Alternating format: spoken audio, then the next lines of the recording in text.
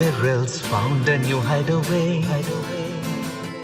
Tomorrow will never be the same. There is so much hope in our hearts. Brick by brick, we shall overcome and walk right into a new start. We will heal the earth, heal the earth, heal the earth.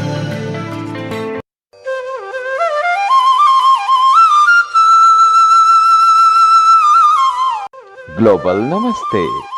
Join us online this Sunday on Vegan and Vegetarian Kitchen episode, where we will also be acknowledging the World Diabetes Day. We will heal the earth, heal the earth, heal the earth. Stars, they can tell you stories which are brighter than yesterday. The streets have never been so quiet. The squirrels found a new hideaway. Tomorrow will never be the same. There is so much hope in our hearts. Brick by brick, we shall overcome and walk right into a new start. We will heal the earth, heal the earth, heal the earth.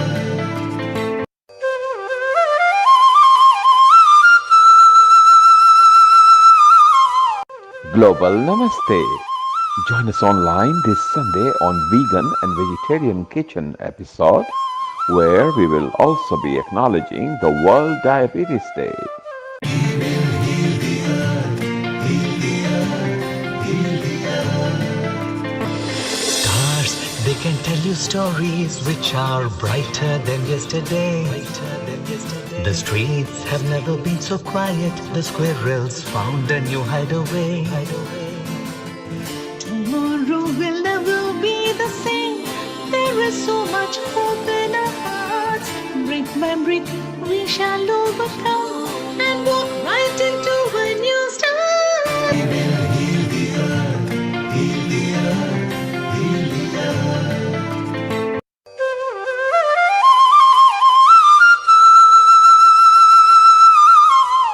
Global Namaste. Join us online this Sunday on Vegan and Vegetarian Kitchen episode, where we will also be acknowledging the World Diabetes Day. We will heal the earth, heal the earth, heal the earth. Stars, they can tell you stories which are brighter than yesterday. The streets have never been so quiet. The squirrels found a new hideaway. Tomorrow will never be the same.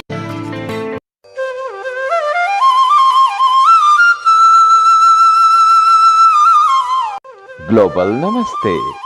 Join us online this Sunday on Vegan and Vegetarian Kitchen episode, where we will also be acknowledging the World Diabetes Day. We will heal the earth, heal the earth, heal the earth. Stars, they can tell you stories which are brighter than yesterday. The streets have never been so quiet. The squirrels found a new hideaway. Tomorrow will never be the same. There is so much hope in our hearts.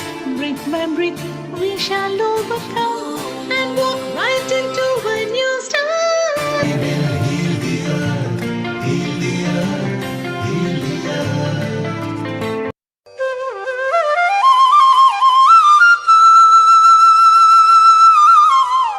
Global Namaste. Join us online this Sunday on Vegan and Vegetarian Kitchen episode, where we will also be acknowledging the World Diabetes Day. We will heal the earth, heal the earth, heal the earth. Stars, they can tell you stories which are brighter than yesterday. The streets have never been so quiet. The squirrels found a new hideaway. Tomorrow will never be the same. There is so much hope in our hearts. Brick by brick, we shall overcome and walk right into a new start. We will heal the earth, heal the earth, heal the earth.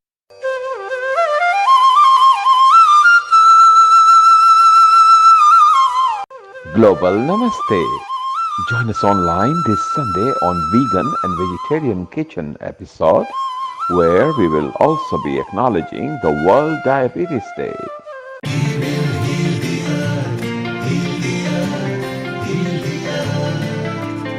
Stars, they can tell you stories which are brighter than yesterday. The streets have never been so quiet. The squirrels found a new hideaway.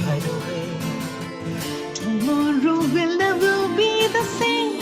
There is so much hope in our hearts. Brick by brick, we shall overcome and walk right into a new start. We will heal the earth, heal the earth, heal the earth.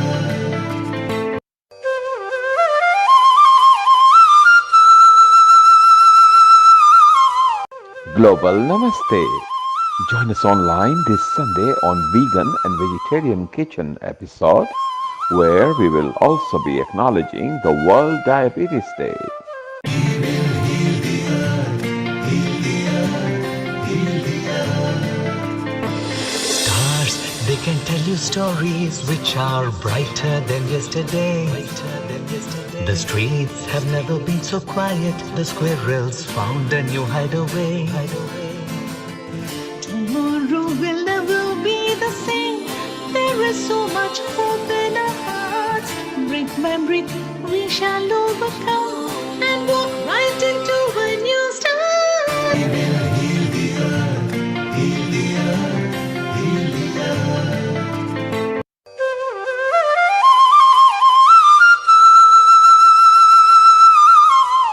Global Namaste. Join us online this Sunday on Vegan and Vegetarian Kitchen episode, where we will also be acknowledging the World Diabetes Day. We will heal the earth, heal the earth, heal the earth. Stars, they can tell you stories which are brighter than yesterday. The streets have never been so quiet. The squirrels found a new hideaway. Tomorrow will never be the same. There is so much hope in our hearts. Brick by brick, we shall overcome and walk right into a new start. We will heal the earth, heal the earth, heal the earth.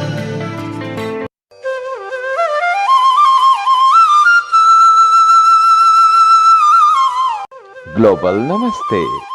Join us online this Sunday on Vegan and Vegetarian Kitchen episode, where we will also be acknowledging the World Diabetes Day. We will heal the earth, heal the earth, heal the earth. Stars, they can tell you stories which are brighter than yesterday. The streets have never been so quiet. The squirrels found a new hideaway. Tomorrow will never be the same. There is so much hope in our hearts. Brick by brick, we shall overcome and walk right into a new start. We will heal the earth, heal the earth, heal the earth.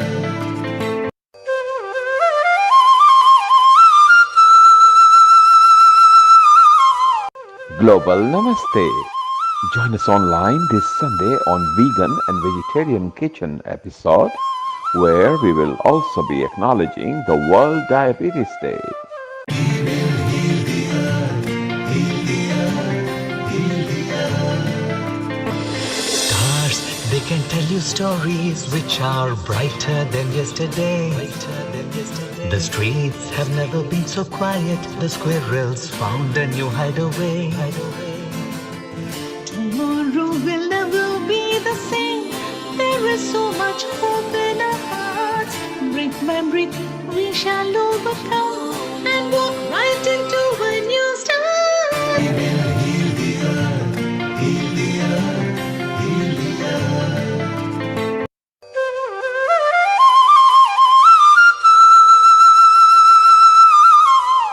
Global Namaste. Join us online this Sunday on Vegan and Vegetarian Kitchen episode, where we will also be acknowledging the World Diabetes Day. We will heal the earth,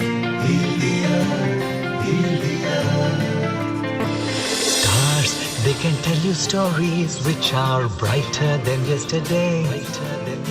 The streets have never been so quiet. The squirrels found a new hideaway. Tomorrow will never be the same. There is so much hope in our hearts. Brick by brick, we shall overcome and walk right into a new start. We will heal the earth, heal the earth, heal the earth.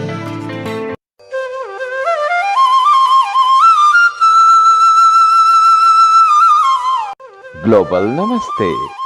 Join us online this Sunday on Vegan and Vegetarian Kitchen episode, where we will also be acknowledging the World Diabetes Day. We will heal the earth, heal the earth, heal the earth. Stars, they can tell you stories which are brighter than yesterday. The streets have never been so quiet. The squirrels found a new hideaway. Tomorrow will never be the same. There is so much hope in our hearts. Brick by brick, we shall overcome and walk right into a new start. We will heal the earth, heal the earth, heal the earth.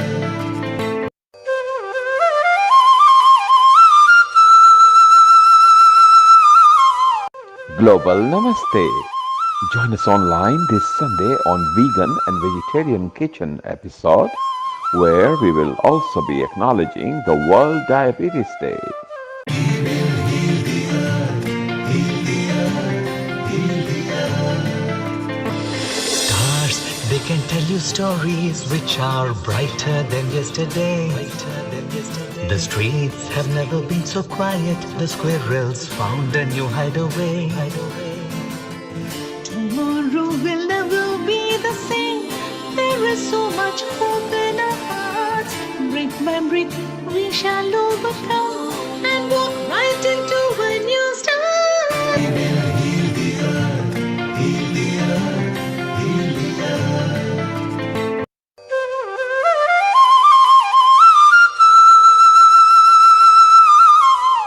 Global Namaste.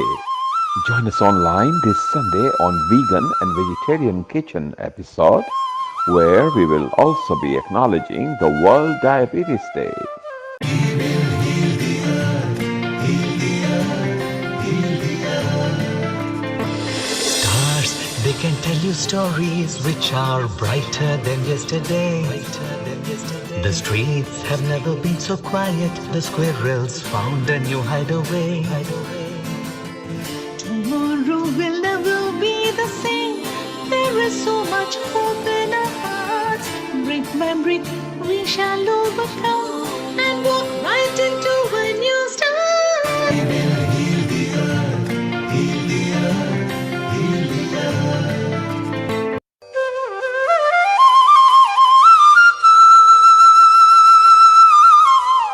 Global Namaste. Join us online this Sunday on Vegan and Vegetarian Kitchen episode, where we will also be acknowledging the World Diabetes Day.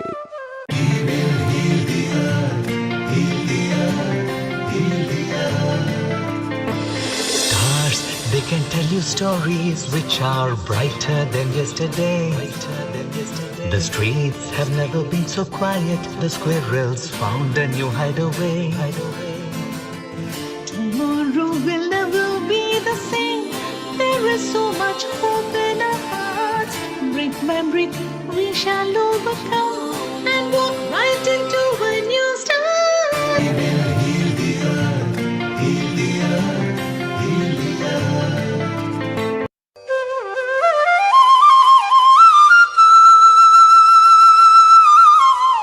Global Namaste.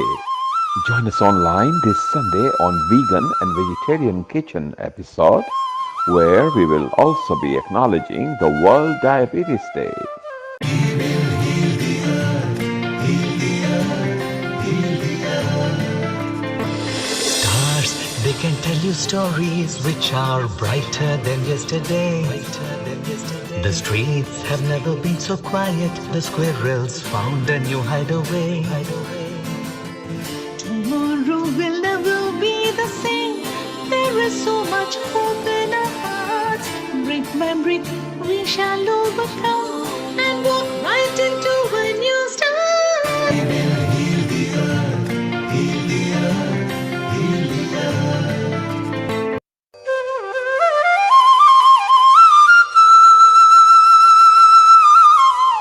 Global Namaste. Join us online this Sunday on Vegan and Vegetarian Kitchen episode, where we will also be acknowledging the World Diabetes Day. We will heal the earth, heal the earth, heal the earth. Stars, they can tell you stories which are brighter than yesterday. The streets have never been so quiet. The squirrels found a new hideaway. Tomorrow will never be the same. There is so much hope in our hearts.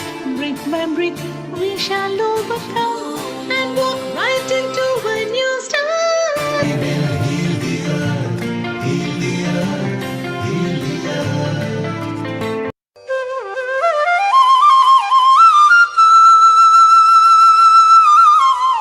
Global Namaste.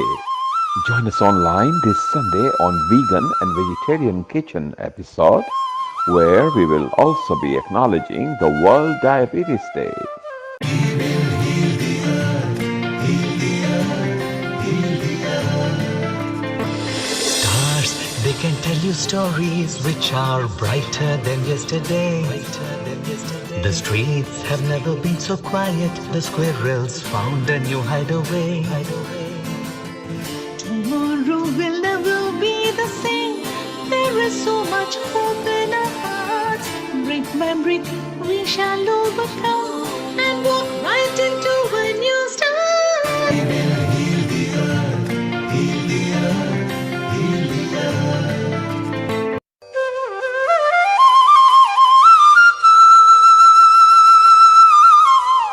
Global Namaste. Join us online this Sunday on Vegan and Vegetarian Kitchen episode, where we will also be acknowledging the World Diabetes Day. We will heal the earth, heal the earth, heal the earth.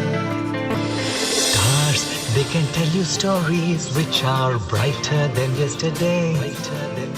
The streets have never been so quiet. The squirrels found a new hideaway. Tomorrow will never be the same. There is so much hope in our hearts. Brick by brick, we shall overcome and walk right into a new start. We will heal the earth, heal the earth, heal the earth.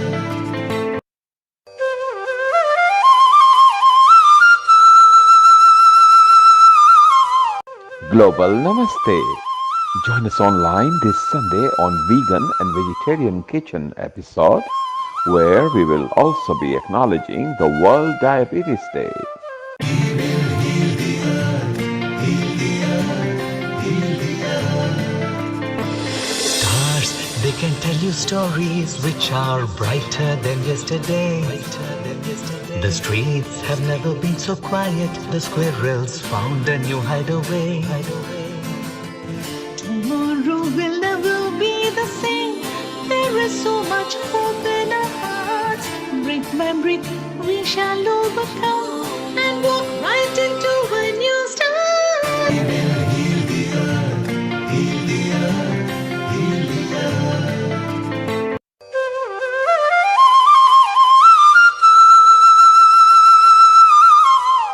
Global Namaste. Join us online this Sunday on Vegan and Vegetarian Kitchen episode, where we will also be acknowledging the World Diabetes Day. We will heal the earth, heal the earth, heal the earth. Stars, they can tell you stories which are brighter than yesterday. The streets have never been so quiet. The squirrels found a new hideaway. Tomorrow will never be the same. There is so much hope in our hearts. Brick by brick, we shall overcome and walk right into a new start. We will heal the earth, heal the earth, heal the earth.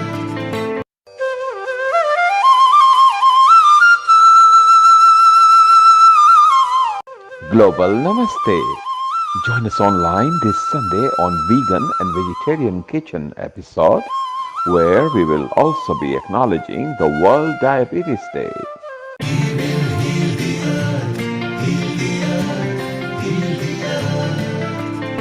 Stars, they can tell you stories which are brighter than yesterday.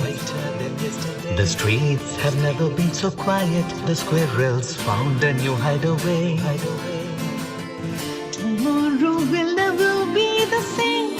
There is so much hope in our hearts. Brick by brick, we shall overcome and walk right into a new start. We will heal the earth, heal the earth, heal the earth.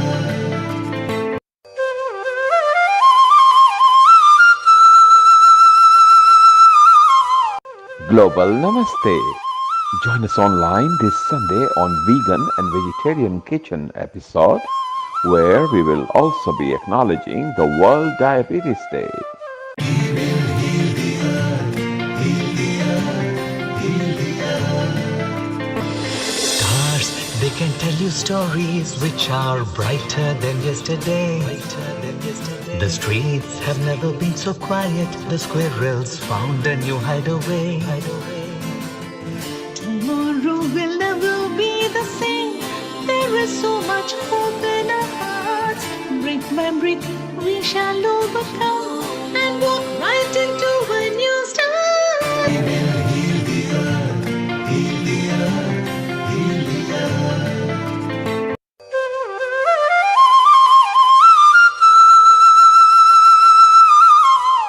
Global Namaste.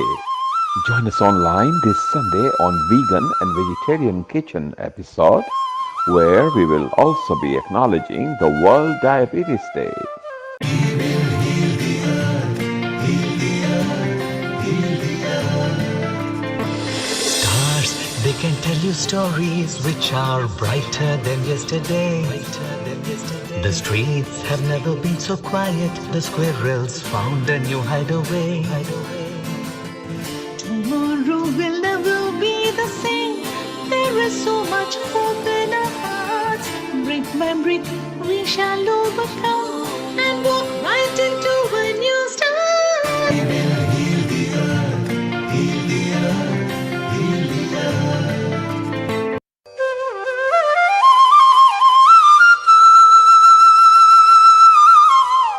Global Namaste. Join us online this Sunday on Vegan and Vegetarian Kitchen episode, where we will also be acknowledging the World Diabetes Day. We will heal the earth, heal the earth, heal the earth. Stars, they can tell you stories which are brighter than yesterday. The streets have never been so quiet. The squirrels found a new hideaway. Tomorrow will never be the same. There is so much hope in our hearts.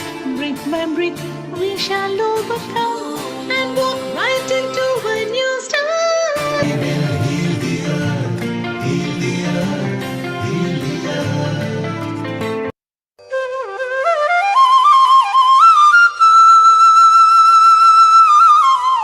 Global Namaste. Join us online this Sunday on Vegan and Vegetarian Kitchen episode, where we will also be acknowledging the World Diabetes Day. We will heal the earth, heal the earth, heal the earth. Stars, they can tell you stories which are brighter than yesterday. The streets have never been so quiet. The squirrels found a new hideaway. Tomorrow will never be the same. There is so much hope in our hearts. Brick by brick, we shall overcome and walk right into a new start. We will heal the earth, heal the earth, heal the earth.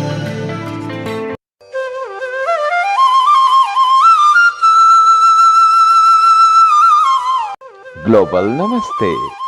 Join us online this Sunday on Vegan and Vegetarian Kitchen episode, where we will also be acknowledging the World Diabetes Day. We will heal the earth,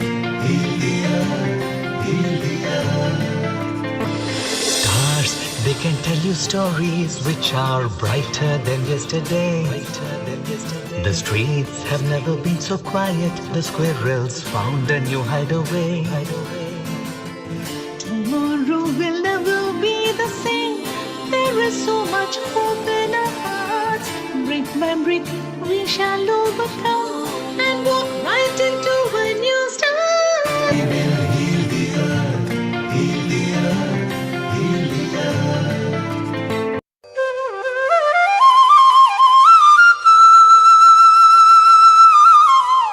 Global Namaste. Join us online this Sunday on Vegan and Vegetarian Kitchen episode, where we will also be acknowledging the World Diabetes Day. We will heal the earth, heal the earth, heal the earth. Stars, they can tell you stories which are brighter than yesterday. The streets have never been so quiet. The squirrels found a new hideaway. Tomorrow will never be the same. There is so much hope in our hearts. Brick by brick, we shall overcome and walk right into a new start. We will heal the earth, heal the earth, heal the earth.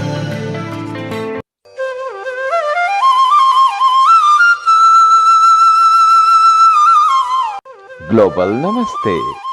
Join us online this Sunday on Vegan and Vegetarian Kitchen episode, where we will also be acknowledging the World Diabetes Day. We will heal the earth, heal the earth, heal the earth. Stars, they can tell you stories which are brighter than yesterday. The streets have never been so quiet. The squirrels found a new hideaway. Tomorrow will never be the same. There is so much hope in our hearts. Brick by brick, we shall overcome and walk right into a new start. We will heal the earth, heal the earth, heal the earth.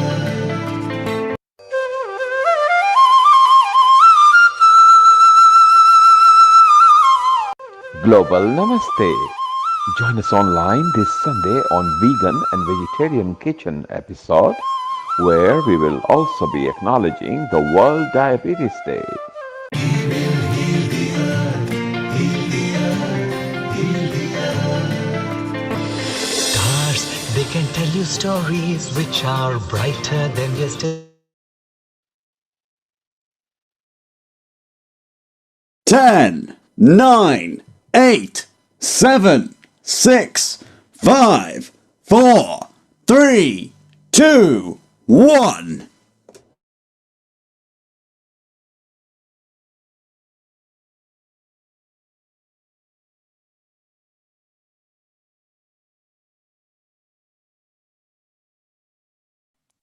Seema, you need to unmute yourself. You need to unmute. It will help. Thank you. And can you please put your camera into landscape? You are upside down. Thank you.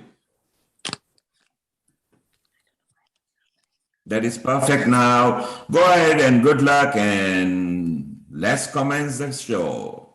A very warm global namaste to all our viewers from all over the globe. From wherever you're watching, a very warm welcome to Healing Our Earth. This is our 103rd episode. It's a vegan and vegetarian kitchen, and we're delighted to have you all here with us. So before we begin, let's just all center ourselves and put our hands together in namaskara.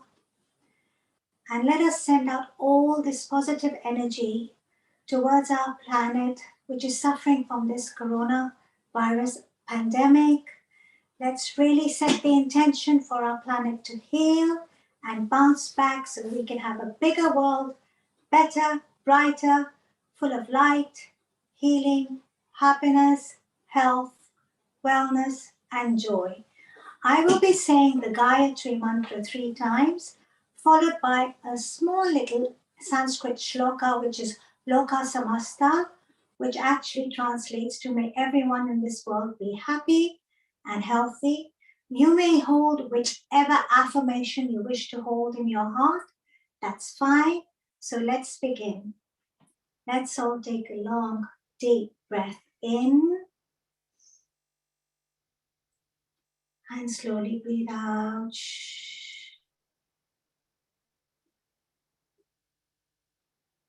One more transition breath in and let go. And together, let's begin setting the intention. Om Bhurbhuvah Swaha Tatsaviturvarenyam Bhargo Devasya Dhimahi Dhiyo Yo Na Prachodayat.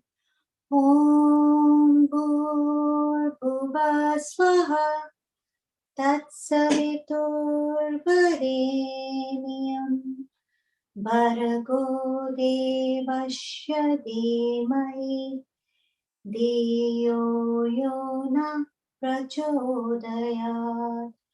Om Bhurbhuvah Swaha Tatsaviturvarenyam Bhargo Devasya Dhimahi Dhiyo Yo Na Prachodayat.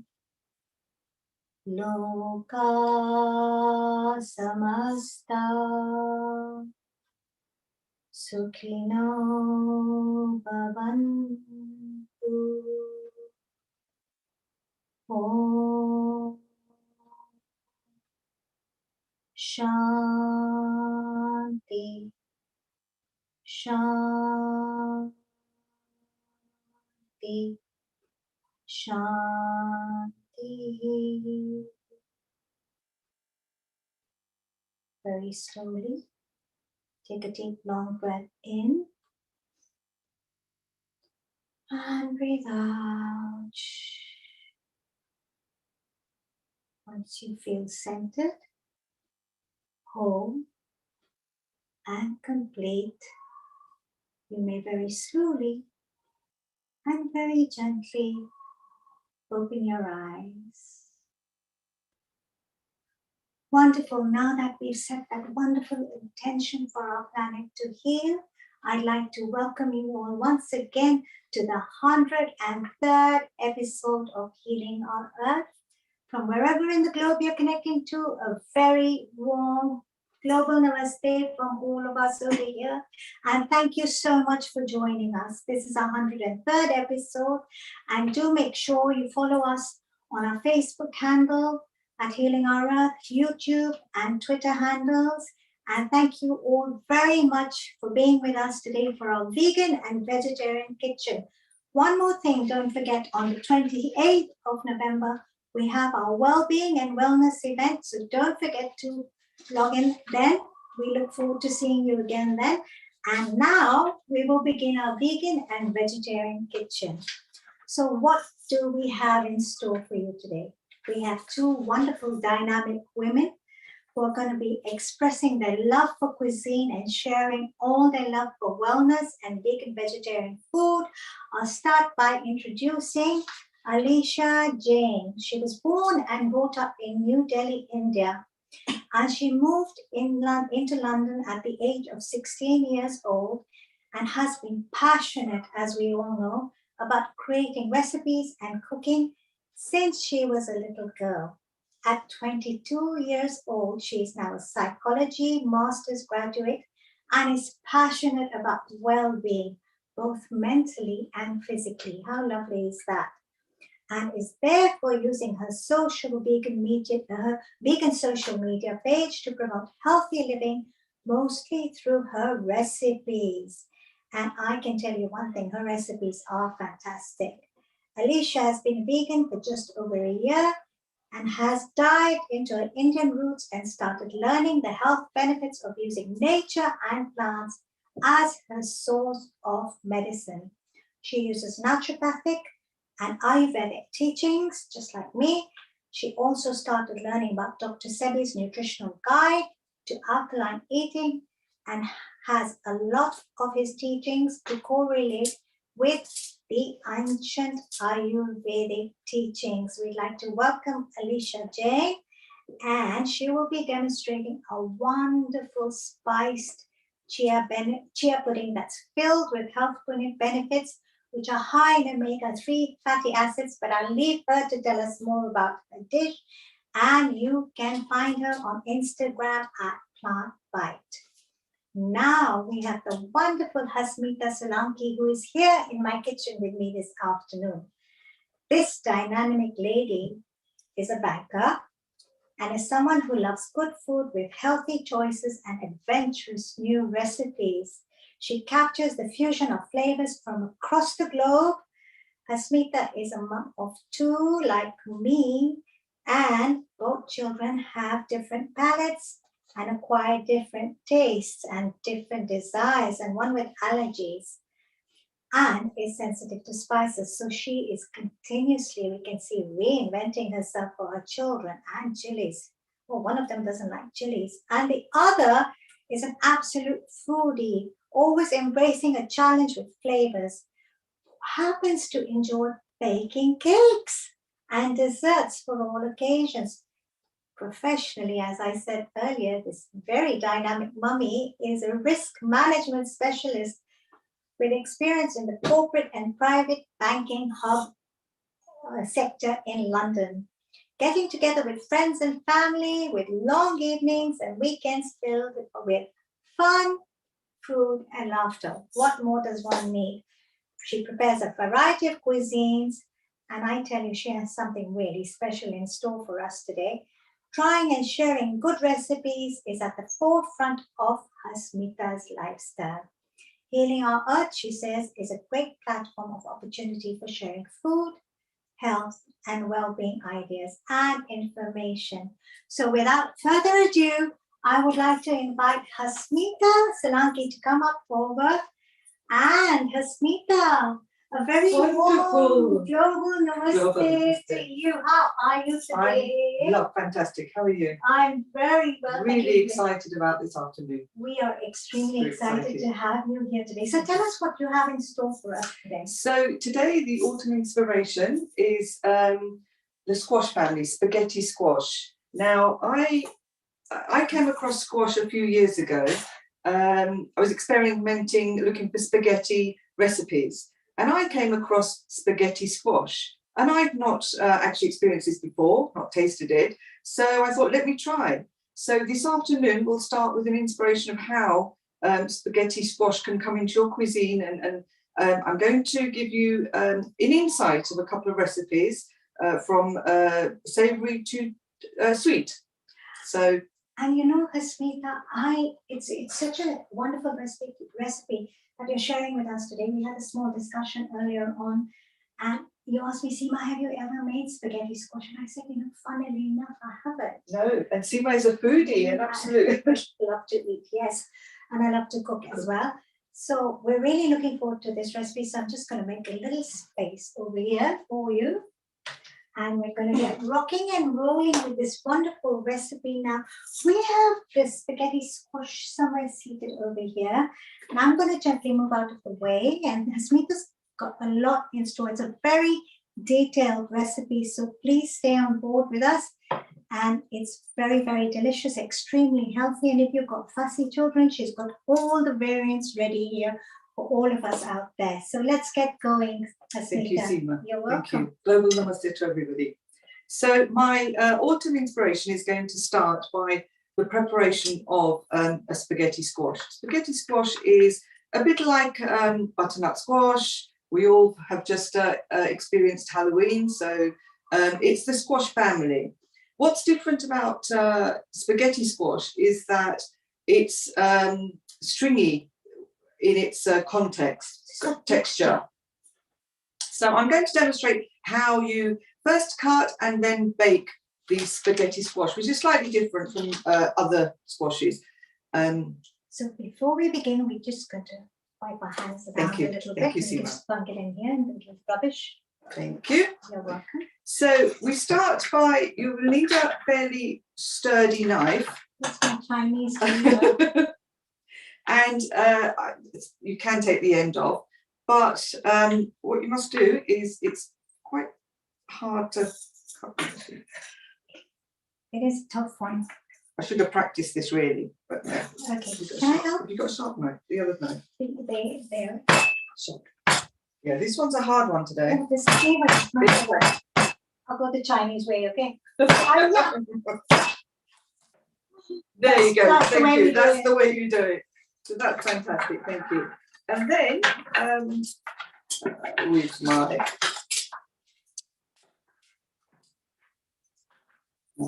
fork. I'll get you a Fork, fork, please, no if you don't mind. problem. Oh, no, here it is. Here it is. Oh, there you It's are. hidden there. So the way to, if you look at the inside, the flesh inside, so slowly just scoop it out. The membrane you need to really take out.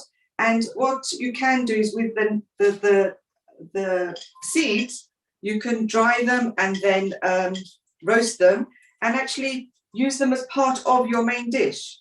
So would you salt roast them? You can salt roast them, and you can glaze them also. So generally what I do is just wash them, put them on a baking tray, and then put your seasoning on them, and then in the oven.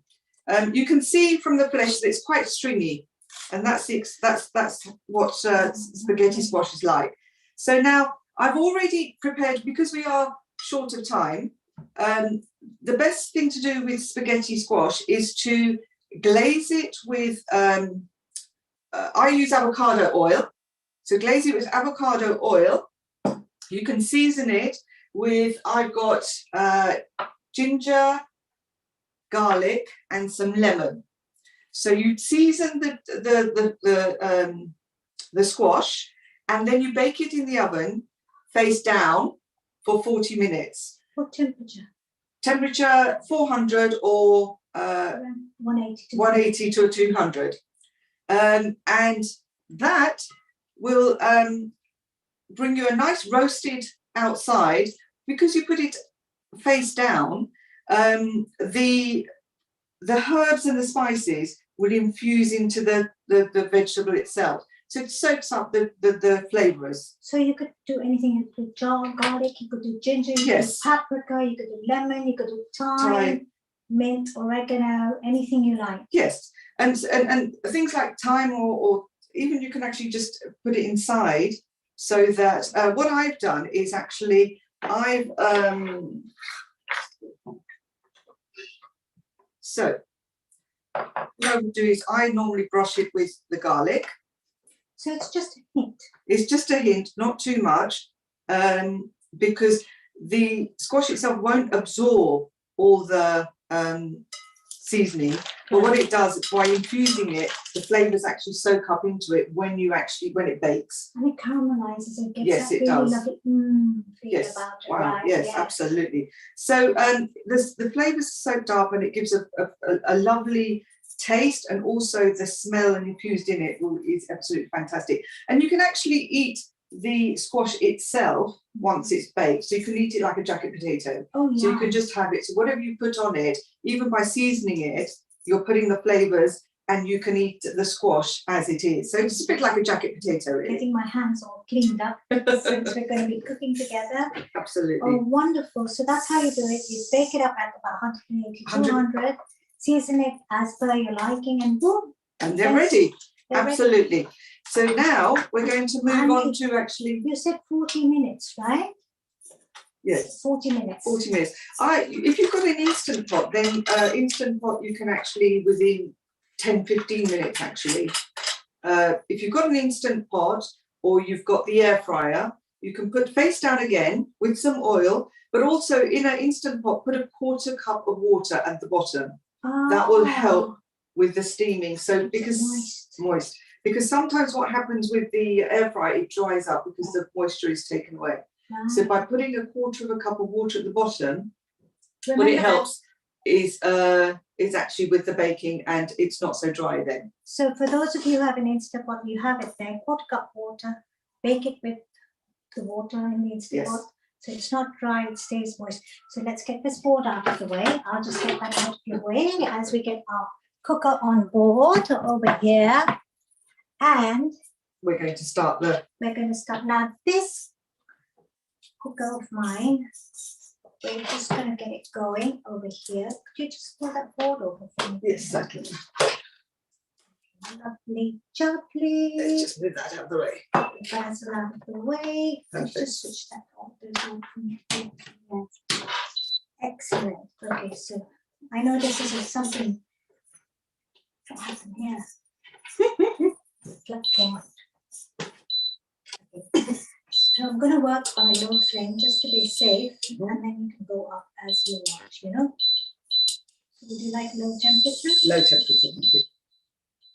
100? No, should we say 80? 80 is fine. 80 is fine. Okay. And you can just bump it up. Just shut up. That one, right? Yeah. Okay. The first recipe I'm going to share with you is a fusion of black beans and a kind of a Mexican feel to it, but with the spicy and the chili side of it. So not Mexican, but the first dish is more chili and spicy. The second dish is going to be infused with beans, but also fennel. Now, fennel helps with digestion and various other attributes to the baking. So I'm going to put that on second, but the first one I'm going to work with is having the squash filled with flavors and vegetables, but actually packed back into the shell of the squash itself. Now, if you don't want to put it in the shell of the squash, you can actually use it and put in a taco shell or a wrap or whatever you feel comfortable with, or whatever you complements your the cuisine that you're actually selecting. Right. So if it's Mexican, if it's Spanish, if it's Thai, whatever you're doing, what spaghetti squash facilitates is that it complements all cuisines, so you can add whatever flavors you want to. The one I'm going to pick today is one with chili and spices, so it's the ginger garlic, but with black beans. Now, black beans are also very good. And the theme today, because it's diabetes cuisine, spaghetti squash is also very good for diabetics because it's very nutritious. And low GI. Low GI. And also it's packed with vitamins A, B, C, E, also antioxidants as well. But also what it helps is that when you're the diabetes, it's a slow sugar burning. So it actually helps with the body and restoring releasing of sugar. So what slow release. So what also complements it is the black beans as well, which has a and so it doubles up really. Doubles up, yes. And it's got high antioxidant content, yes, because black beans, the total beans have iron, and things you don't feel so hungry because it's so fibrous. Yes. So you know what I love is that we've chosen this recipe and it's pumpkin. And you know, I've been studying a lot of Ayurveda recently, and in Ayurveda they have a concept called Ritucharya. Ritucharya means aligning yourself with the rhythms of nature. So autumn it is, so autumn produce it should be. Yes. Winter it is, so winter produce it should be. I think that's all heated up, and we're waiting for you to demonstrate. Now I think I've got, I have a squash that I've already prepared earlier. So let me just grab that. I can grab that. Thank you. And you've spaghettied it all out. I have. Wonderful. So what I've actually done is that just pick it up, and then you'll see that you'll see the strands. So this is why it's called spaghetti squash, because actually the squash itself, unlike butternut squash, which if you baked or something would actually be more soft and mush up. Spaghetti squash does not. It will stay in its form even after cooking and after baking. You know what I love about this is that if you're in the mood for spaghetti, you know, you want that really comforting feel, and you want to go in for a low carb option, could we actually do a plant-based or a lentil bolognese on top of this? Yes, absolutely. Absolutely. So spaghetti squash, that's how I actually discovered this recipe, because I wanted to bake spaghetti without the normal ingredients. So I was looking at, the options, and spaghetti squash is a perfect way of actually replacing the spaghetti with the squash in whatever recipe you'd like. So be it, what is it? Pasta dishes, spaghetti dishes, bolognese, and various options of Italian recipes you can actually put together.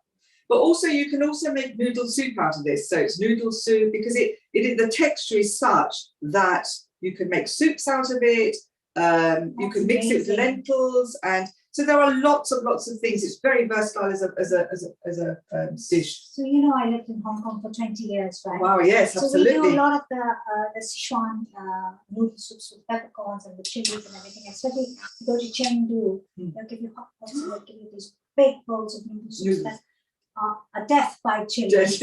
Death by chilies. Oh wow! But they're absolutely delicious, and my children, my husband love them. So I'm just thinking, getting this squash into one of those recipes would just absolutely perfect. And the nutritious, what very a new nutritious. ray of light for me. Absolutely. So Thank you. This one I'm going to start with. I prefer to use avocado oil. You can use olive oil. That's the choice is yours. Just a little bit. That's enough for me. I'm going to start by. You can use your vegetables of your choice. Today, I've actually selected. Can you just look at the cheeses? They were just in them. That's it. Wow, I love this.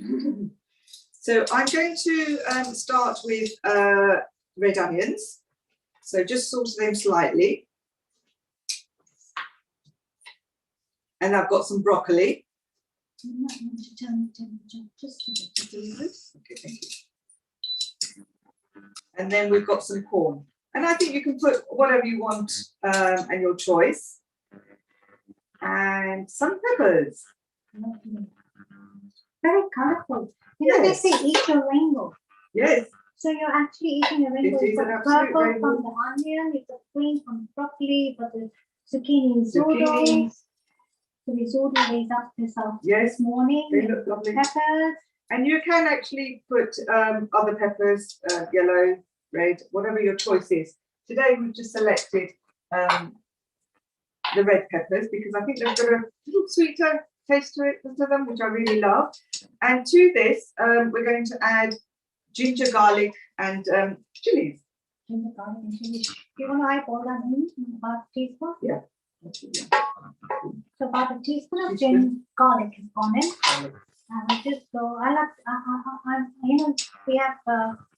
My grandmother used to use the concept of andaza, using your intuition, intuitive cooking. She would never measure anything. She would just say, oh, thora sa ye, a little bit of this, and thora sa wo, a little bit of that. And these people be like, yes, but Nani, how much? And she would say, you girls don't know anything. So, no, we have chilies. Now, chilies your choice if you want to put them in or not.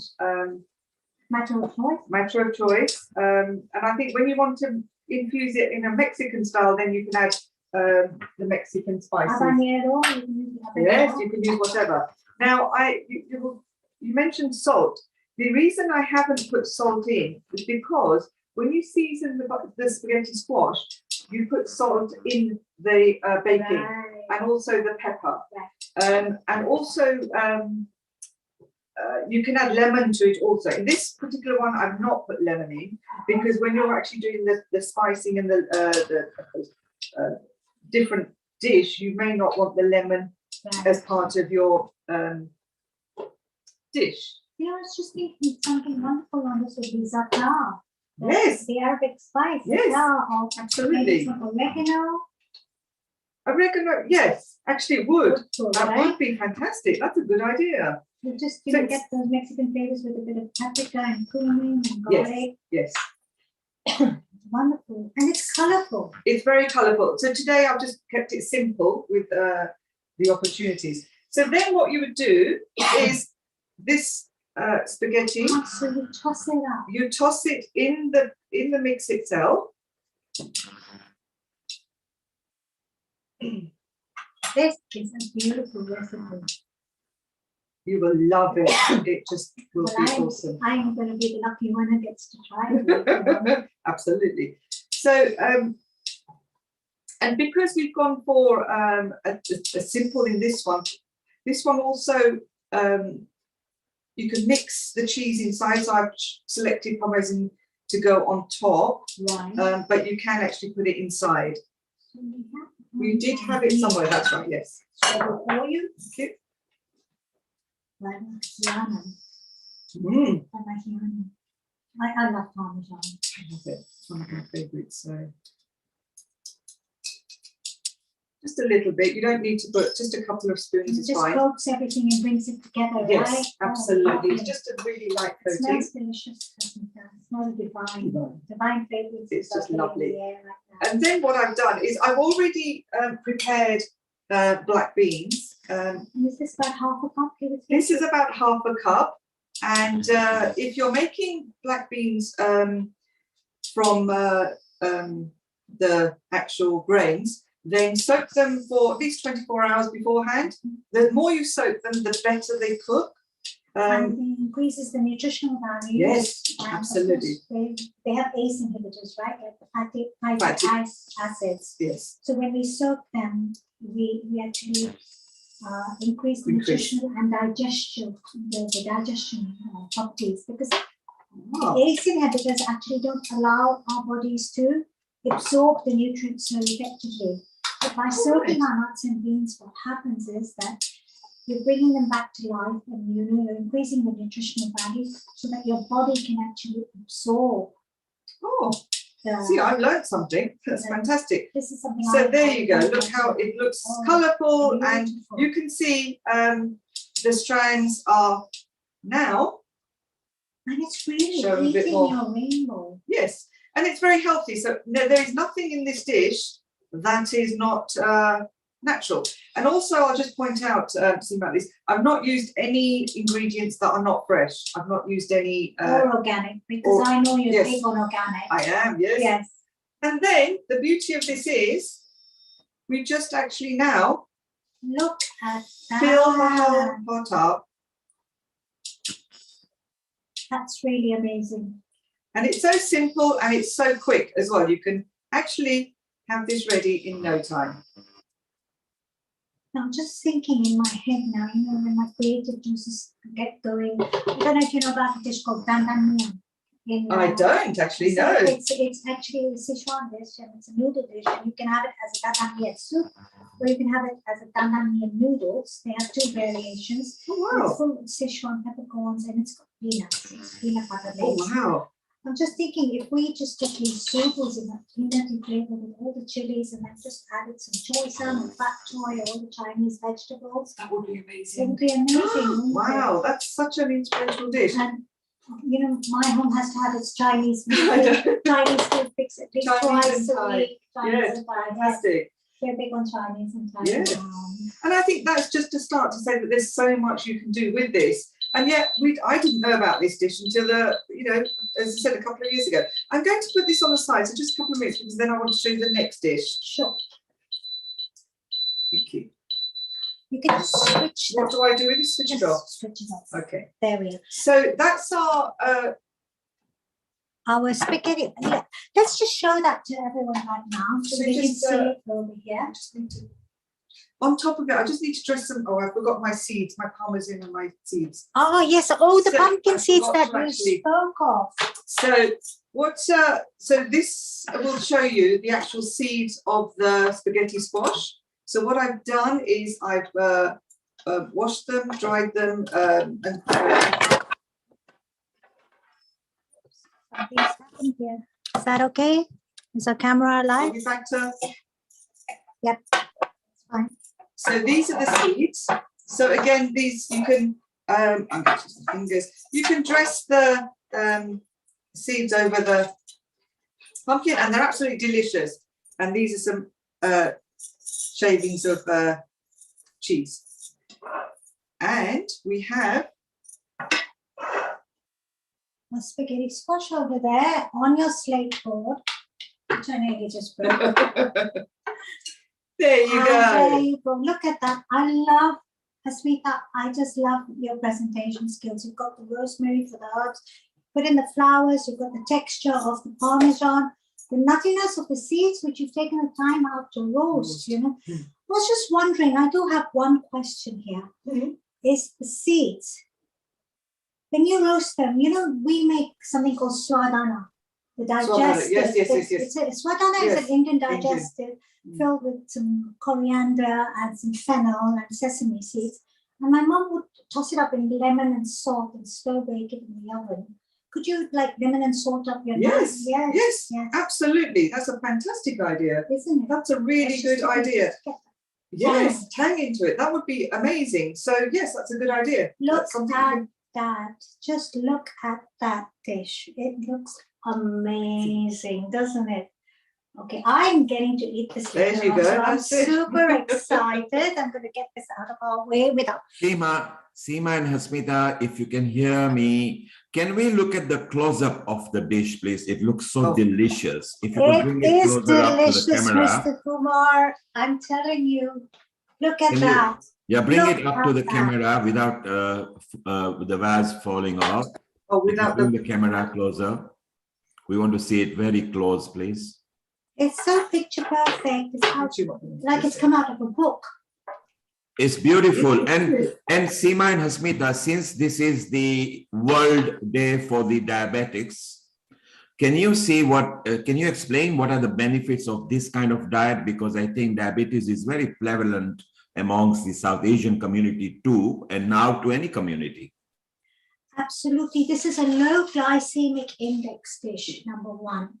Okay, and it's full of fiber. So what it does, it releases the sugars in your body very slowly.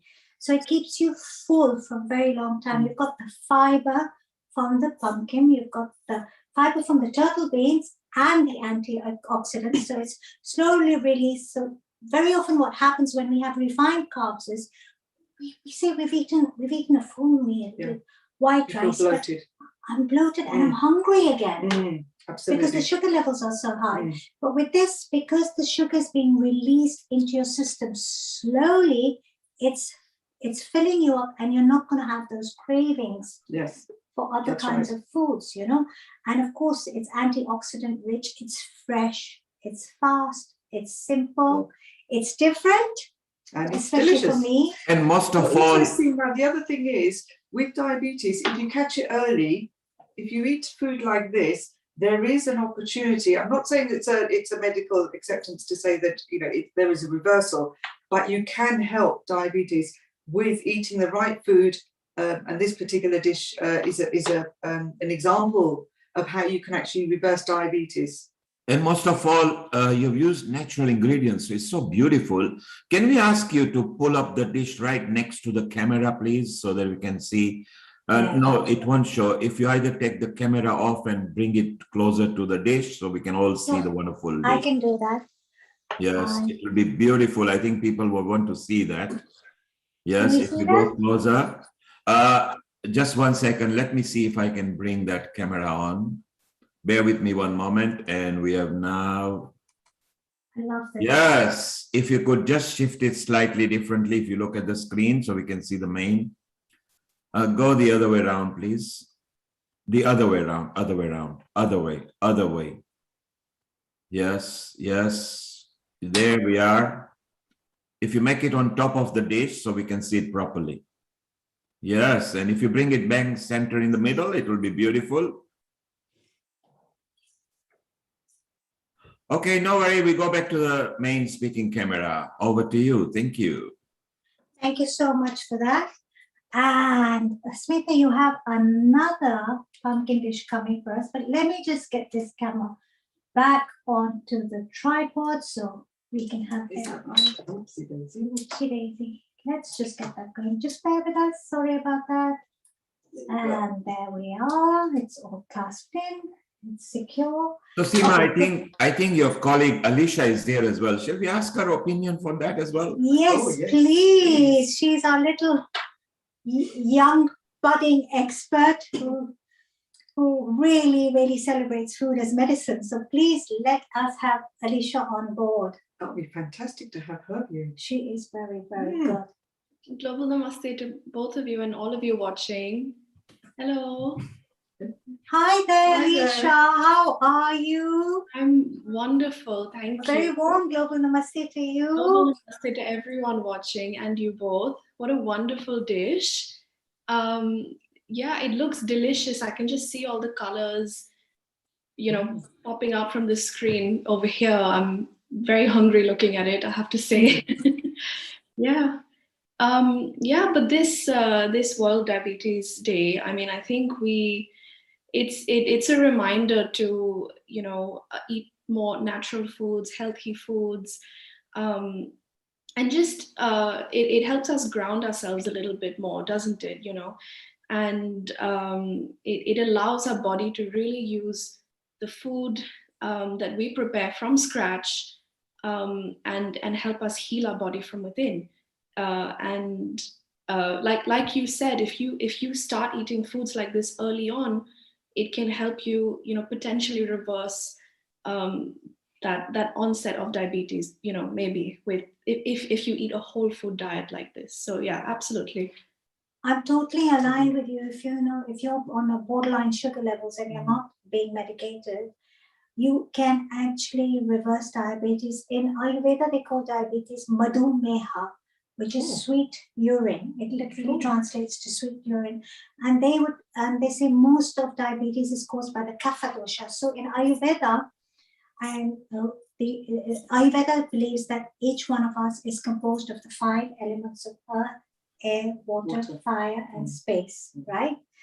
Now, there are 3 metabolic types: Vata, which is air and space; Pitta, which is fire and water; and Kapha, which is earth and air. And diabetes, they say, correlates to excessive kapha dosha.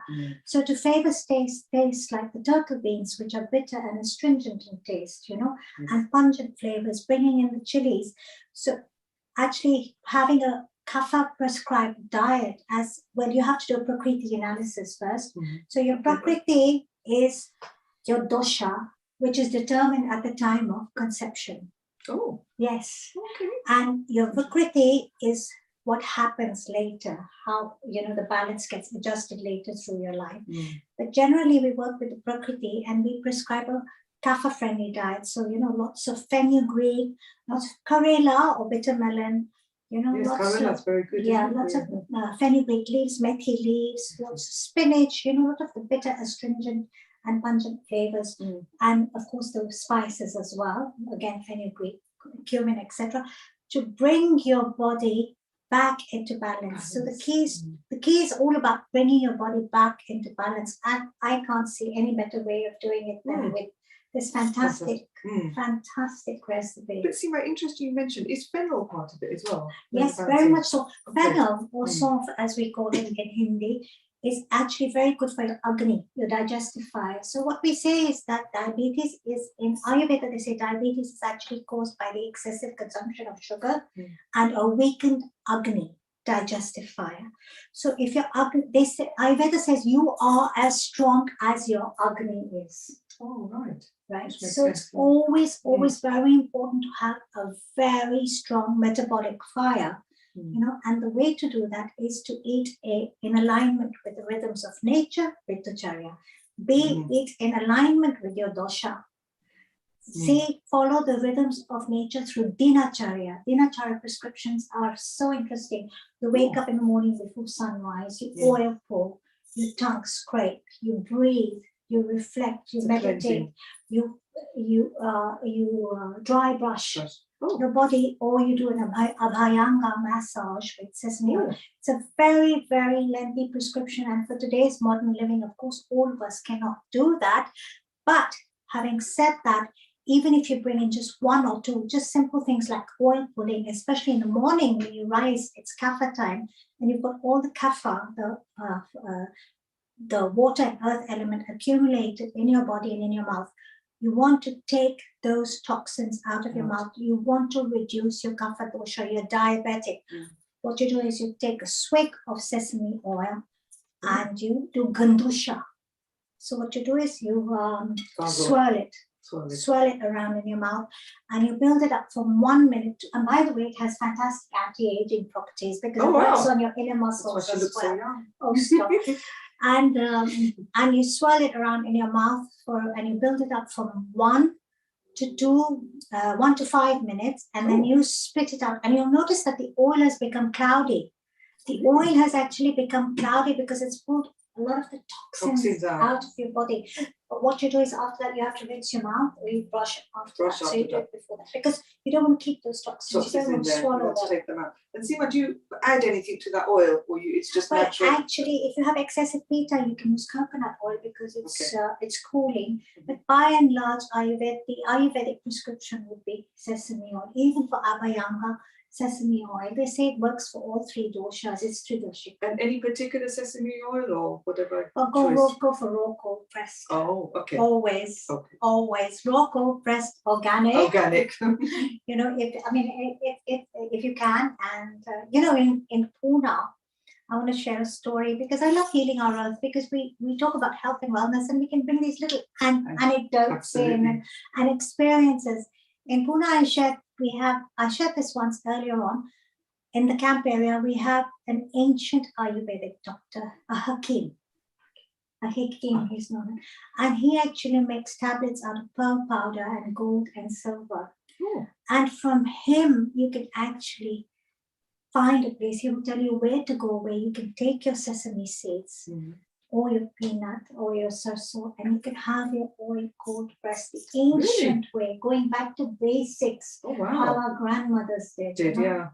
And I think going back to basics, I mean, my grandmother, my dad's mom, my dadima, she came to visit us in Kenya when she was 85. She was walking as straight as they're so strong, aren't they? She was so strong. She had all her teeth.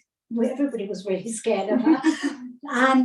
But she was very healthy because she had a very simple, pure, holistic diet. She didn't have diabetes. She didn't have arthritis. And they're very strong, aren't they? She was very strong. Very hard. Yeah. And she passed over so peacefully, no problems at all. God bless her. So, having said that, going back to basics and eating in alignment as per your dosha, and again with the rhythms of nature, we have this wonderful pumpkin sitting here that you all see. But we have, spaghetti squash rather, and we have one more variant coming up. We do. So let me get this out of your way. I don't have to cook dinner tonight. Feast today. So the next variation is how you can, as the example you gave was the spaghetti, replacing pasta and using the spaghetti squash. So the variants I will need the pan again. You'll need the pan. So I'll just get those vegetables out as you give a description of your dish. So this dish has a slight variance in that I am going to add fennel to it. And as we've already mentioned before, how fennel helps with the digestion. And because the mix of the beans and the spaghetti squash, it can help with the digestion to add fennel to the recipe. So what I'm going to work with today, let's just start this on again. So basically, we're going to fire up our agni with fennel, right? Yes. So let's go on the same. Let's go on a minimum watt as we did. And I think we were at 80. 80, I think is good. Yeah. Let that heat up. So in a similar way, we'll either olive oil or avocado. I use avocado oil. Just a drop of oil. You actually don't need oil in some of these, but it adds flavour to it. And we will roast some fennel. And this dish is slightly different in that we're going to add tomatoes and spinach, and slightly different in terms of the recipe. So this is just an example of how you can use different ways of cooking with the spaghetti squash. Wonderful. So, and this one is going to be without spices. So if you're not comfortable with eating chilies, then this will give you an opportunity to put more. I love garlic, so I think garlic goes in all my dishes. But again, you can opt out of putting the garlic in. It's your choice. But you know, Ayurveda really speaks very heavily about the sattvic cuisine, right? But at the same time, it still honors the three trinity roots, which are onion, ginger, and garlic. And garlic as a blood cleanser, especially. Yes. You know, very, very powerful. So we have some garlic here, a teaspoon. Yes, just a small. The same with onions, isn't it? Same with onions, and a blood thinner, Yes. onion, and of course ginger now. What happens with ginger is that we spoke about your digestive system and a weakened Agni or a weakened metabolic fire. When your metabolic fire is weak, then undigested food gets stored within your body as something called ama, which are toxins, which get stored in your shrotras or your energy channels, and that's where all your diseases start piling up. So a great way to eliminate ama out of your system is to cook with ginger, sip on hot ginger tea. When you wake up in the morning, have a cup of hot ginger tea. You know, warm your system up, and it'll help clean up your shrotras or your energy channels. Turmeric as well is very good. So that's a form of cleansing, right? Cleansing, very cleansing. And of course, warm water in the morning, or warm Vedic water, a spice-infused water as per your Prakriti. That is a prescription, a lifestyle prescription that we give. A spice Vedic water, starting with that, will help eliminate ama out of the system, and of course help with your dosha coming into balance. Oh wow, amazing! It's a lifestyle choice. It's change. It's a change, yeah. You eat as per your dosha. Of course, you have your cheat days. You have 1 day you cheat, 2 days you cheat. You come back to your lifestyle prescription. So how many days am I allowed to cheat? 1. That's no fun. I'm not very generous. I'm trying to do some. I'm a miser. Right, so we're just going to. Oh, I love that caramelized garlic. I wish Garlic you were is all. amazing. I mean, I wish you were all in my kitchen right now because Smells it lovely. smells divine. I'm seriously heavily fragrances are going in there right now. I could jump into that and eat it right now, just the way it is. It gets better. And fennel is really good for your digestion, especially if you have suffer from issues like flatulence and excessive gas. It's really good. So you think that's a way of also eliminating toxins out of your body? You know, firing up your Agni, working on your digestive fire. This is wonderful. So to this, now for this dish, I've used different beans. So what these kidney beans? These are actually, this is kidney bean family, but it's the bolati, which are slightly different. I like these because they have a bit of a sweet taste to them, as opposed to kidney beans can be, I find, sometimes be a bit harsh. And I find these in texture softer and a bit more sweet. Smita, that's beginning to look exciting. Seema, can you switch the camera back on, the one on the tripod? If you just switch it back on, thank you, so we can view there. Thank you, that is back on. Thank you, that's fine, thank Just you. get the charger in there because it's, sorry about that. I shifted it in the charger. So Hasmita, again, I can see that you're using mainly natural ingredients. All the ingredients today are natural. All of them are, I do use organic, so all my ingredients are organic. And again, natural. Let us remind our users wherever in the globe they are watching, today is the World Diabetes Day, and we are trying to find diabetic-friendly recipes today. Over to you, girls. And this is high in fiber, right? Yes. And you know what I love about it is you've got the protein from the beans, you've got the fiber content, of course, and you've got all the nutrients, and you've got the texture from the fennel. You know, this is very intelligent thinking on your part, because generally a lot of us may experience that when I eat beans, I'm not comfortable. My stomach gets bloated. I get all gassy. And you put the fennel in it. Yes. Magic. So I think it's experimenting. I think the whole, I think the story of spaghetti squash is the magic of being adventurous, right? Adding whatever flavors you want to, because it's unlike, I think, spaghetti, for me, I find that I'm restricted into certain things that I can do with spaghetti. But this just opens up a world of opportunities. It does indeed. And look how lovely that's looking. And you could add whatever spice elements you wanted here again, right? Yes. So you could work with thyme, rosemary, let's say oregano again, chili garlic, anything. cumin. Cumin.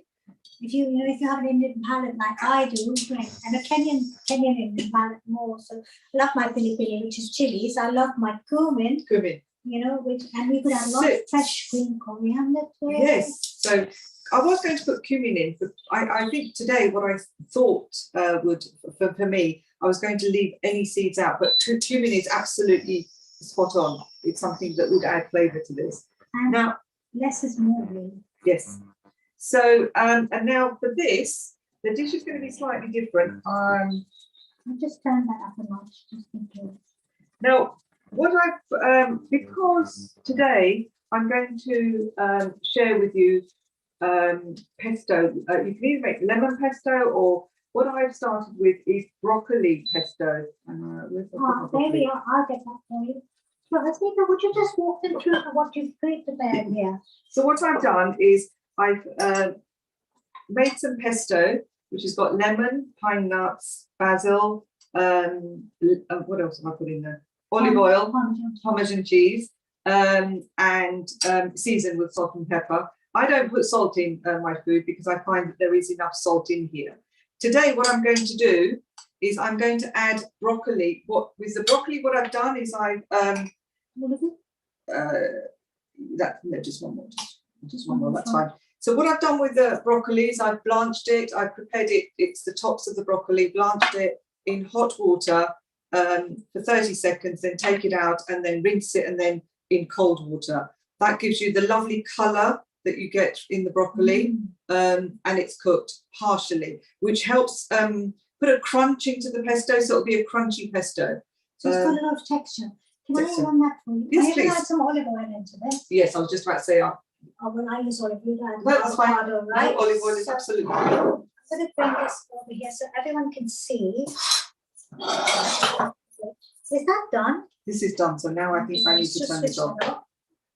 So whilst you're doing that, I'll just bring this forward so everyone can see. I hope that's in their vision.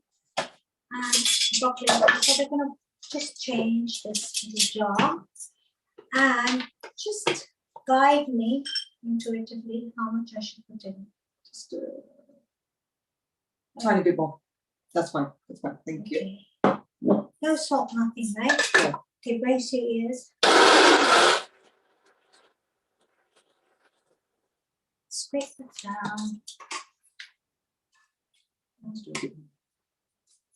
little bit more. A little bit more oil? Yeah, I think so. So again, we're using andaza, or we're cooking with our intuition, yeah? With the oil? Yes, absolutely. I think with most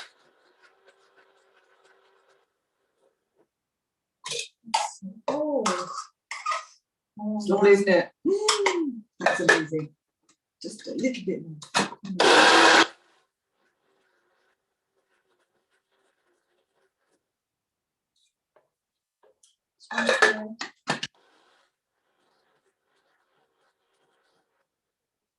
I'm going to. I'm just going to chop that flour out a little bit.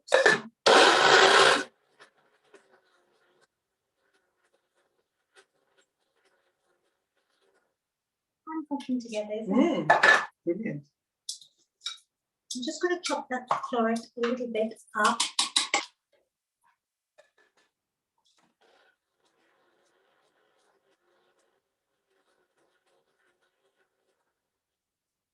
Oh, Asmita. Wow. Look That at is just that. amazing. I'm going to bring that into the camera here. As you can all see, look at the beautiful green. Lovely texture.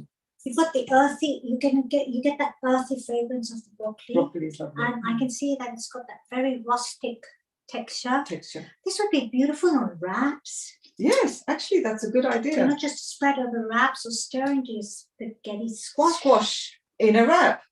Oh. That's a wonderful idea, Sima. I have such a great lunch option ready now. One more to add to my menu. There you And go. you want to saute this further, right? So I'll just bring the forks out. Not working? I've just taken it up to 100. And as you can see, oh, it's creamy. Wow, it's creamy, but it's light. Mm. So I think also what happens is that broccoli does make it. Really, it's lovely as a spread. I think that's a good idea. We have our whole grain, whole wheat bread. Spelt bread, chutney sandwiches in India. Oh. Can you imagine this spread On the sandwich. Wow. It's amazing. It will be absolutely amazing. So now the difference with this particular squash is what I'm going to do is I'm going to scoop out the squash and actually place it onto the plate. As you can see, as I scoop out the spaghetti, you can see the texture of the spaghetti. And you like me charring the cherry tomatoes? I am. So normally what would be a good idea, Seema, would be to cut the tomatoes, glaze them with garlic and oil and some basil and put them in the oven for 10-15 minutes. So then they're grilled and but today we're going to Can I toast these enough? yes. I love this. And you know, tomatoes are very heart healthy. I'm going to ask Alicia to throw some more light on tomatoes because I know she has so much knowledge. They are rich in antioxidants. Yes. And they're very heart healthy. Yes, tomatoes are very healthy for you, aren't they? They are indeed. Look at that. And they turn all glossy. That's Yes, what I like. yes. And also because we put garlic in the mix already, the garlic will also Get into tuck the into flavor. the yes tomato So you don't want flavors. to throw the garlic. No, sauce in. that's right. Yes, so that's the other thing. And I can see I'm going to trouble you. I do need some spinach, which I think I've left over there. If you don't mind. Right. We have spinach and we have more in the fridge as well. So this is just to. Pour some in? That's it. Yes. For color. Just the So colour. again, the rainbow elements are coming in. We've got purple, Yes. we've got the green, we've got the yellow and the red. Absolutely. And Isn't that brilliant? absolutely. And you know what I love? As you can see, Smita is using the minimal amount of, I'm using Absolutely, yes. avocado, which is a healthy fat. So I've literally just used half a teaspoon of oil, spoon max. So you're just And really it being turned out something so magnificent. yes. So it's very Amazing. simple, and all I'm going to do is literally just So you want that yin and yang of raw and kind of yes. So I think with the set, not overcooked. but overcooked, I think semi-cooked. they do say that you know spinach is lovely. You It's- can even eat it raw. So Oh yes, I can. yeah, absolutely. So I'm just going to plate up here. I think these tomatoes are lovely, yes. So it's again very simple, very quick, and very colourful Very pretty. and That's healthy. really a spaghetti dish. So this is now a spaghetti dish. Yes, absolutely. You are very creative, I must say. So I'm going to put this round the side because we're going to. And if you wanted to, we could make a marinara and just Yes, dollop it yes, on top. yes, you can absolutely. Arrabbiata. Yes. Dollop it on top. That's exactly. So whatever you want to do in terms of your sauces, flavors, it's you absolutely magical with it. That's it. And there you go. And guess what, Seema? We're going to have a dollop Pesto of that sauce. in the middle. Lovely, lovely. Look at that. Do you want more? Or you I think that's enough. And shall we just And then throw on absolutely. some pine nuts, Pine nuts. and of course some edibles, just for that colour. And if you want to, we've got some chilies. And we have the cheese and pomegranate. Wow, ladies, that Okay. looks delicious. Can I have it delivered at my home as well, please? That looks really Is scrumptious. it There you pomegranate go. crisp now? So this is a spaghetti squash, right? Well, the other one's also spaghetti squash, but this one's like on the plate, And if you want to add chilies, we'll add chilies for you. There you go. and there's some more chopped chilies. Yes, oh, Yeah. chopped chilies. There you go. So if you don't want it, if you want it with a bit of flavour, then we've got some chilies there as well. Oh yes, we forgot about the nuts, didn't we? Nuts on top. My hands are clean, so just a sprinkle of nuts. This is the omega mix that I have. Oh, with flax yes. seeds and sesame and everything. Oh, fantastic. And any way a devious mummy wants to get something Absolutely. something healthy into the children's That's the stomach. way we do it. And you're absolutely right, Seema. When you want to add healthy options for kids, this is a fantastic opportunity. You can sneak all sorts in and they won't know. And You know, Mother Hashmita, Goodness, Yes. can you remind us the ingredients, please? So for this one, we started off with fennel, fresh fennel. You can either chop it or slice it. And then a spoon of avocado or olive oil in a pan, saute the fennel. I've added the beans, and then what else did I add? So like presumably, onion. instead of the beans, you can use chickpeas or any beans? Yes, so you can use any beans that you want. You can actually even put vegetables if you want to. You can actually put anything in. I've used beans. You can use kidney beans. You can use. You can actually also use black beans in these. You could use chickpeas, you could use black chickpeas, red beans, whatever. Beautiful. zucchini beans. Zucchini beans as well. Yeah. Zucchini beans Yeah. would be gorgeous. You can use butter beans, any type of bean you want.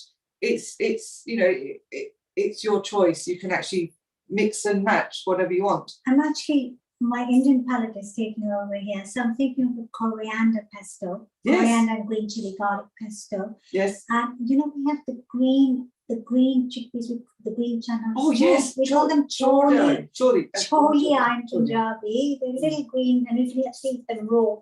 Oh yes. Yes. And just, lightly blanch those and then add them in and, have something really just go totally green. Yes. You're absolutely right. Yeah. And once again, since this is the World Diabetes Day, this also looks diabetic friendly. Am I correct? It is very much so. Very much so. You've got the fiber from the berlotti beans. You've got the heart healthy tomatoes, which are even important on a diabetic friendly diet. Some tomato is needed. Pomegranate, of course, rich in antioxidants and cleans out your channels again. You've got the fennel, which balances the berlotti beans. So for those of you who may have gastric issues with beans, and feel that they're heavy to digest, the fennel will balance that out because it's going to fire up your kidney. It's going to allow you to digest your food a lot easier. Spaghetti squash is easy to digest. It's got that really lovely soft feel to it. You've got the pine nuts, the healthy pine nuts. You've got the garlic. You've got the broccoli. And you put some basil into your pesto. I did, right? yes. So you've got the anti-inflammatory properties from basil as well. Yes. And Seema, our Alicia is here as well, who is going to give us more information on the ingredients and the value and benefits. Seema? Wonderful. And you've also got your 5 vegetables in for the day. Yes, and your rainbow. And your rainbow, absolutely. So we have an expert on board. Let's get more from her. We're looking forward to hearing more from her. Well, Seema auntie, you've just said everything really. I mean, all the ingredients in this dish just come together so beautifully. And like you say, they balance each other out. You've got the fennel and then you've got the beans so that, if the beans are too heavy on your digestive system, you've got the fennel to balance it out. Actually, this goes back to gut health. And I think for a lot of people who don't know, there's a big gut-brain connection. Your gut is like your second brain almost.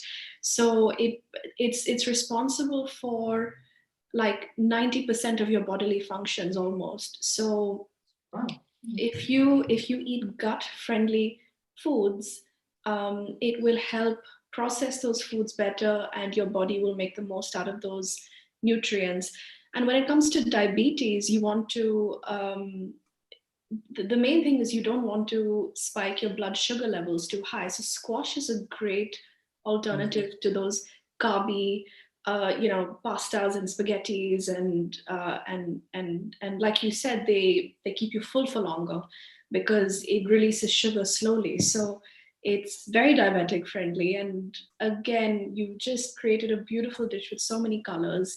Like Seema Auntie was saying, eat your rainbow, because each color in your vegetables, they provide different antioxidants and different contents that help your body not only digest but make the most out of the nutritious content in your food. So bravo, it looks amazing. Thank you so much for demonstrating such a wonderful recipe. Alicia, you're speaking about gut health, and that brings me to your recipe, which you're very soon going to be sharing with us in a few minutes. Just after I share this, you have a lovely spiced chia pudding, and chia seeds, I believe, are very gut friendly and gut cleansing as well. Am I right? Yes, they are. I have a small bowl of chia seeds that I'm going to be using. And I think for a lot of diabetics, they miss out on desserts a lot because they tend to not eat lots of sugars, or they try and not eat things with high sugar content. So I'll be showing you a diabetic friendly dessert that you can eat. So speaking of desserts, before we shift on to Alicia's magnificent recipe, which I'm so excited about today, and she's extremely creative, very talented. I'm really excited. We have here, Alicia, believe it or not, is a diabetic-friendly dessert made with spaghetti squash. Everybody, you can see this if I can hold it. And this is an Indian version of a rice pudding, which we call kheer, but it's a spaghetti squash kheer, right? That's right. And wow, that looks amazing. Oh, it's got the saffron and all the Indian cardamom and all the flavors. Rose flakes,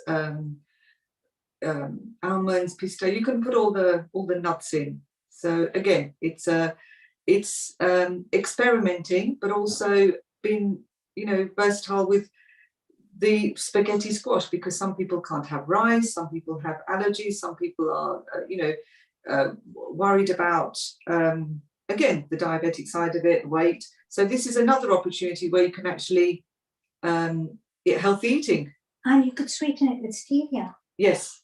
Amazing. Absolutely. Isn't that amazing? And spaghetti squash has a little bit of a sweet taste to it anyway. Right. So it's actually quite nice in terms of flavour.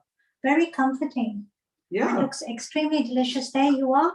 I was just going to say it's very it's genius what you've done there with the spaghetti. Like you said, it's got that natural sweetness in it. Especially when you roast it in the oven, it develops those natural like caramelization of that spaghetti. So you could use that as your natural sweetener, and you don't have to add any additives. See, we learn from our younger. Yes, I just about to say that was just that's amazing. So amazing. And if we train our palate for less sugar, I mean, we can have the sweeter taste with the natural sugars and train our palate. We really don't need to add elements like stevia, etc. But having said that, Alicia, we are so excited about your chia pudding. It's a very, very special recipe. So I'm going to hand it over to you and have you demonstrate while we have a chit chat about it. And let's get rolling. Thank you. Absolutely. Thank you so much for your two wonderful recipes. And I think moving on from, a main dish, I'm going to go into some diabetic friendly desserts now. So this is a chia pudding. I'm not sure if you can see, but so it only takes about 20 minutes to half an hour to set. And there you go, you have your chia pudding. Now, I'll talk about chia seeds a little bit. This is what they look like. And they are these small, dark gray, white, and slightly brown seeds. They have a mix of different colors, but they're high in fiber. And they are loaded with omega-3s. That's one of the best compounds in these. So if you are vegan or vegetarian and you don't get your omega-3s from fish or seafood and things like that. Chia seeds is a great way to get those omega-3s in, as well as things like seaweeds and sea vegetables, sea moss. Anything from the sea is very good for omega-3s, but chia seeds are wonderful. So you're getting a high nutritious value, like gut friendly, like you mentioned before. And what we're going to do is, in order to make this pudding, I'm going to actually soak these chia seeds in a liquid. Now you can use any liquid you want. And what happens is when you add liquid to chia seeds, they form this beautiful gelatinous, almost, like a gelatinous texture, and they form up and they swell up and they become about 2 or 3 times their size. So I'm going to add what I would say maybe is like a 1/4 cup of chia seeds into a dessert bowl. Now, before I add the liquid, I'm going to add some spices here. Now, because winter is coming up, I felt I should be using some winter spices, some warm spices to warm the body. So over here, I've got some cinnamon and some cardamom powder. So I'm just going to add those in, and I've got maybe 1/2 teaspoon of each. Alicia, cinnamon is very good for diabetes, am I right? Yes, it's one of the spices that is very good for diabetes, actually helps regulate your blood sugar levels, absolutely. So it's a very good spice to have on hand if you're diabetic. So, and like I said, it's a warm spice, so it warms up your body during those winter months, you know. Ayurveda will talks about this a lot, you know, in terms of heating and cooling foods. Yes, yes. In order for your blood type. So depending on your Prakriti. doshas and your prakriti, yes. So the other spice I'm going to be using is nutmeg. Now this is what it looks. This is about 1/2 nutmeg. Wow, you've actually gone and got the whole nutmeg, but you're going to grate into it. And that is the authentic flavor, really. Yes, yes. I've got some of the whole spices here, actually. So if you would like to see, this is what the cinnamon, cardamom, and the nutmeg look like. So these are my 3 spices that I will be using. So you've got cinnamon stick here, you've got nutmeg, this is what it looks like on the inside, and you've got some cardamom pods over here. Now this is the green cardamom I'm using.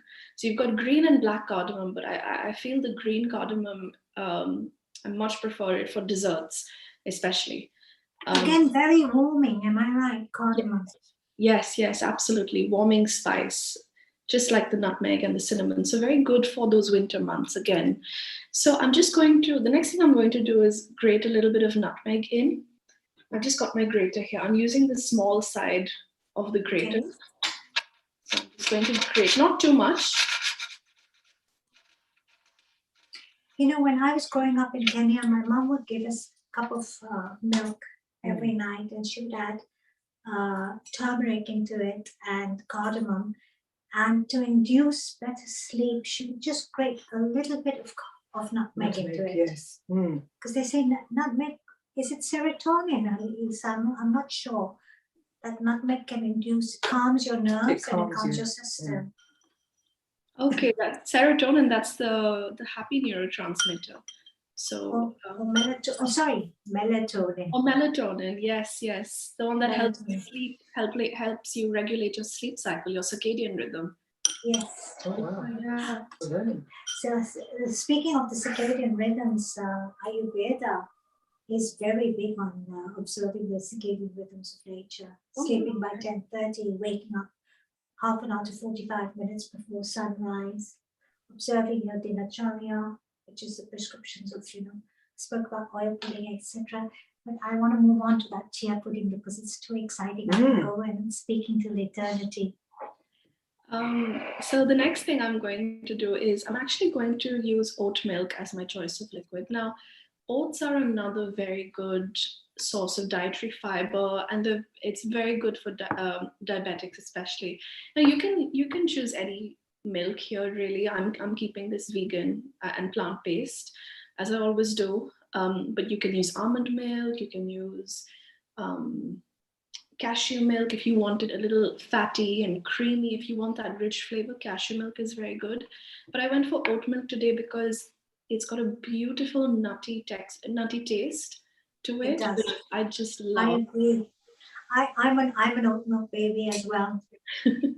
I Yeah. love my oat milk. Oat milk is probably one of my favorite milks. It's up there. So it's got a lovely nutty flavor, and it's great for diabetics, like I said. So I'm just going to add another, I'd say a little less than a quarter cup. Sorry, a little bit more than a quarter cup. So you want a little bit more milk to chia seed ratio. But like you said, you use your intuition for your recipes. I do the same. I don't ever really measure anything that I use. I eye it. I just like you said with andaz, you cook. This is what I do as well. So the ratio is slightly more, the milk to the, how much more? So I would say, so I used a quarter cup of chia seeds. And I used maybe a little bit less, maybe 1/3 of a cup of oat milk. Okay. So I'm not sure in terms of what ratio that is, but slightly more. So basically you want it to come together like a porridgey texture. Yes, exactly. And because when you put the chia seeds into a liquid, they start to swell up and they become maybe 3 times their size. That's why you want a little bit more liquid than chia seeds, because they will swell up, and that's what helps your digestion actually.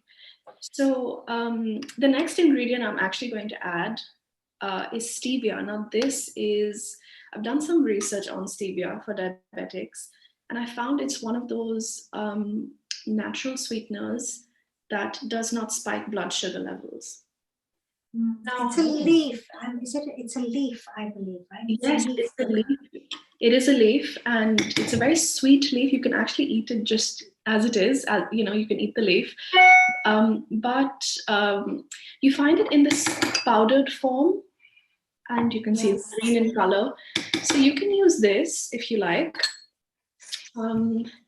Or you can get it in liquid form. It's up to you really, or you can even get those tablets, and what you can do is crush them in a mortar and pestle. So you can really choose your own adventure when it comes to stevia, but keeping things on the natural side and as close to its natural form as possible, I'm going to be using the ground stevia leaf as it is. Now, if you don't like the flavor of stevia, I would say go for the liquid form. It's a little bit milder, but I don't mind the flavor of stevia. So I'm actually taking a very, very small amount. Maybe see that. Very little. Maybe 1/3 or 1/4 of a teaspoon of stevia powder. That's all you need. So I'm just going to add this. Got a slightly green color. So I'm adding this to the chia pudding. And I'm just going to give that a mix through. I don't know if you can see, but the chia pudding is already starting to swell up, and it's becoming very gelatinous texture. So what I like to do is pop this in the fridge for about 20 minutes to set. And that is it. And then you have your chia pudding ready in 20 minutes. So this takes practically no time to make. So if you're in a rush, if you're entertaining, if you're craving something sweet, this takes very, very little time. You can pop them in the fridge and they will set in 20 minutes or half an hour. You can do this overnight to get the maximum result, but half an hour will do, 20 minutes will do. That's all you really need. So overnight, we could do something like overnight oats, right? A lot of people like to have a friend of mine recently shared that he likes to have overnight oats for dessert, as his dessert. Yes. And this would be actually a very healthy alternative, easy to make, fast. Yes. And am I right in saying that it's very high in iron as well? Iron, yes, it's got some iron content as well, absolutely. So it's good for the heart, it's good for your blood. and anything that's good for your blood is also good for your blood sugar levels. So I love all these ancient Wow. Mayan foods, quinoa, chia, yes, kiwicha, actually, etc. Kiwicha is like quinoa, it's a baby quinoa, it's amaranth. Actually, they call it kiwicha. And I remember when I was in Peru, they would serve us kiwicha pops for breakfast. Oh, So a big popped amaranth. It was delicious. oh wow. And of course, they have lots of chia. And the ancient Incans and the ancient Aztecs and Mayans actually are known to have eaten a lot of chia for endurance and strength. Oh, because it's yes, so because rich of the rich in antioxidants. Am I right? And a very, yes, I mean, they're overall cleansing food antioxidants. and actually, very, very high protein. chia is actually the Mayan word for strength. That's what they call strength. So that's Yes. where the word came from. So Yes. they used to eat chia seeds in the morning, and then they could go for the full day and carry out all their activities. And Absolutely. um, Chia is very, very celebrated in the ancient Incan and Mayan Mayan, Aztec diets, very much so. The Incans were very big on chia. yes, so that is it. That's your chia dessert. Very quick, very Wow. easy, and delicious. So you can add as much or as little sweetness to this as you want. The main thing is it's creamy. It's a pudding, so it'll satisfy your sweet tooth, and it's got warm spices for the winter. Now you can go your own adventure on this, and you can go with any toppings you like. I've kept it very simple. I've just sprinkled some cinnamon over the top. But you can really go your own adventure as to what you want to flavor this pudding with. You can do like dark cocoa chia pudding if you like. And I love chocolate in general, so especially dark chocolate. So that dark cocoa flavor you can add that. You can do chocolate and cinnamon. You can do a salted caramel. You can do a berry chia pudding where you can blend up a bunch of different berries and use that as your liquid, and have the chia seeds soak up those berry liquids and turn that beautiful deep purple pinky color, rich in antioxidants. So yeah, you can go your own adventure when it comes to chia pudding. It's so lovely how we can travel the world through the medium of recipes. Yes. And speaking of that, we just spoke about the ancient Incans, Aztecs, and Mayans, more the Incans really. You spoke about, how much you can do with just a simple bunch of chia seeds by soaking them up, gelling them up, using a milk of your choice. And I was just, as usual, my creativity starts opening up whenever I have people like you on board. It just adds so much more to my creative element. So I want to thank you all very deeply. I'm thinking of a chili chocolate chia pudding. Traveling down to Mexico, like we have the mole sauce in Mexico with chocolate and chilies. How about a chili and cacao or a chili and chocolate chia pudding? I mean, one thing, Alicia, I did want to ask you is whenever I have a chia pudding, I'm really full for a very long time. Yeah, that's the point. Yeah, so that's exactly what it does to you. It fills you up. It's actually great for weight loss if anybody's struggling with weight loss. It keeps you full for long periods of time because those chia seeds have swelled up. They're good for your digestion, so they keep you full for a long time. So what a lot of people do is they'll put a teaspoon of chia seeds in their water in the morning, mix it up with some lemon or lime, and they will drink that glass of chia soaked water, and it will keep them going for the next few hours. So it's a great way to enhance your fast and stay full for long periods of time. If you have problems with overeating, let's just say, this is something that will help regulate that. If you saw me in Hong Kong, Hong Kong is very hot and humid, and summers are dreadful. And you have to continue, a bottle of water is like carrying your Bible with you everywhere, really. And I was big on chia frescas, which is the waters you speak on. So I was buying a bottle of chia, and my children would look at me, she says, Mummy, those look like frogs spawn. It looks so yucky. That's the word they use. Ew, yucky. They're big on you and yucky, my two girls. And I said, yes, well, it's chia seeds. Why don't you try some? And they were like, no, we're not going to have it. By the way, they do have a little bit of it now. I'm trying to tame them. And I've thrown some cucumber and some lemon and some basil. So they're all cooling and have all those, very anti-inflammatory properties in the water with the chia seeds. And I'll be sipping on that all day. Which helps in the heat. Which helps in the heat. But, I was just thinking that coming back to the concept of diabetes now, a very simple Ayurvedic prescription for diabetes is either having a shot of Karela or bitter gourd juice first thing in the morning. Of course, eating a lot of fenugreek. Ancient Indians were very big on fenugreek. And methi dana pani, which is, let's see if I have some here. Yes, I do. So these are fenugreek seeds, which I'm going to share with everyone.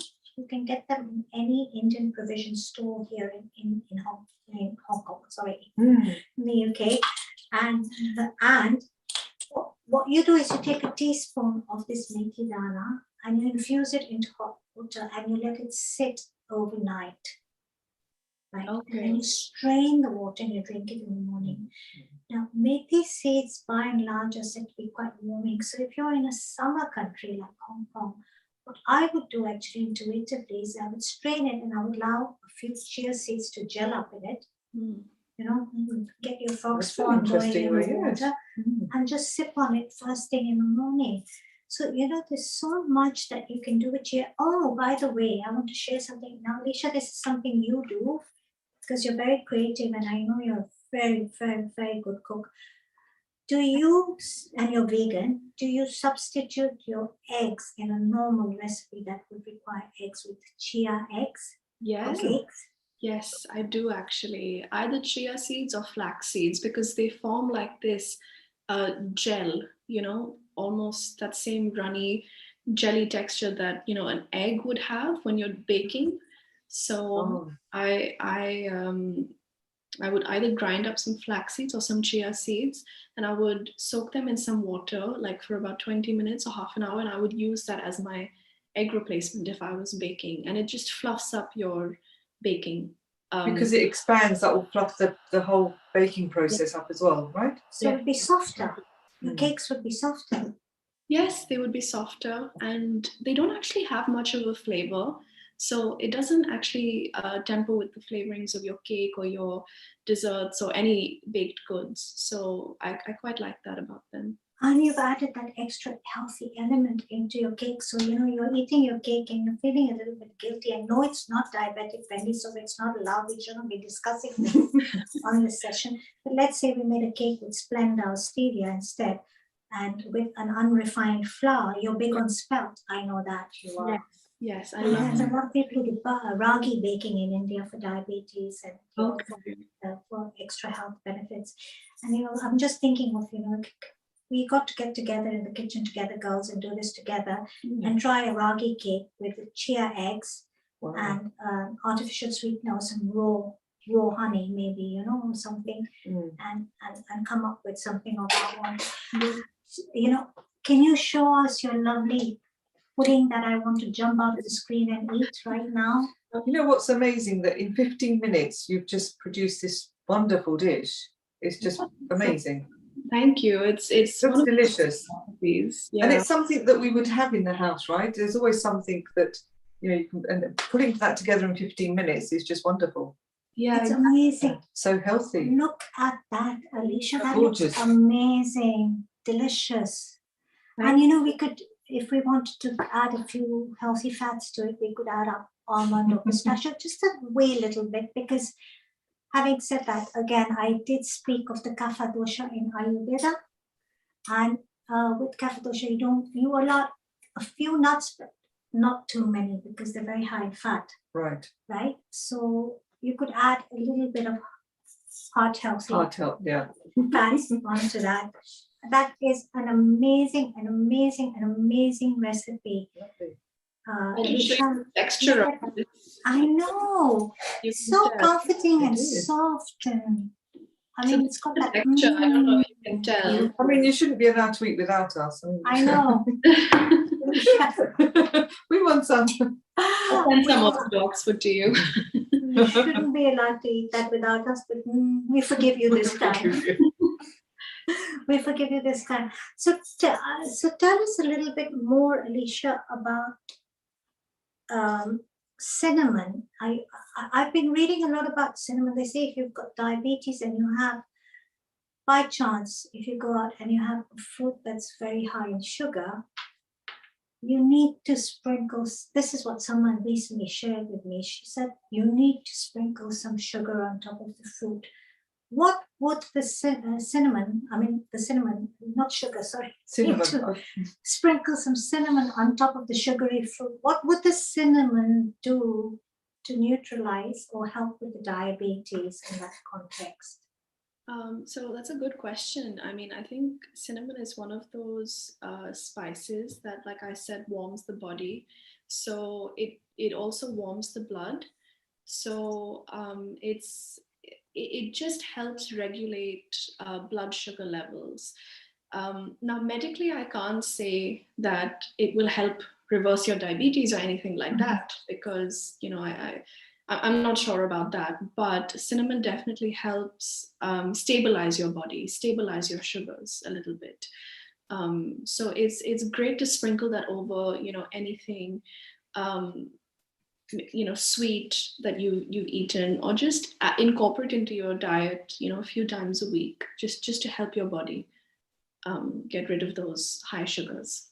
So it's what very a beautiful recipe, really. I'm going to be making this, and I'm going to be adding chili and chocolate into it, Alicia. That chili and chocolate sounds so good. The first time I heard of that combination, I wasn't sure whether I would like it, but I tried it when I was in India, a green chili and dark chocolate combination, and actually I'm such a big fan.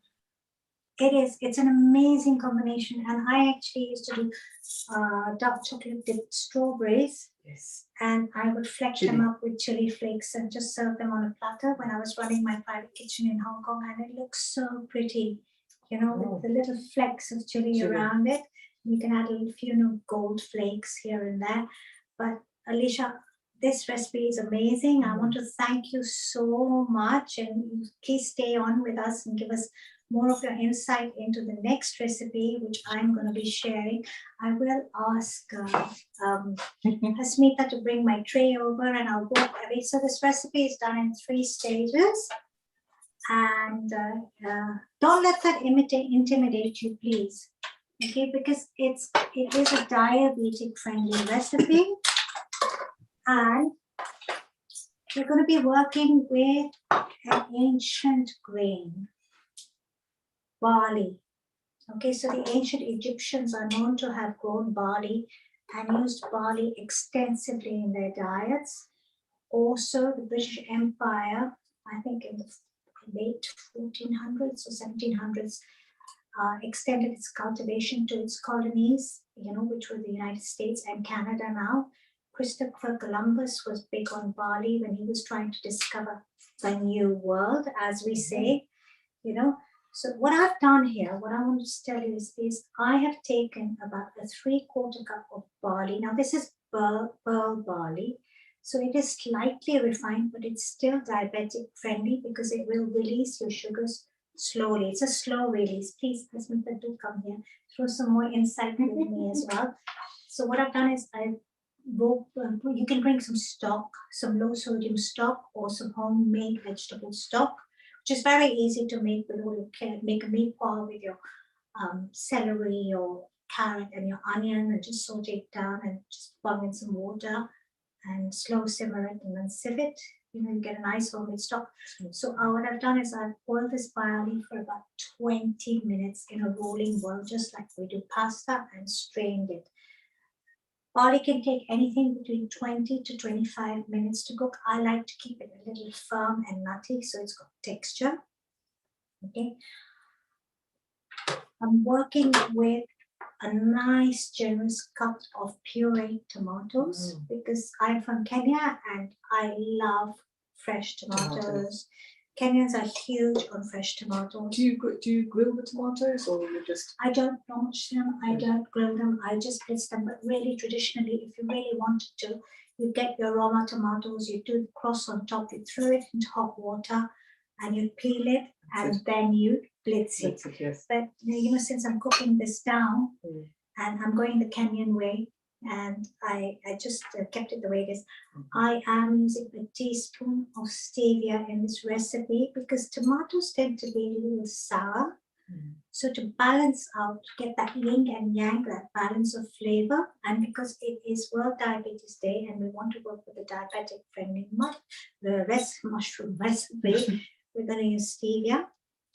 Not black pepper, oregano, very warming for the winter. If you've got winter coughs and colds, just applying some essential oil of oregano on the soles of your feet will warm your system up. Or just taking the steam with oregano, oregano laced therapeutic grade, I must emphasize, essential oil will actually open up your channels and allow you to breathe and help you with your coughs and colds. I have soaked and sprouted half a cup of cashew nuts overnight.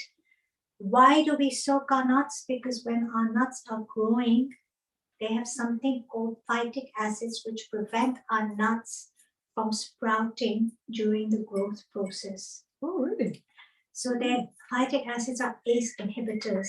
So they do not allow us to absorb the nutrient content of the nuts so effectively and make them so effectively digestible. So it's very important that you soak and sprout your nuts to enhance the nutritional value and allow all those nutrients to be absorbed into your system. We want to eat to chi. When I speak about eating to chi, chi is prana. You want to bring as much prana into your body. Sprouted foods, living foods have a lot of prana because you brought them back to life. Sprouted moong dal, sprouted mut dal, which is the brown one. I don't know the English name. You can sprout your chickpeas, you can sprout your black chickpeas, etc. So I sprouted the nuts. I've spoken about the oregano. I'm big on garlic like Hasmita. Again, what I've done is I've taken 3 really plump, healthy, king-size cloves of garlic because I love my garlic, and I've pureed them. I'm working with the brown mushrooms over here, just about a cup to a cup and a half. And then we're going to work with spinach. Now, spinach is bitter and astringent in taste.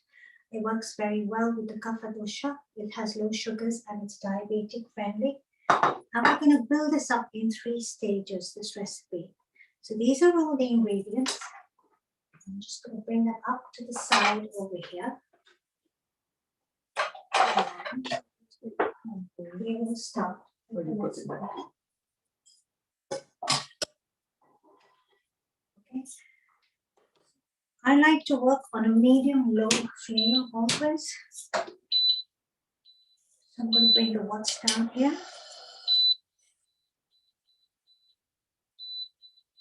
Beautiful, noisy one. This one. It is noisy, but I've never worked with this, and it's very good, I must admit. Just one of those quick fixes that I picked up when I came into the UK. I was doing these classes. I'm a volunteer with the International Association for Reading Values. So I did a couple of classes for Green Library Project in Kenya and Climate Action now. That's interesting. So I'm going to add a little bit more. And I'm working with light olive oil here. You can go with a tablespoon to 2 tablespoons. And I'm going to take those 3 generous cloves of garlic, which I've pre-minced. Now, a tip I want to give you is when you want to mince your garlic, mince it and just put a layer of oil on top of it so it doesn't oxidize. Okay, so you can see it's low heat. Turn the heat up. So we're going to bring this to a golden brown color. Some people add salt to the garlic. Some people add salt to the garlic, and a secret that an Italian friend of my mother shared, but I wouldn't recommend anybody try this, please, because a lot of people have aspirin allergies. She would add a crushed tablet of aspirin into a garlic and store it, and it would last forever. So please don't do that. That's interesting. Very interesting. Okay, so our garlic is gently getting golden brown, working swiftly. Wow, that smells lovely. We're going to add in a fresh cheese.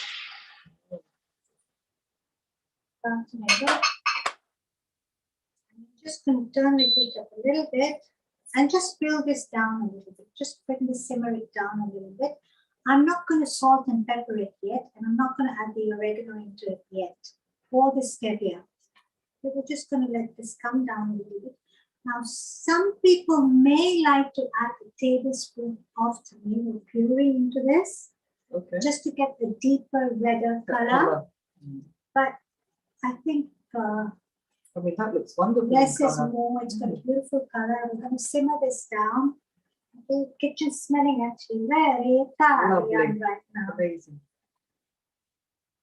So tell me, why do you not put anything else in? You mentioned that you're just going to let that. Is that because of the flavors? What? I just want the garlic and tomato to infuse, and I don't want the oregano to go bitter. Oh, nice. So I'm going to put it in towards the end. Okay. Okay. Isn't it amazing how it's so important when you put certain ingredients in, it changes the flavour and the whole dimension of the dish? It really does, you know, and also the texture. Oh, okay. When you're working with vegetables, especially. Yes. Now, if you work with Chinese cuisine, you see they'll take the denser vegetables and they'll chop them or boil them first. And Yes. then they'll take the lighter vegetables like spinach and peppers and all and do them later. So there's a reason behind everything. So this is bubbling down. Wow, smells delicious. It's That a garlic very, is very amazing. simple sauce, and this tomato and mushroom is so simple. You can throw it over your spaghetti. Yes, I was just about to say that would be That's what I was fantastic. thinking, you know, and of course we are going to balance out the sourness of the tomatoes with the sweetness of the stevia, right? Because it's again World Diabetes Day, and we want to work with elements from diabetic retinopathy. You know, there's a entourage of recipes out there. We get very intimidated when it comes to diabetes, but we really shouldn't. You know, there's so many good artificial sweeteners out there that you can substitute and use in your recipes just to get that. Now you can see this is simmering down. Okay. What we'll do is toss in our mushrooms at this stage. Now, if you're not big on mushrooms or you have a mushroom allergy, you could substitute this with peppers and corn.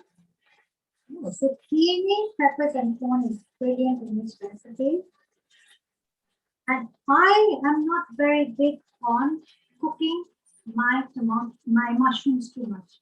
I want them to have a bit of a bite. Right. I don't want them to be flimsy and, you know, Nice crisp.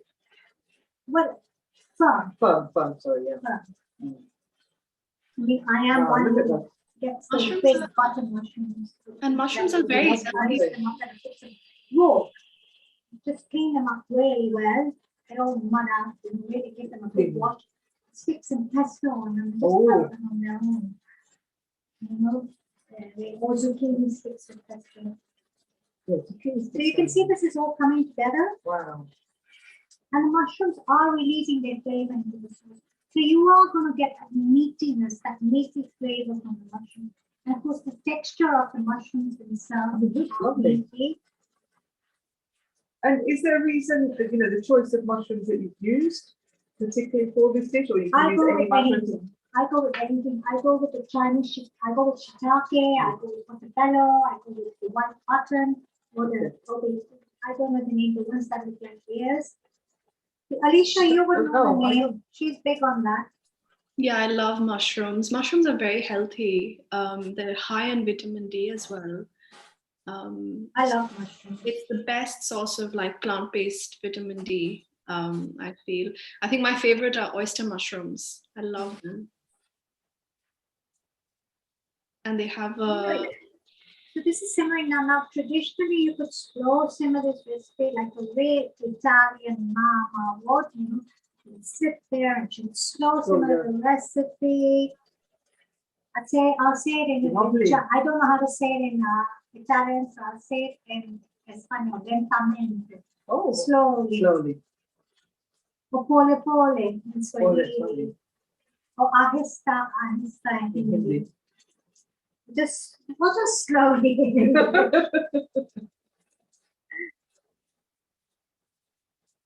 You can see that this looks is coming down. Look at the colour.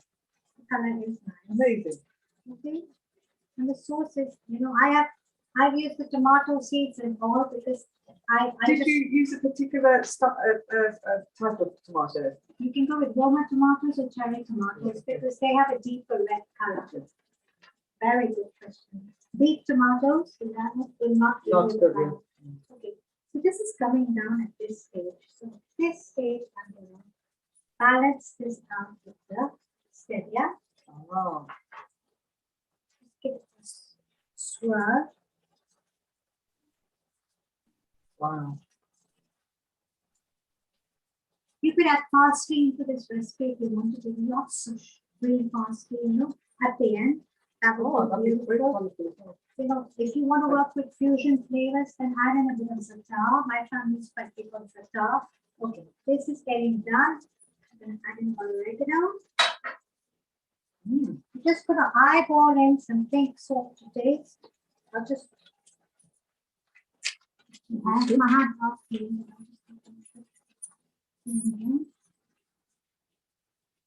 Andaza, again, as my mother would say, black pepper because I'm huge on black pepper.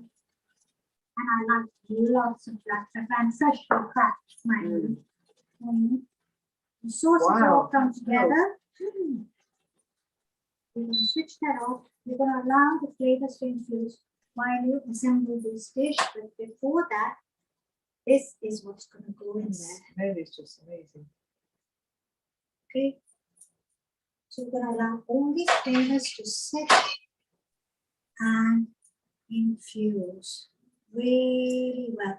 And the beauty with this is the body is going to soak up the sauce from the tomato and take up all that flavor. The reason why I chose barley is because it is a diabetic friendly grain. Rye, barley, oats, millet, not so refined, slow release of sugar into the body. It's high in fiber and it fills you up. Okay, so try and prioritize barley in your diet if you are borderline sugar or you are diabetic. Okay, so you have this. This is going to sit on the side. Here, you may not like this so much because this dish has two elements to it. Let me get my chili flakes out. The chilies, the fusion flavors that come, the Indian in me brings in these flavors. So, if you've ever visited Hong Kong and if you've gone to traditional, especially a Sichuan restaurant, they give you always order a green dish with your main course. Yeah, if you're having multiple food, you have a choy on the side. So the choy would either be pak choy or tender broccolini or morning glory or broccoli or any kind of green spinach. So what I'm going to do is I'm going to lightly choy my spinach. We're going to work with a little bit of oil. Okay, you can go with half a cup to a cup of spinach. Like I said, every devious mother wants to get their child to eat their greens, right? Absolutely. It's quite a task at times. But I'll tell you, if the children don't eat your greens, who eat their greens, bring them into Hong Kong and start eating greens. So let's let that heat up a little bit. Turn out a bit. This is a very quick stir fry. Just going to work with the stir frying method over here. Very fast, very fast. If you want to, you may wish to add some garlic into this. But my barley and tomato with mushroom is actually quite big on garlic already. So I'll omit the garlic right now. Let it go a little bit.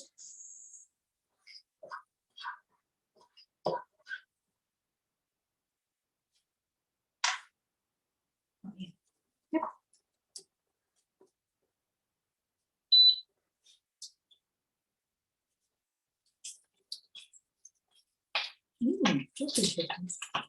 Just working bits and pieces. What you really need here is a really big gas fire and a wok. Yeah, well,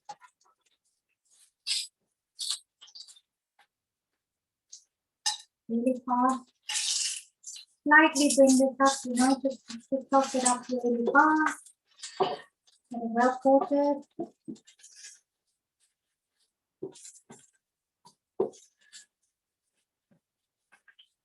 You may want to add a touch of pink salt, chili flakes, just to give it a really attractive look.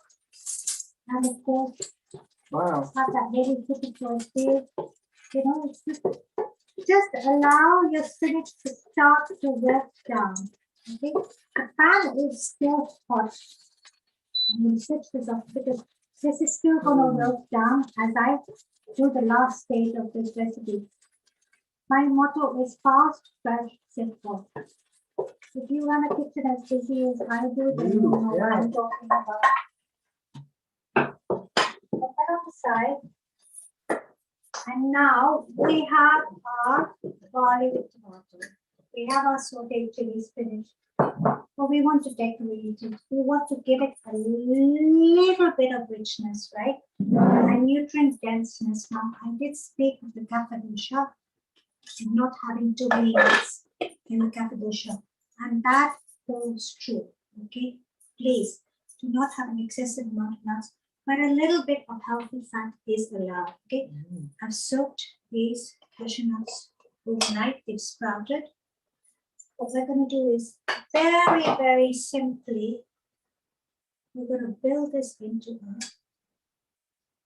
a cashew cream. Oh.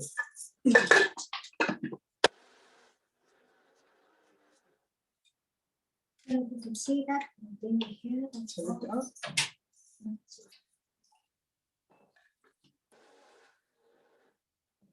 Blend it up or this is the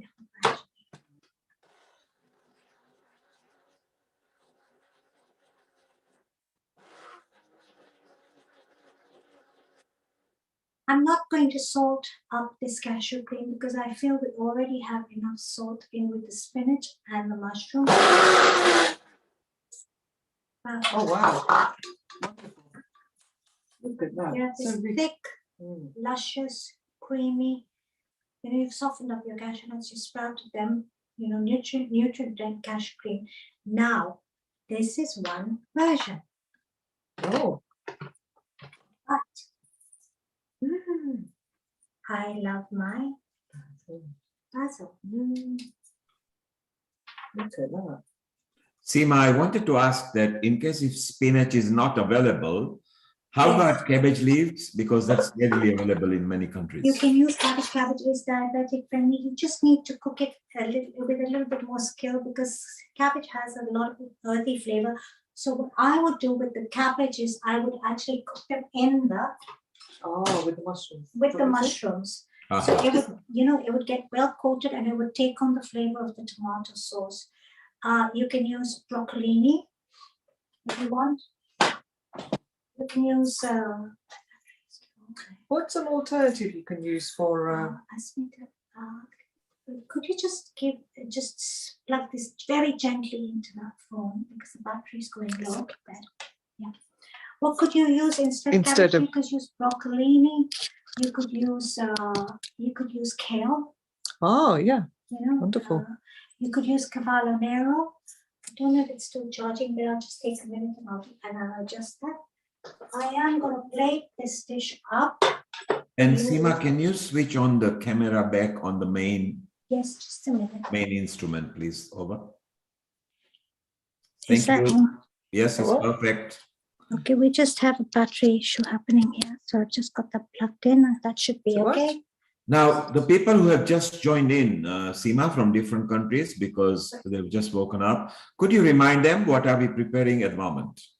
Okay, so what we've done here, we prepared tomato sauce with garlic and we've built it up with some mushroom and we added to it barley because barley is diabetic friendly. We've seasoned it with Himalayan pink salt, which is very good for your body's pH and it also is very rich in minerals. Okay, it is actually synonymous to the Himalayas in Pakistan. I should say Himalayas. I always say Himalayas. My husband goes, no, it's Himalayas. So Himalayan pink salt, which is very good for the body's pH and is very high in nutrient content. Now, Seema, can you tell us, is salt required? Can we use an alternative of lime and lemon if we want to go really healthy? Yes, absolutely, you can. You can. But having said that, you also already have a lot of acidic content in this recipe with the tomatoes. And adding lime or lemon to it is only going to make it a bit more sour.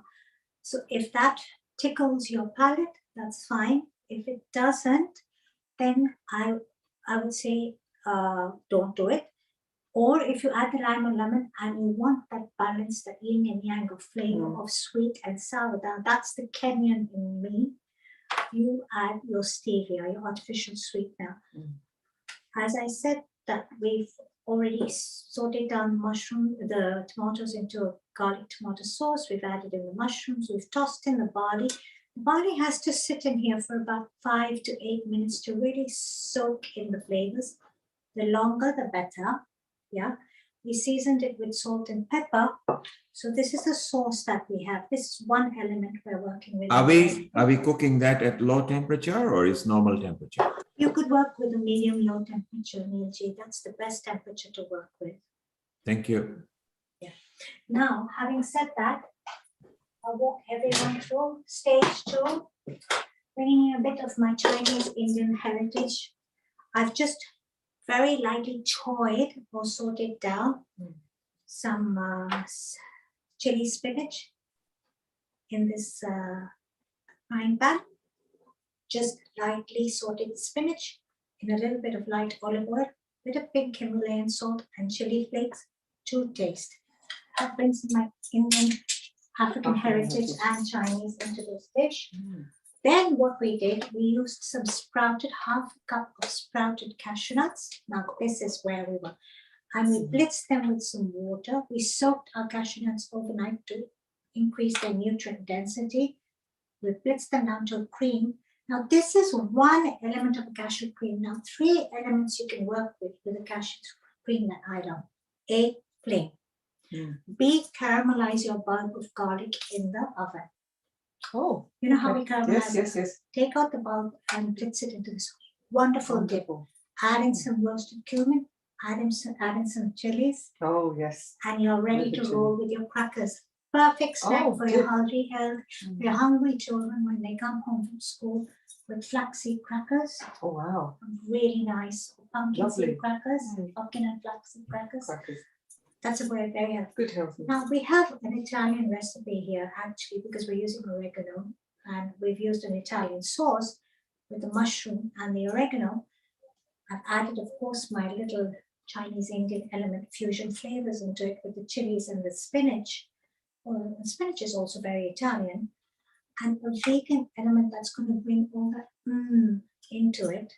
We have the cashew cream. I'm adding basil. You could add caramelized garlic into this as well, and it would be just fantastic. And just keep it in a bottle in the fridge for a few days. And, have it with your. Out of interest, if you're allergic to cashew nuts, is there an alternative? Soak your pumpkin seeds. Okay. Yeah, soak your pumpkin seeds, but you won't get this kind of a texture. Okay. Soak your pumpkin seeds and your sunflower seeds, but you will not get the same texture. You get it. You get the effect, but you won't get the same texture. Okay, building up the dish. This is a hearty, very special, very comforting dish. Okay, we're just going to spread off our mushroom and barley. You can have it on its own like this if you want. As a mother, any which way I can, get those greens into the system of my children, any which way I can. And believe me, it's not easy. I don't like it, Mommy. It's yucky. Why do I have to add it? You know? Look at the colour it's adding to it. Nice. And we're just going to work with that spoon. Thank you very much. Just going to spoon on your. You want a little bit of richness in this dish, right?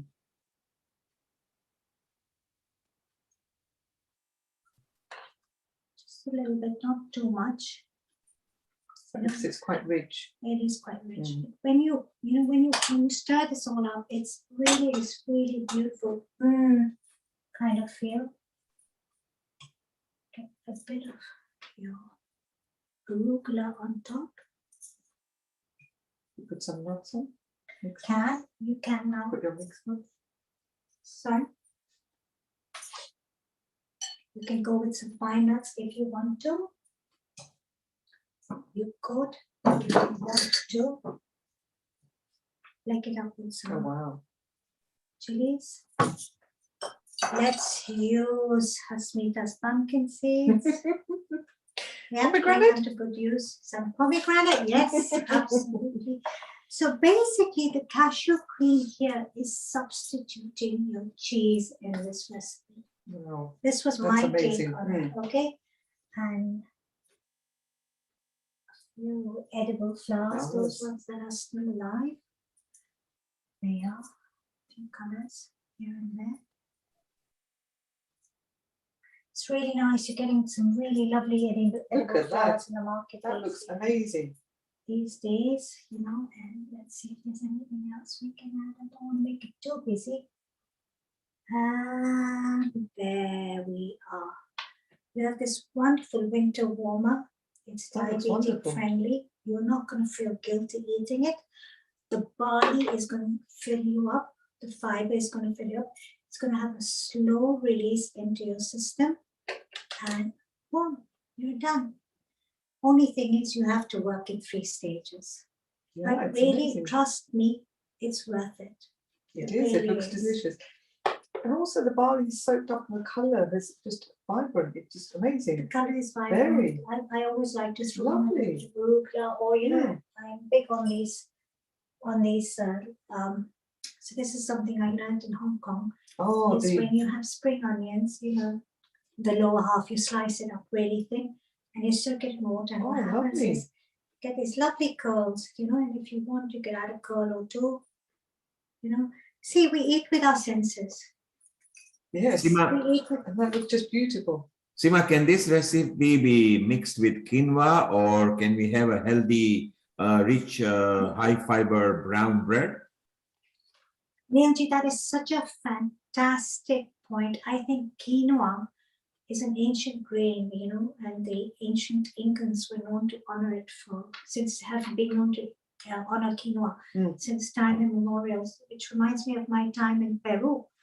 I was actually in the Sacred Valley, and we had a driver who was driving us around the whole of well, not all of Peru, but from Lima to Machu Picchu, and we were in the Sacred Valley, and I was talking to him about quinoa and kiwicha, which is amaranth. We call it rajkira in Hindi, amaranth. And he was telling me, they give you a lot of power and a lot of strength, and they're very good for you. Super, And Sima, it looks beautiful. Whilst the quinoa other is camera, perfect. while Sima, you can fix the main camera back again. We'll ask Alicia what she thinks of the nutritional value of what Sima has prepared. Seema auntie, that looks absolutely delicious. Thank you. So colorful, so beautiful. And I love what you did there with the cashew cream as a substitute for cheese, making it vegan friendly and completely plant-based. Yeah, that was just genius of you, really.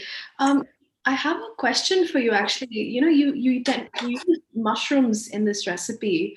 Yes. And I love mushrooms, but let's say somebody didn't like mushrooms. What could you use instead? Zucchini. Zucchini? Okay. Zucchini is great. Corn is great. Pumpkin is great. Butternut squash is great. Peppers and corn.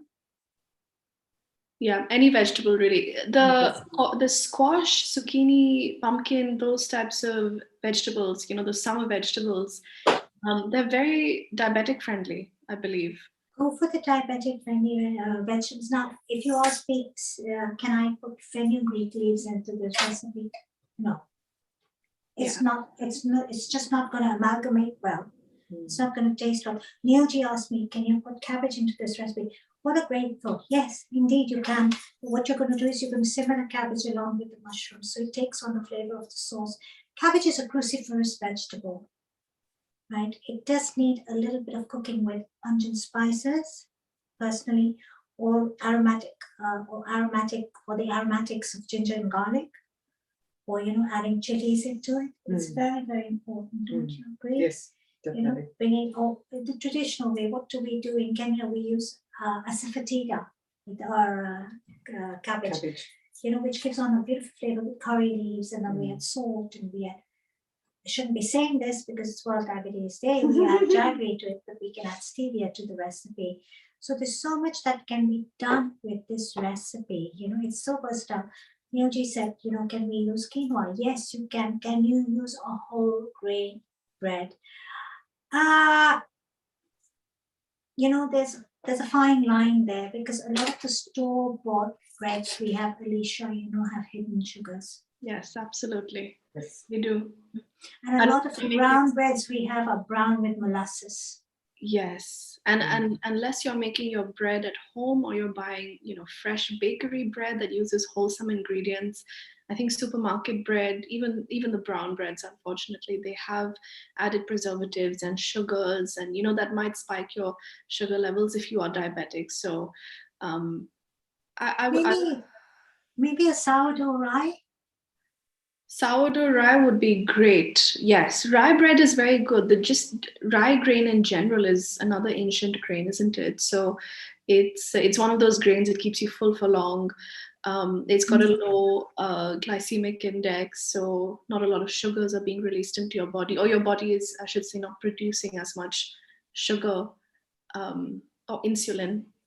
Exactly, and it's such a great recipe, and you could use brown rice in this recipe if you wanted to. You could use purple rice, or the mata rice. They call it mata rice. This Sri Lankan purple rice. I've not tried them. Mata rice. We could use that. Okay. And So Seema, you, Hasmita, and Alicia produced a wonderful recipes today. We have got our new host coming in a moment, Honey, Dr. Honey Kalaria, and so that she can even get her mouth watering as well. Let us actually first introduce her, and then Hasmita, you can show us your dish and what you did today. Alicia, you go second and show your dessert and what it was made up from.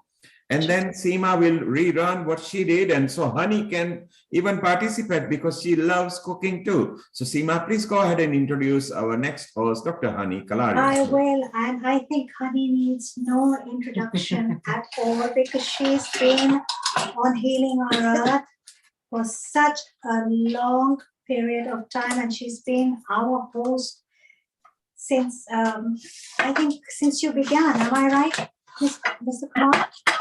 Hello, yes, a global namaste to you, dear Seema, and of course Alicia and Hasmita as well. And yes, thank you so much for that lovely little introduction there. Definitely, I've been part of the Healing Our Earth family for a very long time. It's an absolute pleasure to be part of the family. And you have been, you've run a lot of events in the UK, dance events, and you had your own dance school. Absolutely, absolutely. Always have a real interest for the creative arts, especially dance. It's something that's very dear to me. But of course, all types of creativity, as we always enjoy on our Healing Our Earth. We have our wonderful singers, musicians, and poetry readers, and all sorts of people. All of that is creative, and so is, I think, cooking. Cooking is most creative, isn't it? Cooking is creative, and so is dance, as it is an expression of your creativity and the way you feel. And Honey, you are also, I know you teach us these beautiful meditations every Sunday, sometimes on Healing Our Earth, and you very, very, very, very gracefully glide us into the realm, into the hidden inner realms of our world. And you're very big on spirituality, and you've also been you've been present at very many cooking shows here in the UK. You've run your own dance school, you've organized events. So I'd like to say a very warm global namaste to you and welcome to Healing Our Earth. And we're so excited now to have you on board with us to take over from me, and I'm giving it to you. Absolutely. Thank you so much. And a global namaste to you as well, Seema. Actually, Seema, I have to say a little bit about you too, because at the end of the day, it's no point you just presenting and giving me such a fantastic introduction. I have to mention to our worldwide viewers out there and our audience members out there, if you're just joining us for the first time and you don't know a little bit of background about Seema, which I think all of us know, but just in case you didn't, well, Seema Bhatia was born and raised in Nairobi in Kenya, and her culinary interests began at a very early age, which is brilliant, especially because it was founded because they have a family food business. So I think she grew up with this wonderful food around her. And Seema's passion, along with her extensive travels in Asia, has allowed her to follow her culinary passion and grow her knowledge on food as medicine, as you have been hearing all this time, all these wonderful tips and advice and pearls of wisdom that Seema has been sharing with us. And Seema will also, as always has demonstrated, as I'm sure you have seen, a whole load of an ensemble of different flavors and textures and all sorts of different recipes. So I'm really, really proud to work alongside yourself and have you as part of our family, dear Seema. Thank you. Such kind words. Thank you so much, honey. And Seema and Alicia, so you've been just discussing all these wonderful recipes right now. Hasmeeta so kindly showed us that lovely, delicious recipe there. But I mean, do you have I'm not a mushroom fan. Oh, hello, Hasmeeta, in that beautiful red. Look, we've both gone into red. And look at us, Seema with the black. We look like three sisters here. Now we've got Alicia as well with her black on. What is going on today with the blacks and reds? Coordinated. Very well coordinated, yes, and especially very passionate about our food. Red is a color of passion, as they say. But coming back to this, what if because I'm not a mushroom fan, and I heard Alicia, of course, mention that she loves mushrooms. Are there any other things you can put in instead of mushrooms in your recipes? Absolutely. You could use zucchini and peppers. Mm-hmm. You could use corn. Uh-huh. Corn sounds nice. That sounds yummy because I love sweet corn, my favorite. Now, this is something I don't advocate very often, but on an occasional cheat day, you could add one of the plant-based meat minces that we have available in the market. But of course, we do have a lot of preservatives. We want to choose wisely. You could take on a cube of tofu. We call it tofu in Hong Kong, firm tofu. Oh, okay, so you've got somebody who doesn't eat cheesy stuff like tofu and somebody who doesn't eat chewy stuff like mushroom. So how would you deal with someone like me if I was coming around your house and you're hosting? Normally they say, do you have any special dietary requirements? In my little special dietary requirements, I have this long list of no mushrooms, please, no tofu, no cheese. So how do we manage putting these? I'm sure there must be other people like me. I can't be just one of me in the world, who have certain little, quirks when it comes to their food. How would you deal with that? Okay, so what I would do is I would say, first we've got the zucchini and peppers, for sure. You don't like cheese, we have the cashew cheese for you. You have a nut allergy, we make the same element by soaking our pumpkin seeds and our sunflower seeds. You won't get the same texture, but you will get something there, right? Mm-hmm. You could use some slow roasted aubergine and stir it into this tomato garlic sauce, and it will be really delicious. That sounds good. If you want to work with the astringent tastes of Ayurveda that coincide with the kapha dosha, that coincides with diabetes, you could likely stir fry your okra. Right, okra as well. Okay, there's another one I don't have on my list. It is terrible, isn't it? I can you believe it? When I grew up, my mom would just feed me with soup and rice, right? Because I would just not eat anything. But as I grew older, I started loving the Indian curries. I loved all the pulses. So I love Indian foods and Mexican and Italian and Chinese foods, but certain foods, from all the ranges. So you could add chickpeas into this recipe if you like your legumes and your lentils, or pie lentils go very well. Pie lentils would be beautiful. Oh, that's You take nice. pie Chickpeas and lentils, lentils. drain them and stick them into this recipe. That would work really well. You know, if you are an Indian food lover now, you would know that a very traditional Gujarati dish actually is we call it tore, angel loofah, the long tori. Yes, In yes. The dosas. Are you saying the crispy kind of a dosas? It's a god, no, the angel loofah. What do you call it in Gujarati? Tori. Turia. Oh, Turia, you're talking about Turia. Oh, turia. Turia. Yes, yes. Oh Turia. gosh, there's another one not on my list. Yes. Yes. Instead of adding oregano into it, then you would add your traditional coriander and jeera. You call it dana jeera. We call it dhania jeera powder. Right.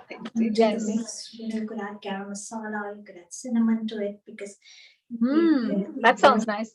just to work on that element of diabetes. That would go beautifully with the barley. The pie lentils with the tomato, garlic, and oregano, or the pie lentils with all the Indian spices and the barley goes beautifully. I make a barley khichdi. Oh, wow. You know, with The body lentils. kitchen. Oh God, Hasmita, that sounds yummy, doesn't it? We need to have one of our That's on my list now. unfunctions and have this yummy khichdi made, right? Both of us. It's very wholesome. It's extremely filling, and it's got the tomato in it, which really brings it all together. Actually, that khichdi that you just mentioned about Seema, you know, in a lot of ashrams, when you go to ashrams, retreats, meditation retreats, you will find that they give you these khichdis. They make the khichdis with all the different vegetables that they put inside the khichdi, so that you have the nutrition as well as the filling, you know, kind of and it's probably cheap as well to feed thousands of, devotees.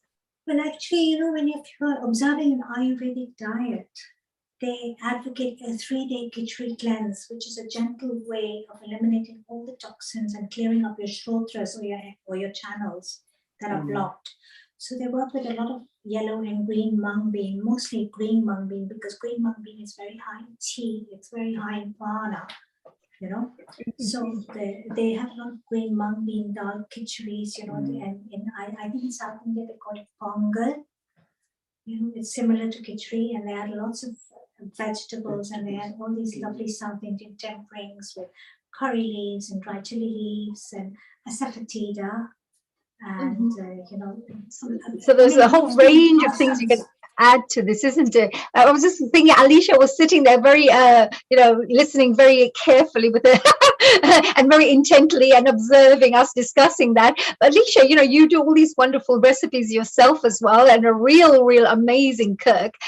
You know, have you ever tried the sprouts? You know, when you do mung dal and other different dal types of sprouts, are there any recipes like that you know of that could be quite tasty and for us to enjoy as well? Yes, absolutely. I did a mung bean sprouted salad a few months ago on Healing Our Earth, actually, and it was Indian sprouted lentil salad, and I used mung beans for that salad specifically. So if you're big on salads, refreshing foods, the good thing about any sprouted foods, it increases the bioavailability of nutrients. Because as Seema Aunty was saying, it comes to life. As soon as you give it that water, it'll start to sprout. That's the beginning of the germination process.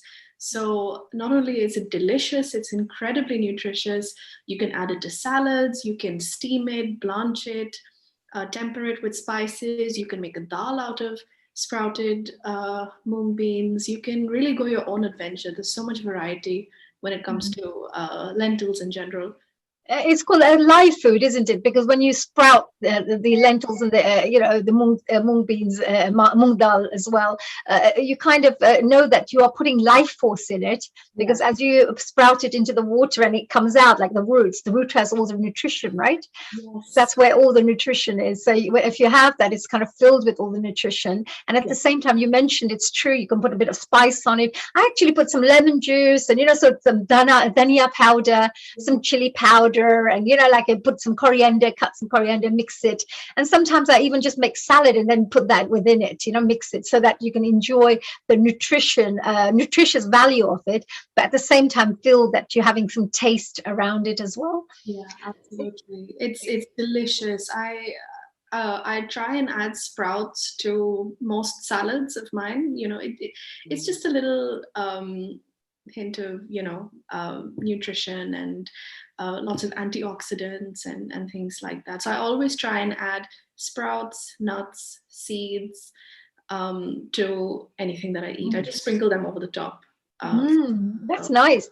You could probably make some nice little powder out of it, isn't it? Like little rather than the big nuts and things. So because it's quite fatty sometimes as well if you put too much nuts on. But if you make them into little, chop them up into little things and just put them up, you can taste it as well. Have the value and the nutrition from some of the nuts, few of the nuts. My daddy's amazing because he goes 6 cashews, 5 almonds, 2 prunes, those prunes, and he just like has that every single day.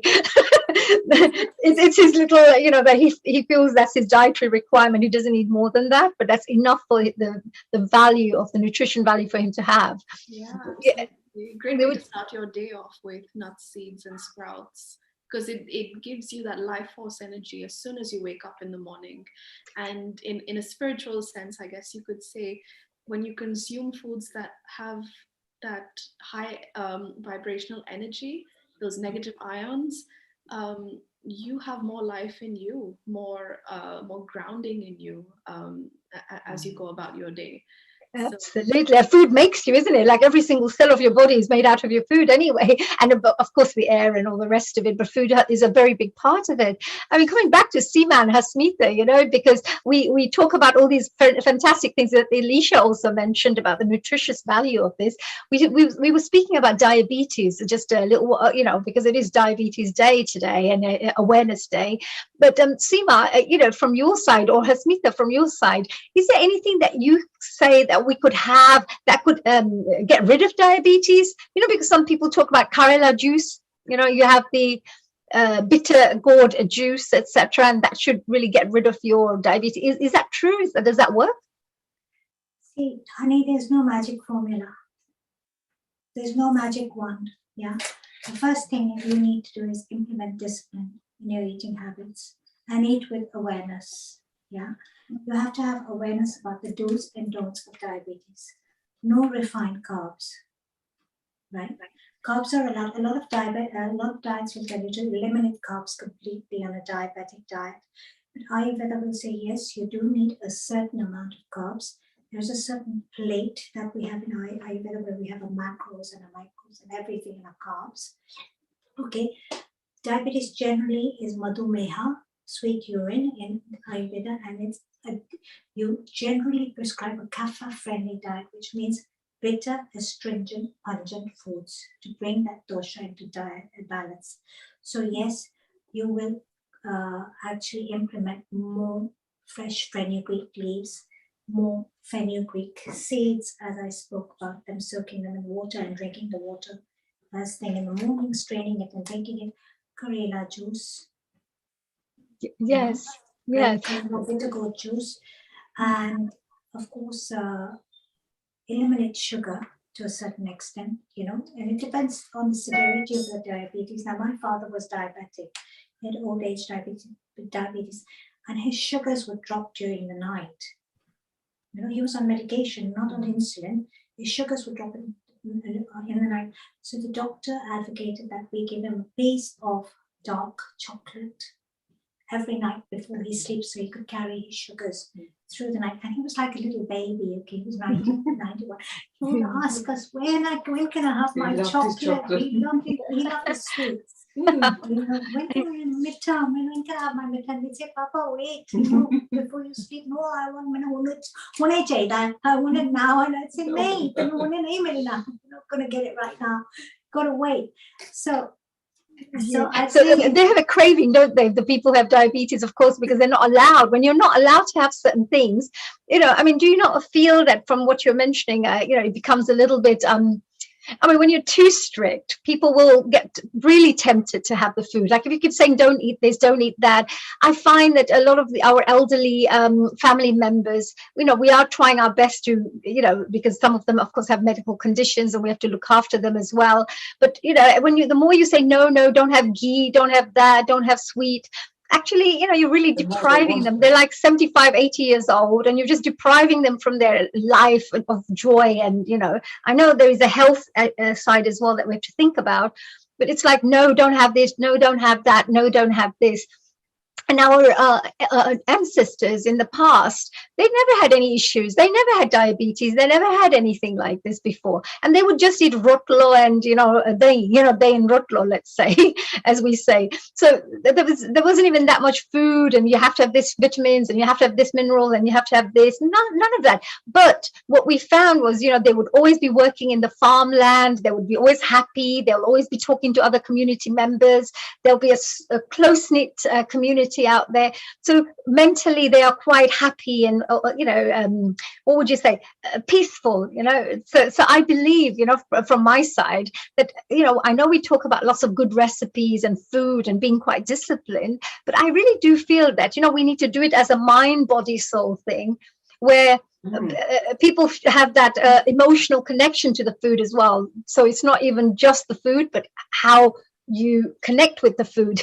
When do you eat certain foods? Because you get a bit depressed, or you get angry with someone or something, and you think, oh, let me just go in my room and have some extra sugar or chocolate or something, just to calm yourself down. But there's a connection with all these emotional charges that we have to go through in this day and age, in this fast-paced society.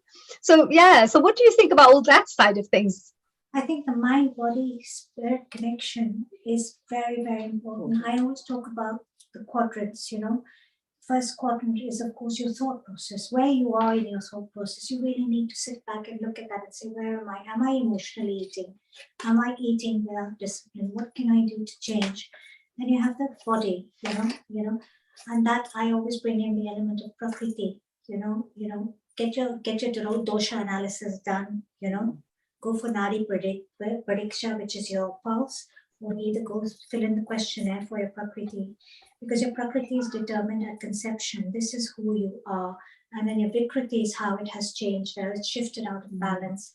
And really, basically, you want to work with Ayurveda to work towards becoming Tridoshik. Nobody can become Tridoshik, but you want to work to become Tridoshik. There are some people who are Tridoshik, actually, and which is a wonderful thing, because there's so much flexibility. So eat as per your body type. Second, eat to chi. Like you said, bring more prana into your body. Now, eating to chi is, eating more prana dense foods, more living foods, but also bringing us to the third quadrant, which is bringing that prana into your body. How do you do that? Breathwork, yoga, meditation.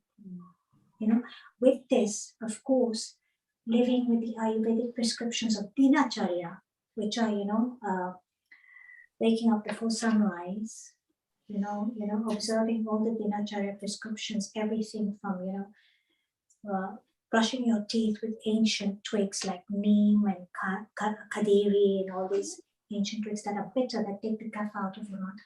Oil pulling, abhyanga massages, or dry brushing with strokes that go towards your heart center to stimulate your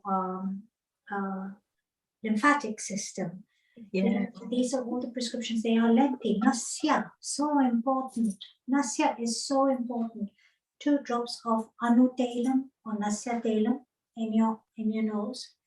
Lay back, just 2 drops. Lay back. It will just open up your whole brain, all your channels. You'll have clarity of vision, clarity of your thought process. Or just sesame oil. Which oil did you mention to open up the passageways around the brain area? Anutelam is a very good blend. Hanitelam, did you say? As per Ayurveda, it's called anutelam. Anutelam. Okay, fine, right, yeah. So tel means, of course, oil, right? Anutelam. And if you don't have that, just simple cold pressed sesame oil. Right. And just 1 drop, 2 drops in each nose. Just put your head back, lay back, 5 minutes. It really does. You find your eyes watering, you find all the mucus diminishing, especially if you have hay fever and all allergies. It really enhances your thought process. But that's something very important, isn't it? I heard just Hasmita just nodding away here. Have you tried that yourself, Hasmita? Seema, I was just saying that, you mentioned these are all traditional kind of Ayurvedic, all the treatments. And as you mentioned, honey, our parents never suffered with diabetes and all these things. And I believe it's because they eat the natural foods from, the farming, everything was naturally organic to a certain level. Farm to table. Farm to table, absolutely. And I think that's the beauty of going back. We're going back to that authentic, natural, everything that we have, going back to that form where we're actually, as you said, farm to food, and being careful when we eat, what we eat, getting up early in the morning, all the things that our parents did, really. And that's what kept it all the way. If you look at all the oils and if you look at all the foods that we have, and we have the fennel, we have the mustard seeds, we have all the spices that we have. There's a reason for those spices in each of our dishes and what we do and how we do it. And I think that all goes back to the traditional values of how eating was so important, and the values of what you eat is what you are. And that's so important. And let food be thy medicine and medicine be thy food. See, in the olden days, they didn't have this. My grandmother would be horrified if she saw this. She had a kitchen, a very sacred kitchen, where she had a chakki. And she had one for spices. And we're from a farming background, okay, in northern India, which is the breadbasket of India. And she had one for gehu, for all the grains. She used to separate them all. And they would sit there. It was like an exercise for them, Yes. And life was very. They were actually far more energetic than we were. Now you talk about your dad, honey. You spoke about your dad. This is amazing. This came into my food process. You said, he has his 5 badams and his 5 cashew nuts and 2 prunes and all. And in Ayurveda, they actually do, to a certain extent, depending on your dosha, advocate that you do have dry fruits and milk. Why? Because it builds ojas. So ojas is the elixir, the nectar that your body produces. Now, the carrot that you ate 2 weeks ago, all the goodness, all the elixir from that carrot is going to come up in your body as ojas 3 to 4 weeks later. You see? So you want a body that's full of vitality and health and energy. And that's why it's very important to have good ojas in your body as well. With that, you want to build, the key of Ayurveda is you want to build your ojas, which is the elixir and the good nectar, and you want to eliminate your ama. So Seema, which is the toxins. Seema, at this point, we've got about 25 minutes left before our wonderful Geeta Taylor, our nutritionist, will take away with our Dr. Hani Kalaria. Let's remind the viewers that our nutritionist, Geeta Taylor, will be giving a very nice session in about 5 o'clock GMT, which is the British time. Right now, Hasmita, Seema, Alisha, what a wonderful presentation all 3 of you gave us. So can you remind us, Hasmita, you go first. First, if you could show the camera your dish that you prepared, and then remind us what it was and what ingredients there were. Then Alisha, you will go and show it to the camera and the ingredients and the benefits. Then Seema, then Dr. Kalaria will summarize that and move over to Geeta Taylor, our nutritionist for today, from 5 till 6 p.m. GMT. Then from 6 till 7, we are going to have wonderful panel discussion, and our Dr. Kalaria will lead us to some meditation as well, which will be very good to digest your food. So Hasmita, over to you. Show us your dish first, then tell us what it was and also the benefits. Thank you. Thank you, Neil. So, honey, I started with autumn inspiration with spaghetti squash. Now, I'd never heard of spaghetti squash a few years ago until I actually researched spaghetti and found this wonderful vegetable, which is the squash family. And what I discovered is that the spaghetti squash is a very versatile vegetable you can use in so many ways, very healthy. For diabetics, it's very healthy because it's slow burning. It's full of vitamins and omega-3 and 6. And it's a very quick and healthy way of putting a meal together. So simply, it's baking the spaghetti squash in the oven for 30 minutes to 40 minutes.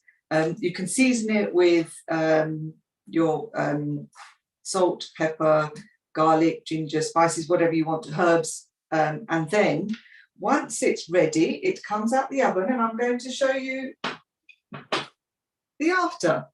So this particular dish was a fusion of Mexican chili, spices, garlic, ginger, and chilies, with black beans and mixed vegetables. We've used peppers, we've used corn, we've used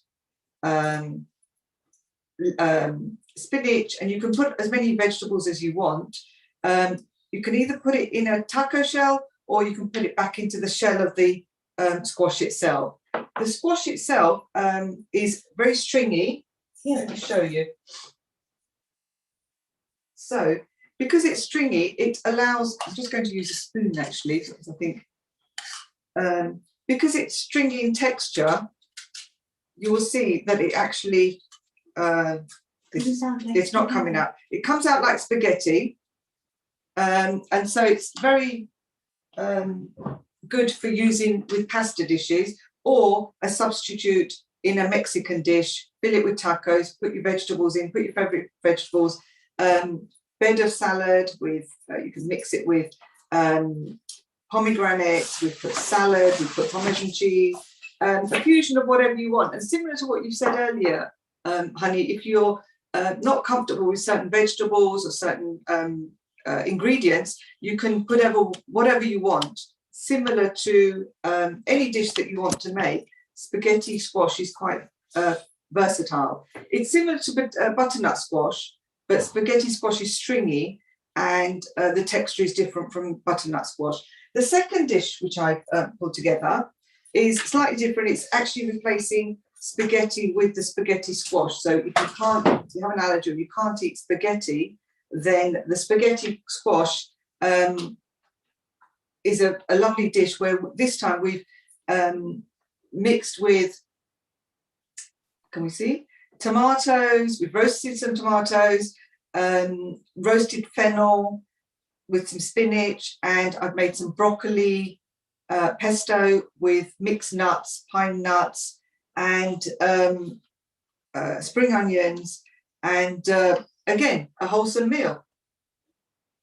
And then I've actually used the same spaghetti squash as a dessert. I don't know if you've tasted kheer, or you like kheer. So it's an Indian sweet where you put nuts, you put cardamom, saffron, and it's a sweet dish as a dessert. Wonderful. I think her recipes are, well, I get to eat them later, so I'm quite excited about that. I know. And yes, and Alicia has shown us such a lovely pudding as well. Yes. Okay, so I'll go next, and I'll show you my recipe. Just to summarize what I did. So I decided to do a diabetic-friendly dessert, actually a chia pudding. So this is what it looks like. This is the final dish. And as you can see, so what I did was I decided to go for a winter warm, spiced, flavored chia pudding. So all I did was I added some chia seeds, about a quarter cup of chia seeds. I added some oat milk. And what that does is it actually brings the seeds to life, like we were talking about earlier, when you introduce or when you sprout or when you soak or sprout your lentils, your nuts, your seeds, it brings that life into your grains. Same thing over here. I just soaked these in some oat milk, and then they just came to life. You can use any liquid of your choice. You can even use water if you want. Oat milk is very good for people with diabetes. So I kept that in mind when I was making this recipe.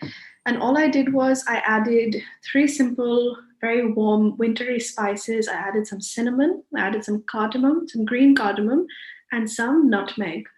And just to sweeten it up, I added some stevia, and I added the powdered stevia. So it's a green powder because it's freshly ground stevia leaves. It does have a slight flavor, quite a strong flavor of stevia. But if you don't like that, then you can go for a liquid. You can get it in a bottle, or it's up to you. You can even get the stevia, like the round golies of stevia, and you can crush them, and you can add the powder to your food to sweeten up your food. But I just used the stevia leaf, ground it up, and added it to my chia pudding. And then I let it sit in the fridge for 20 minutes, and it thickened up, and the chia seeds became like 2 or 3 times their size. So I always add a little bit more liquid to chia seed ratio, and that way it soaks up all the liquid and it becomes like this gelatinous. I'll show you the texture. So it becomes like this pudding texture. So if you can imagine, this is like a sweet, nutty, spicy in terms of cinnamon, cardamom, nutmeg, those warm flavors of winter, into a pudding. And there's your chia pudding. So yeah, that's my recipe. That's amazing. That really is. Both of these recipes are such amazing recipes. And Hasmita, if you could just hold that lovely plate, the plate that you showed. I mean, how appealing does that look? It's just so yummy. That is so appealing. Also, the presentation, I have to say, well done for the beautiful presentation. Because presentation helps a lot, when you're looking at food and when you want to eat food. We are visual people, like human beings are very visual as well. So when you see something that you find is quite appealing, so that looks really gorgeous, yummy. And even if I wasn't eating, even if I wouldn't eat that, I'll look at it, I think, oh, that looks quite interesting, and let me try that. So very nice. Well done, Hasmita. Really beautiful, very nutritious, both you and Seema. Well done. And you also used all the olive oil. I think it was extra virgin olive oil, I believe you used in there. Or was it, which oil did you use? I've actually used avocado oil. Avocado. So you'd have all the nutrition in there. Yeah. So because the oils are also important. The oils are very good at. Our ancestors used to have ghee a lot, right? The oil, the ghee, buttered ghee, and we used to think, well, they never have heart issues and they never had any problems, but they actually need some. Your body needs some oils and things. So it's really good to. So nutritious oils are beautiful. So well done for that. And Alicia, for you, I was just thinking, the chia pudding. That's so amazing because chia seeds are so nutritious. They're just jam-packed with so much nutrition, just, very, very good for the body. And you will find that most people who are health conscious will probably put a bit of chia seeds on their salads and things like that. So this is such a great way to create a pudding, and the cinnamon and nutmeg and all that sounds so yummy. Because sometimes chia seeds, I don't think have that much of a flavor, really. It's got a kind of a light kind of flavor, but it's not really, there isn't much flavor. So if you're going to enjoy the cinnamon taste and the nutmeg taste and everything with it, so you're going to enjoy the nutrition and have the wonderful taste with it as well. So that was really great. Well done. Thank you for both of you for sharing such lovely recipes with our audiences. And I'm sure people around the world, whatever background they come from, will enjoy these recipes, because it's not really for any particular community members. It's actually quite international. It's for anyone. So thank you very much for sharing that. Seema and Hasmita, thank you very much for joining us here. And Alicia as well, thank you for joining us here today. We are going to be moving on to, of course, our next guest very shortly in about 5-10 minutes. Before I go on, I have one last question to interrogate you guys with, which I love asking these questions, right?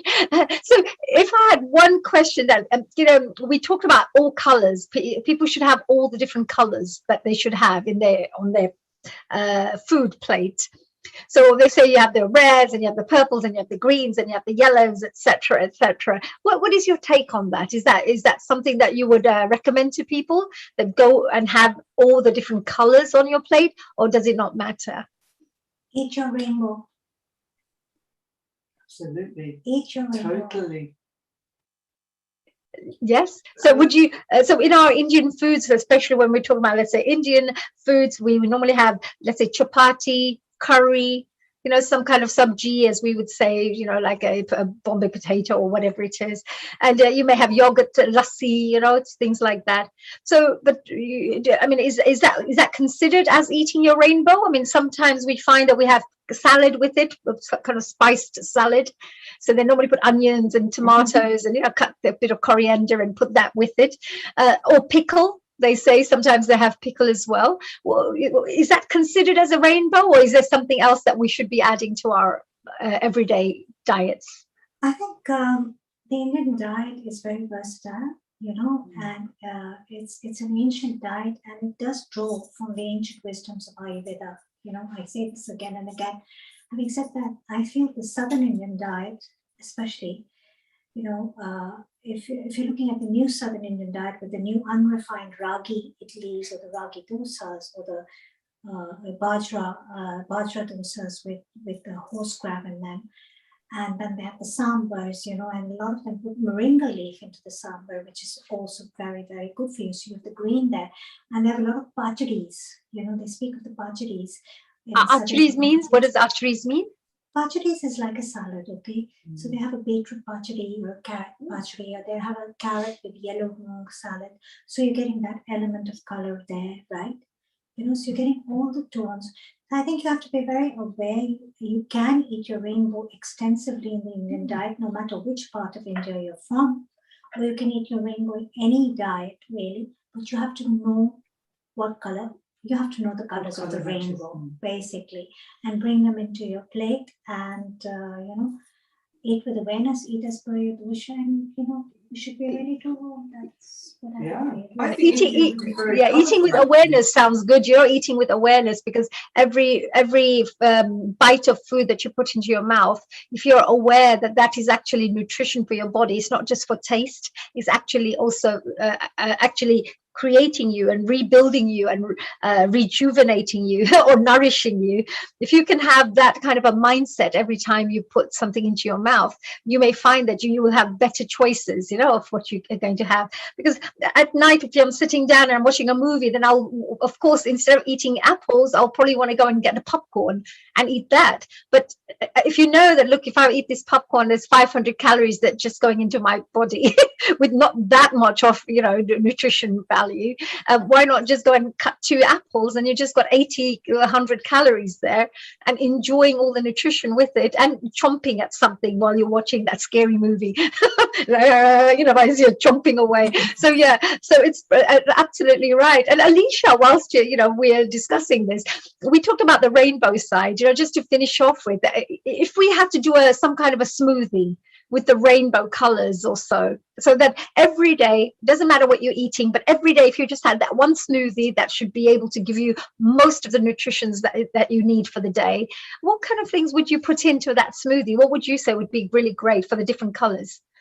I think a smoothie is actually a great way to get those colors in, because each color in vegetables, they give you something very particular for your body that it needs. So, red, yellow foods, red foods, they ground you. Yellow foods, they give you energy. Green foods, they all do different things. Purple, blue foods, they have lots of antioxidants, anthocyanins.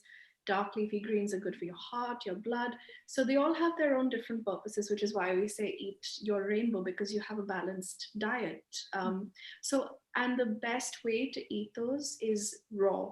Raw vegetables and fruits are the best way to consume your rainbow, essentially. So a smoothie would be perfect if you freezed a whole bunch of berries, or you just added them in as they are. I would probably go for something with high antioxidant levels, like raspberries or blueberries or blackberries. So the berries are always good. I also like, but I wouldn't really mix them, if that made sense. I wouldn't mix them with bananas or milk or yogurt. I feel they should be kept separate and eaten separately, because your body has a harder time digesting them if you digest them all in one go. So if I do a berry smoothie, I'll probably use a little bit of almond milk, and a mix of different berries. And then on another day, I would probably have like a green smoothie. I would maybe throw an avocado in there. I would throw some spinach. I would throw some maybe some spirulina powder, or some. You can make a matcha tea smoothie. You know, matcha powder is like is like a tea leaf. It's the leaf of that tea, the matcha tea, and it's got lots of chlorophyll. You know, any dark leafy green vegetable you could throw in there with some nut milk of your choice, or oat milk of your choice. You could have a green smoothie. You could go for, you know, any color of your choice, really. Yes. I would keep fruits separate, vegetables separate, and sweet fruits separate from sour fruits. I wouldn't mix them, but it's good to have different ones on different days. Honey, I've got a question for all four of you. We've had some questions. One of the exciting one I would like to read is from Ruxana in Cairo. And she says her family is very crazy about eating pizzas. So what will constitute a healthy pizza, and what toppings would be constituted as a healthy toppings? Could all three of you answer that? Because pizza is very widely eaten. So let's go Hasmita and Seema first, then Alicia, and then Honey. Cauliflower-based sourdough? I'd go with a cauliflower-based pizza. So you make your base of your pizza with cauliflower. Actually, so it's a plant-based base. And I would use a traditional marinara sauce, which would be a tomato and garlic sauce, very much what like I demonstrated here. And I would use all the antioxidant-rich vegetables. So I would go with green peppers, red peppers, yellow peppers. You could add corn to it. You could add mushrooms to it. You could top it up with vegan cheese if it's available in your country. You know, you get vegan variations of mozzarella cheese now, so you could use those. Or you could use a traditional mozzarella cheese if you didn't have it. And depending on how cheesy a pizza you want, you could add chili flakes to it. You could add now you're in Egypt, so you must have an abundance of olives. You know, so if you have an abundance of olives, you've got black olives and yellow olives, so use those. You know, you can then bake it in. But the thing with the cauliflower base is you have to bake your base in advance. You know, you have to, you're going to grate your cauliflower and you're going to bind it up together. Some schools of thought use chia eggs or flax eggs, and you bake it and crispen it into a base. It's a technique. There are plenty of recipes on the internet. It's a low carb option and it works beautifully. And would it be using yeast as well?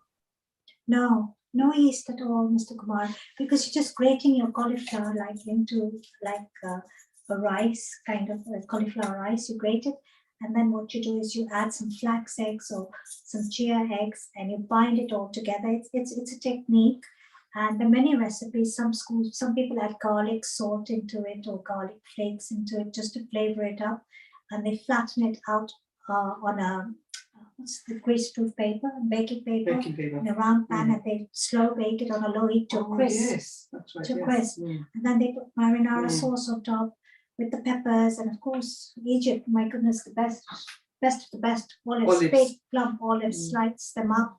Put in your chilies if you want. Peppers. You know. I don't know if you're vegetable. Now I'm going to say this word. Forgive me. You're in Egypt. If I'm wrong, please forgive me. Melohia is a green vegetable that you get in Egypt, and you make a soup out of it. It's a green vegetable. It's very, very delicious. I don't know if you could put a few, leaves of melohia onto your pizza, but you can add your peppers, you can add your corn, you can add your mushrooms, you can add your cheese or vegan cheese. And when your pizza comes out of the oven, you get beautiful olive oil in Egypt. I'm very aware of that. Cold pressed, gorgeous. Pour over some olive oil, throw on some arugula or some raw spinach, lots of fresh basil leaves, and you're ready to roll. You have a great pizza there. Well, there you are, Ruxana. You've got a live specific pizza making advice for Egypt. And we move over to Alicia. Alicia, what are your choices?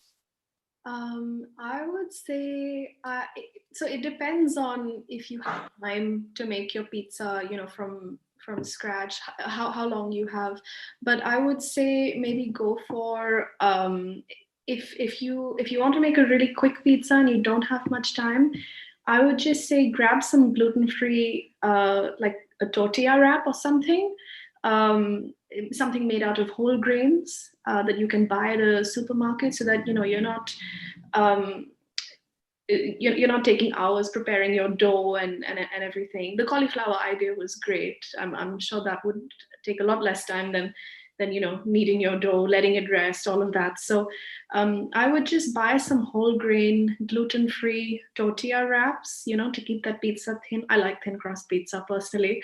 And then I would put a marinara sauce on top. So tomato puree, garlic, some salt, peppers, maybe some herbs. You can put some oregano. And then your toppings are really your own adventure. I personally like sweet corn, mushrooms, onions, and I would probably put some vegan cheese on top, or cashew cream. I would just put some dollops of cashew cream, blended up soaked cashews, salt, lemon, and just some salt, pepper, and garlic. And then sprinkle it on top, bake it in the oven, and you'll have some delicious vegan pizza. Ruxana, there you go. A second alternative live from Healing Our Earth. And honey, what do you think of both the options? And do you have any choice? And we'll also ask our nutritionist later. Absolutely, Neil G. That was a lovely question, by the way. And Ruxana, what I would do is like there's two choices, as both Seema and Alicia both mentioned. If you are making your own dough, I would probably not use water, but what I would do is I would make a liquid out of maybe things like, watercress or beetroot, or, just to turn it into a little mush, like a liquid. And then I would make the dough with that. So you put all the nutrition that you want in your dough. If you don't have time to do that, then of course you'd purchase, like Alicia mentioned, some kind of I would say pizza base. And on top of that, when I would make the tomato, I would put lots and lots of nutrition in the tomato sauce. I would make it into, of course, use pure tomatoes, so just real tomatoes rather than the cans, etc. So I would use real tomatoes, put all the ginger and all the wonderful, delicious things that are good for you, nutrition in the sauce itself.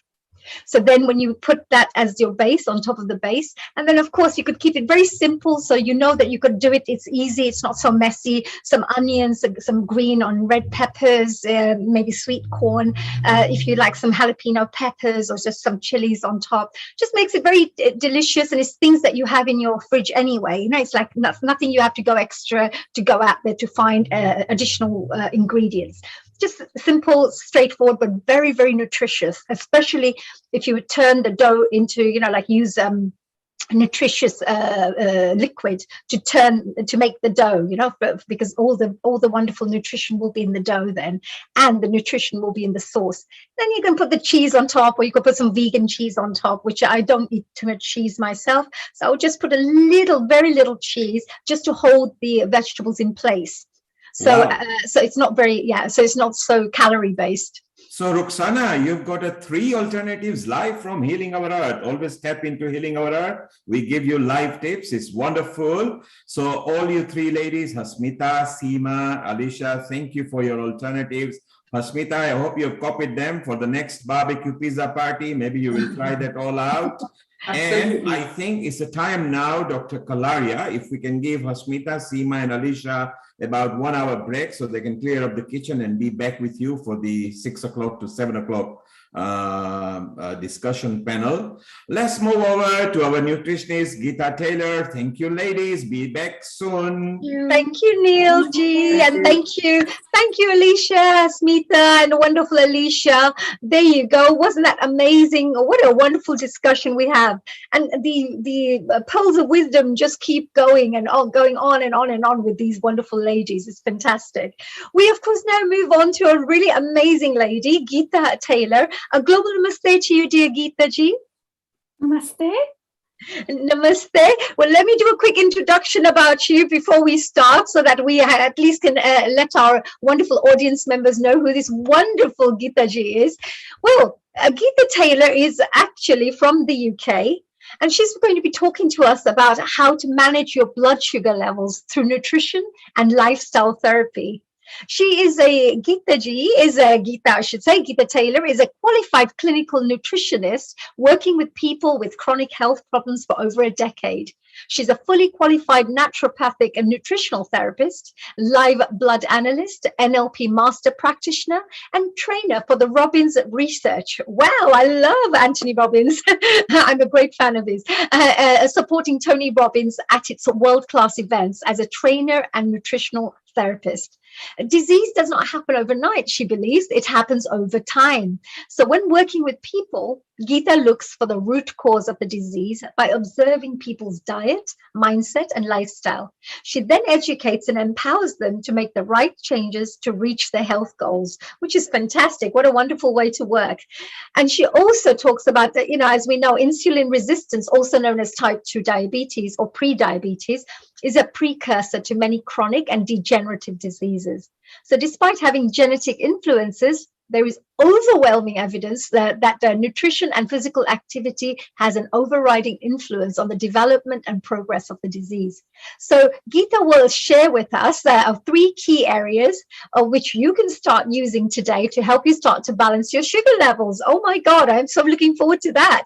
Hello, Geeta ji, Global Namaste, back again. I'm so super excited. I was really looking forward to speaking to you about this wonderful information and the fact that you are part of the Anthony Robbins Institute. Wow. How did you get involved in the Anthony Robbins Institute? So global namaste first. So I've been in the Anthony Robbins environment since about 2003, so almost 18 years.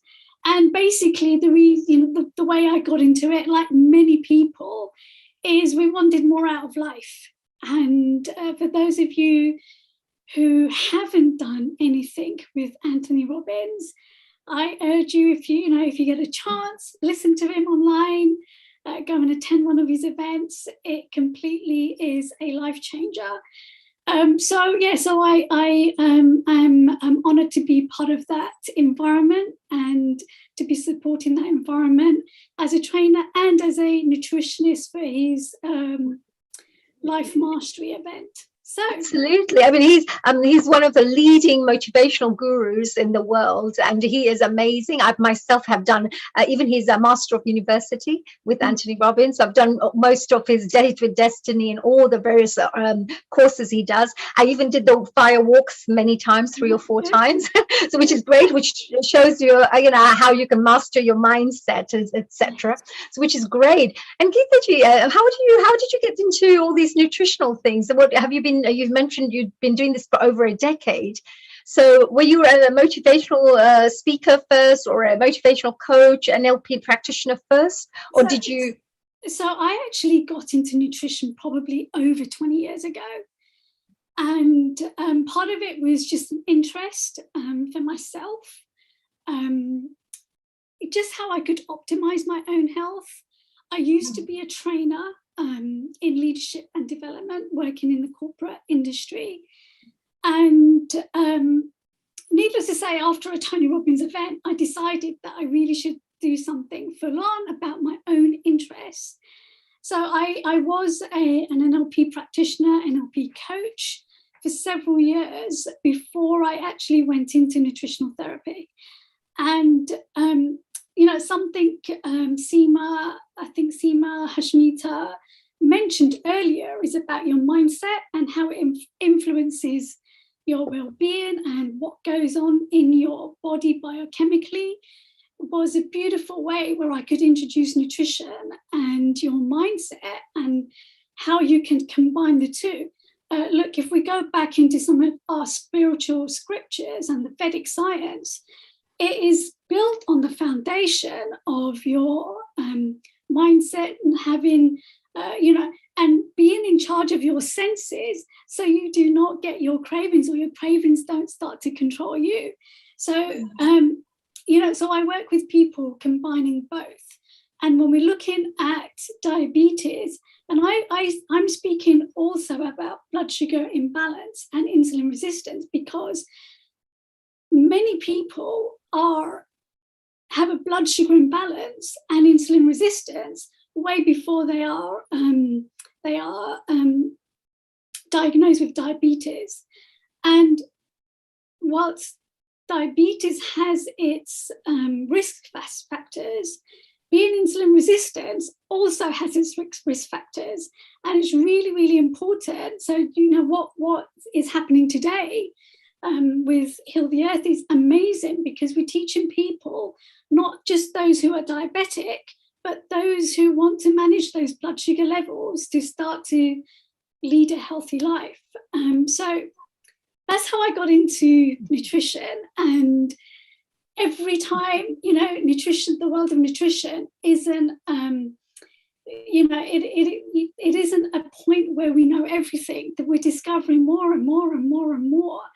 And really what's interesting as well, because I do study a little bit of Ayurveda, is how some of those things are being integrated in the world of nutrition as well, which is really beautiful to see, just to understand how that 5,000-year-old system is there's a science behind it. So that's quite an amazing thing, isn't it? Bringing in the 5,000 years knowledge, which is really valid now. And through research studies at this moment in time, you realize that, wow, all that was real. it's how did these wonderful people know 5,000 years ago when they didn't even have all this technology, etc., to research into such things? So, which is amazing. And Geeta, are you going to be doing any kind of presentations for us today? Is that right? What will you be doing for us today? So I am going to go through some statistics. I probably might be repeating some of the things that have been said already, but repetition is a mother of skill. Absolutely. And I am going to go through and just kind of go through some of the nutritional aspects of how you can balance your blood sugar levels and the other lifestyle behaviors, because it's not just one or the other. They are combined things that you need to do to be able to, kind of take control of your well-being. So I do have a presentation that I've prepared specifically for this event. So yes, please go ahead. Please share. Yes, no problem. So just for our global audiences right now, do stay tuned in, because here you're going to get a chance to learn some really amazing tips from this amazing mind, body, soul coach. Because I know that Geeta manages, and she gives you tips not just on the nutrition side, but how mind, body, soul connects together to give you the best optimum health. So please go ahead, dear Geeta. Yeah, okay, you know about me, so that's no problem. All right, so these are statistics from Diabetes UK.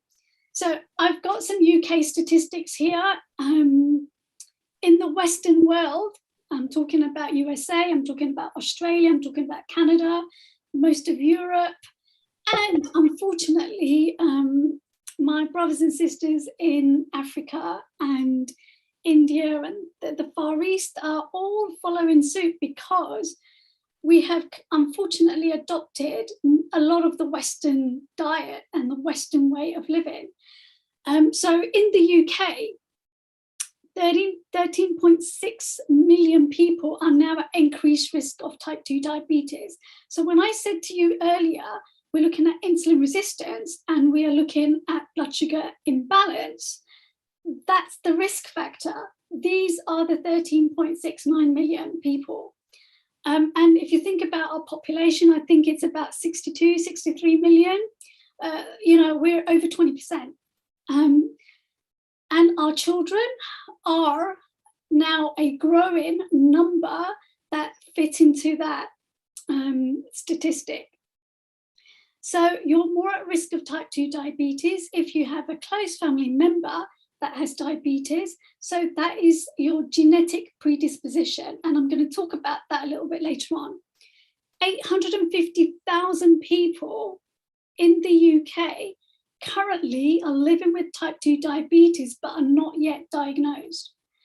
And then So research through this is showing us that when you combine different types of interventions, diet, lifestyle, manage your weight, you can start to reduce those risks by about 50%.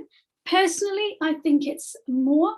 In my experience, when I've worked with elderly with diabetes, it's fascinating how things can improve and the medication can be reduced. So I want to just do just a little waiver here. If you do have diabetes and you are on medication and you want to change your diet, work with your GP, work with a health practitioner so they can monitor you to make sure that you do it in the safest way possible. So genes are lifestyle. So we talked about predisposition. So if a member of your family, a parent, grandparent has had diabetes, you are predisposed. So that means that you depending on how you live, you can switch on that gene or not. But what we learn about epigenetics is the control around how that gene is expressed. How that gene is switched on and off depends on how you live, okay? So when we're looking at whether it's genes or lifestyle, the tip between the two is focusing more on your lifestyle being in control more than your genes. So what happens when you become insulin resistant? So we don't know completely exactly why this happens, but I'll tell you what happens. So you see these receptors, the purple Y-shaped figures there, they are like your receptors. And what happens is that when you eat a sugary meal or a carbohydrate-rich meal, it doesn't actually even have to be a carbohydrate-rich meal. Whenever you eat carbohydrates, your body will produce insulin to help you get that sugar into the cells, and they go into the cells via the receptors. The receptors are the keys. They're the things that allow what can go into your cells and what is not allowed to go into your cells. So what happens with insulin resistance is these receptors are desensitized. And like I said, we don't exactly know why or the mechanism of exactly why that happens, but we do know that how you live and your lifestyle has a huge impact on creating that desensitization. So when they talk about you having insulin resistance, and that's type 2 diabetes, this is what they're talking about. And both diet and exercise can influence this. So some of the signs and symptoms, if you are diabetic, or if you are pre-diabetic, or you have high blood sugar levels and you don't know it, some of the signs and symptoms might be some of these things. These are a handful, they're not the whole list. These are the most frequent things that people may come across. So you may have frequent urination, or urinating at night, getting up at night frequently to go to toilet, or be really thirsty. Those are some key signs that are abnormal, and that's things that you need to see your doctor about. When you're fatigued and there's no reason for you to be fatigued, when you start to get blurred vision, and it might be that we're staring into the computer or the screen too much, but it might be other things like your blood sugar's out. It might be vaginitis for some of you women, where you start to get bacterial infections or candida infections of the skin, poor vision, poor night vision, pruritus, which is inflammation or rashes on the skin, impotence. So this is where you start to have infertility or fertility issues. When things get a little bit more serious, the numbness or burning sensations of your extremities, so like your fingers, your hands, your feet, or frequent urinary tract infections. These are just some of the signs and symptoms that may be happening to you. And those are the what we would start to say flags and red flags that you need to go and see your GP.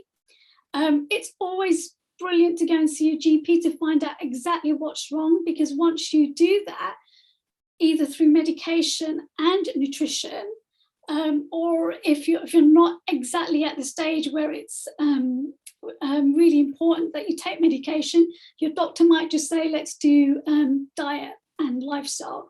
And that's when you start to change. Well, we should start to change things now, don't we? But that's when you would really start to take things really seriously.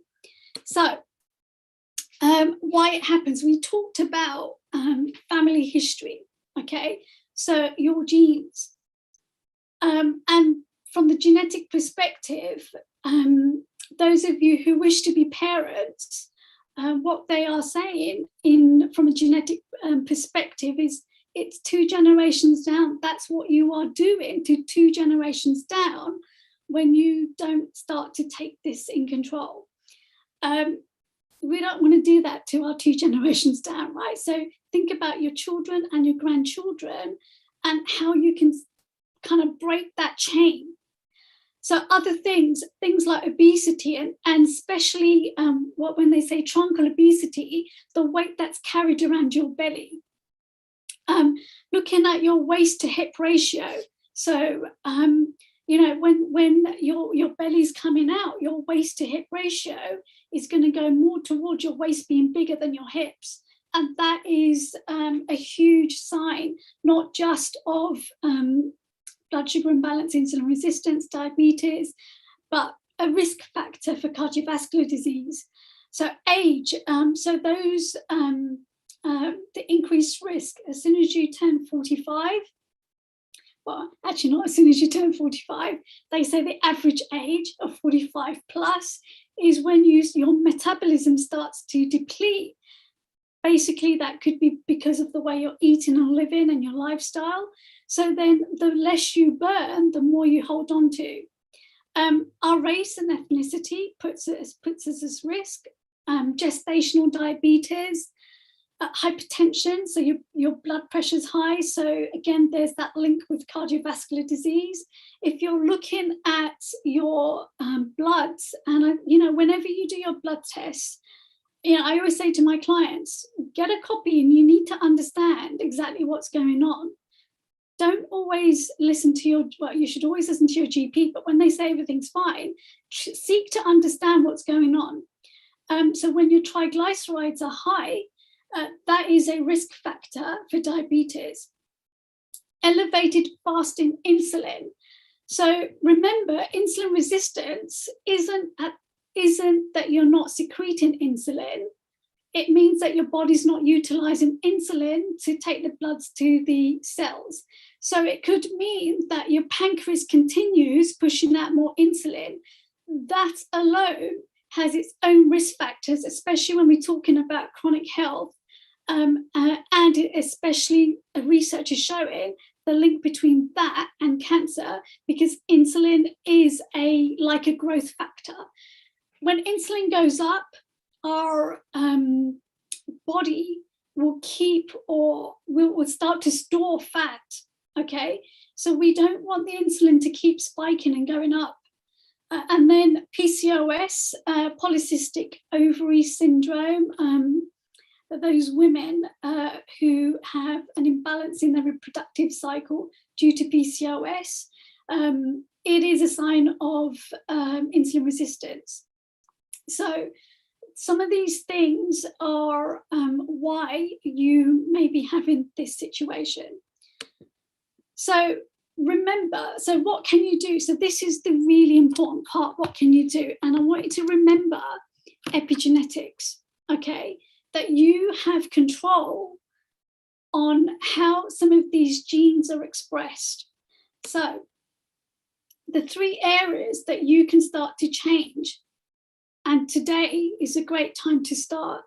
Number 1, I'm going to talk about these in more detail as we move along. You have nutrition, and food frequency. And I'm using the word nutrition because we spoke about senses earlier. I think it was Honey. You mentioned when things look nice, you have that inclination to eat it. But also the words we use are really important because they start to change our focus. Okay, so when we just say food or diet, it doesn't really relate to what we need to eat. When I say I'm going to go and have some nutrition, I'm really thinking about what am I going to feed my body that is going to nourish it. Okay, so nutrition and food frequency. You need to improve stress and sleep, and I'm going to explain to you why as a bit later on down. And exercise, it's huge. Exercise is huge to help you get your blood sugar levels to help get your blood sugar levels down and the glucose into the cells. So when we're talking about nutrition and your eating pattern, so your food intake is really important, and you want to eat foods with low glycemic load. And if you're on this webinar, if you know what low glycemic load is, please put it into chat. If you're not on this webinar and you want to, if you know what it is or you want to know more, put in messages where if you're watching on Facebook or YouTube, and I'm going to explain to you what that is in a few moments. Eat moderate protein. Okay, so what I mean by moderate protein is that you don't want to go protein crazy. Protein is important. Every single is part of growth. Nothing in life or on this planet exists without protein. Everything has protein in it. So you want to make sure you get moderate amounts of protein into your diet. And if you want to ask me how much, think about your fist size as being the amount of protein that you want to have. Then you want to eat, and earlier the ladies were talking about this, good fatty acids. So we're looking at things like olive oil, we're talking about nut oils, but these must not be highly processed, because if you're eating processed fats, you're eating a toxin or you're eating toxicity. So when you are buying your oils, just make sure that they are good quality oils and that you do not heat them too much. In fact, the oils or the fats that are really good for heating are going to be the fats like ghee or coconut oil. So you just want to be careful that you do not oxidize. Plant oils are very, they're not stable when it comes to heat. And so if you start to use high heat on them, they will break down too quickly and they will oxidize too quickly. You don't want to eat oxidized oils. So omega-3 fatty foods, again, really important for the brain. Things like flax, chia, walnuts, hemp are really going to be important from the perspective of giving your cells the nourishment it needs. But also when we're talking about fats, when you eat fats, you are going to be satiated and they are going to help you not to overeat. So also think about things like avocados as well. We talked about antioxidants earlier. So eating foods high in antioxidants. All colourful foods will be high in antioxidants, okay? And I've said, especially vitamin C and E, your nuts will have the E's in them, vitamin E's in them. Your vitamin C's are going to be your peppers, your tomatoes, your squash, your citrus fruits, okay? And I'm going to talk a little bit about seasonal fruits in a minute and seasonal foods so that you can keep with I'm going to say a rhythm that the planet is running in, okay? And then eat low pro-inflammatory foods. So food is medicine. It's not like medicine, it is medicine. But it can also be a poison. So if you're eating foods that cause inflammation, then that food is a poison for you. Okay, and everyone is different in terms of what foods inflame them, and that could be because you have a food intolerance or a food allergy. They are both different, they're not the same thing, or a food sensitivity. Okay, and if you get inflamed by certain foods, examples would be that I'm getting bloated after eating certain things, there is a sign that that food is not right for me, or something makes me feel really sleepy, or I get a skin rash when I eat something. That is a reaction. And yes, you can do tests to find out what that is, but also you can tune into yourself to understand, well, you know, what is happening to me after I've eaten certain things. So you want to make sure, some examples of pro-inflammatory foods will be, I'm going to call it junk, okay? And that is processed foods, foods that come ready-made in packages, crisps, biscuits, pre-packaged cakes and donuts and things like that, okay? I'm not saying you never, ever, ever have them, but if they are a large part of your diet, they are going to cause you inflammation. So here is a beautiful plate. Now, who wouldn't want to eat this? You know, food doesn't have to be too difficult. The more difficult you make it, probably the less you're going to do it. So keep things simple. So your greens are going to be a huge part of what you have. Your greens are critical for your liver because they support they optimize the detoxification. We talked about earlier, they were talking about when you want to reduce AMA in your body, the greens are really good at reducing that AMA because you're supporting the liver, which is going to support the detoxification so you can then eliminate it. You get your good fats in there and you get your good proteins with your lentils, legumes, etc., etc. So here's a beautiful example. Here's another beautiful example of, we talked about beetroot earlier when Honey said, you know, putting beetroot into the dough. Beetroot's amazing to get into your body. Cabbage is amazing. The greens are amazing. And you can make little lentil cakes, or, you know, falafel is huge now. For my Egyptian friends, falafel is amazing as an additional to not having pizza. And I, you know, I've learned so much across, you know, over the 10 years that I've been practicing. And you have to understand what you can tolerate and what you can't tolerate.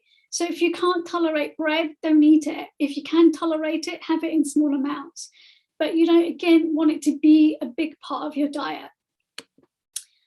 Your fats, so the beautiful nut oils, the chia, the coconut oil, the avocado, these are really, really good, healthy fats that your body needs. Your body needs fats.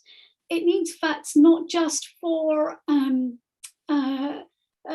taste or calories. It needs fats for lowering inflammation. So when we're looking at pro-inflammatory foods or anti-inflammatory foods, good fats are very, very anti-inflammatory, and they really are food for your brain. Some of us know, you know, I know my mum used to say, eat your almonds, they're good for your brain. They are, and research is showing that, how important fats are for our brain. So just make sure that you get a good variety of your fats into your system. I'm going to answer questions. I know somebody's put a message in here. I'm going to answer questions a bit later on when we come to Q&A. So just just be generous. I am a fan of ghee, so again, when you eat it sensibly, it's really important. The oils are also important for you to absorb what we call fat-soluble nutrients. So your vitamin A, your vitamin E, your vitamin D, your vitamin K, and there are several minerals that are fat-soluble, i.e. that you need to have fat in the diet for the body to be able to uptake those nutrients. So really another reason why you want to have them in your diet. And then when we're talking about proteins, you want to make sure that you get your beans and lentils and legumes. You know, being on a vegan or vegetarian diet, these lentils and legumes are amazing. Some people cannot tolerate them, and it might be because of the way you're preparing them. So, you know, we know that we were brought up soaking them overnight or at least a few hours to get rid of the lectins that are in these, and these are in nuts as well, by the way. So when you soak them and drain them, you remove quite a lot of the lectins. Sprouting them removes the lectins. So you want to make sure that you prepare them properly so you don't have the digestive issues that can come with it if you are prone to it. From a protein perspective, remember your tofu, remember you want to get variety into your diet. Variety is the spice of life. You don't want to do anything. You don't want to just focus on one particular food all the time, because that's not how we work seasonally. That's not how we work from a day to day either. So the more you can get variety into your diet throughout the days and the weeks and the years and the months, the better it is for you. So you always have a choice. Okay, sometimes the choice is hard. We've just had Diwali, and you know, there were things that, you know, sweets and fried foods and all of those things around. But the more you start to eat a diet that is wholesome, the more you're going to have, your body's just going to say no to the inflammatory foods. This is a sign here of inflammatory foods. When we're looking at the Indian diet, remember, traditionally, the Indian diet has been amazing. And we used to eat more of the millet and the sorghum or bajra or jowar or amaranth or the ragi and all of those. We used to eat a lot of those. And I think as we move to a more Western diet, we move to more of the refined grains, which when you eat them incorrectly can actually cause inflammation. But remember, if you are making things at home, you're more likely to be in control of what goes in. So if you think about when you buy a loaf of bread and you read the ingredients, if you're truthful to yourself and you're reading things on that ingredient list that you cannot pronounce and you have no idea what that is, it is not likely going to be wholesome and good for you.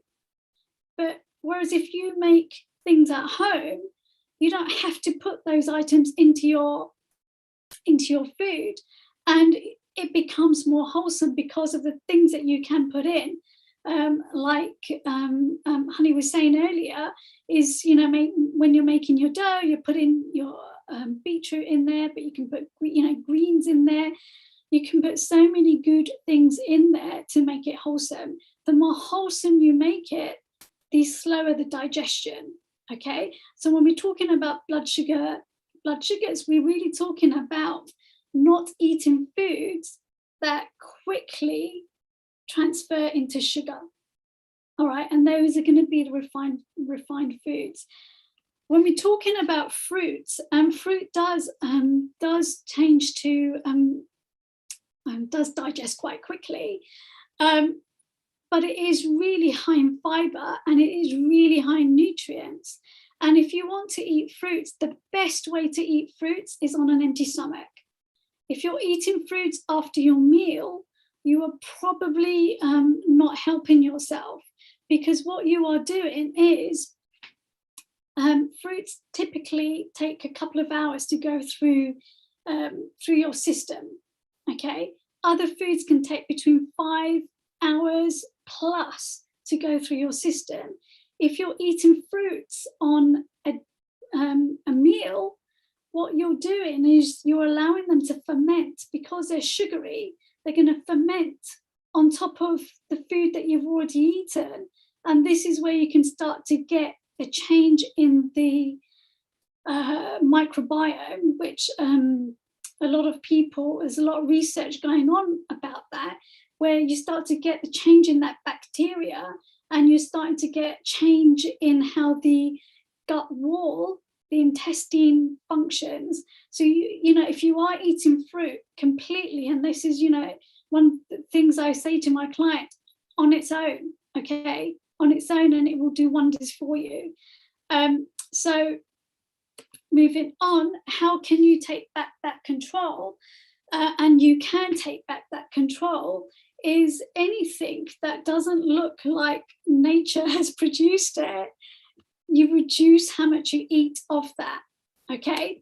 So the things you want to avoid, I'm talking a little bit about the Indian diet here, and the sweets, the sugary desserts.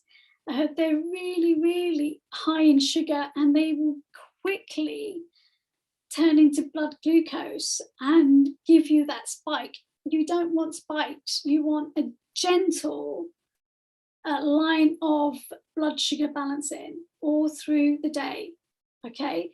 So if you find that you get a 3 o'clock slump, 3 or 4 o'clock, you feel like you need to pick me up, it just means that whatever you had at lunchtime was not sufficient from a protein and good fat perspective and a vegetable perspective to take you through to your dinner. I want to talk a little bit about timing. And when I talk about timing, I'm really talking about planning your meals. So if we're talking about well-being, then we want to really look at how we're taking in our food and how the frequency of that food.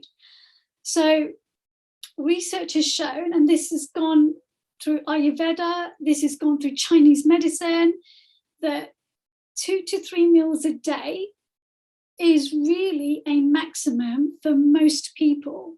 There is a handful of people where they need to have more, and those are specifically A, people with a very, very high metabolic rate, B, athletes, and I don't mean that you go to the gym every day, you're not an athlete. Athletes train typically 4 or 5 hours a day. And people with chronic, specifically like chronic fatigue and really other chronic conditions where they need to have very small meals throughout the day. The rest of us need to work on 2 or 3 meals a day with no snacking. And I want to take it back to a little bit about your senses. Like if you eat properly on those 2 or 3 meals a day, 2 meals a day means that you're fasting. You have a 12 to 16 hour fasting window daily. And research has shown how that really helps in anti-aging. It helps lower blood glucose levels. It supports and stimulates immunity. It helps with detoxification. So if you can do it, you don't have to do it every day. Even if you do it 2 or 3 times a week where you do intermittent fasting, you're really going to help yourself. Otherwise, 3 meals a day with no snacking. If you find that you need to snack, it just means that either your mind is in control of you or you haven't eaten enough in the meal prior. So there are many reasons why the mind may go into controlling you. And one of those will be that we use food to feel good. The term food is mood is not the way you really kind of want to live your life if you want to be healthy. Okay, so if you work with someone, or if you work with yourself, and really sit down and try and understand, well, why do I want to eat this? Is it because I'm really hungry, or is it because I want a stimulation? Okay, and that stimulation might be I want to feel good. And just remember, all our senses stimulate us. They're not meant to, okay, but they do. We're not supposed to use them as mental stimulation every day, okay? We're supposed to use them, number one, to get through life, or fight or flight, okay? So your aim is to have 2 or 3 meals a day. And if you're having 3s, it's breakfast, lunch, dinner. If you're having 2, it could be breakfast, a brunch, and then a late early dinner. But you would have to work this out in the best way that is right for you. When it comes to timing, aim to have, like, literally you're out of the kitchen by 7, because the later you leave it, in Ayurveda, you're moving into, well, after 6 o'clock, you're moving into what we call kapha. And when you eat in that period, you're just going to retain, your body's going to retain as fat. You're not going to burn it. So the earlier you eat your evening meal, the better it is for you. So improving stress and resilience. So when we're talking about stress, we live in a society now where it's go, go, go, go, go, go, go. It's 24/7. Okay, I can go to my supermarket any time of the day I want to. Okay, we are continuously being stimulated to be keeping our mind active. And when we're talking about stress, this could be simple little things that happen throughout the day that then now control how you're reacting. And whenever your stress goes up, your glucose goes up. Okay, every time stress goes up, glucose goes up. So you are then creating, even without eating, you're creating a situation where you're creating more glucose in the blood, and then you get, body's got to produce insulin, but you're insulin resistance, and then you're compounding your problem. So you need to improve that stress resilience and your sleep quality. So if you're in the go, go, go, go, go, you need to start to time manage yourself. If you have emotional stuff going on, there is so much help out there now that you can start to work with someone, do something to be able to help yourself and get some resilience there. Things like being optimistic changes your stress resilience, your self-belief, control of yourself, your willingness to adapt. If everything's my way, my life is going to be very narrow-minded. So really think about how you can adapt to what is going on around you. So that willingness to be flexible is really important.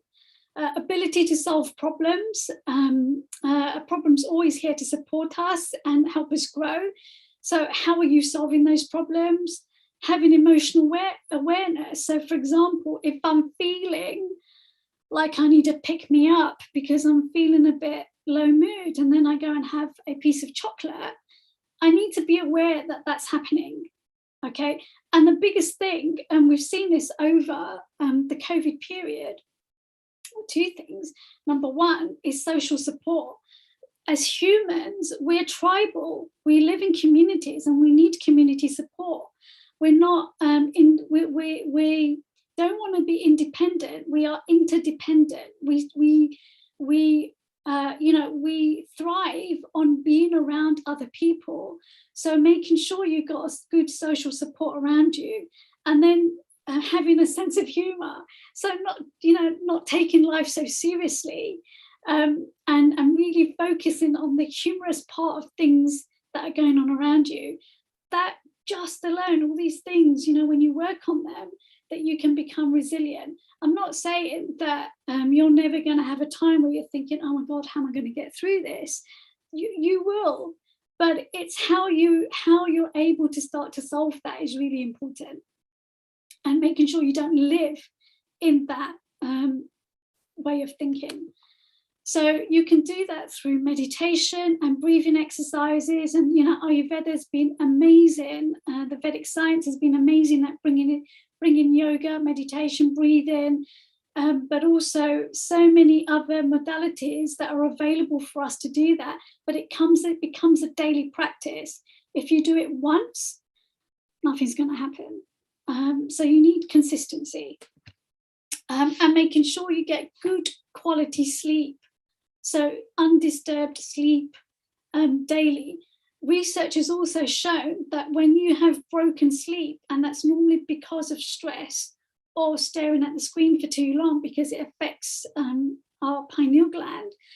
But when we're looking at stress and sleep alone will raise our blood glucose levels if you're not sleeping properly, okay?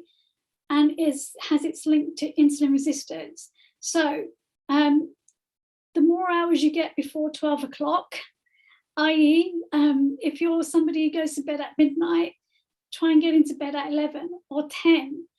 The more you have before, they're worth twice as much than those that are after midnight, okay?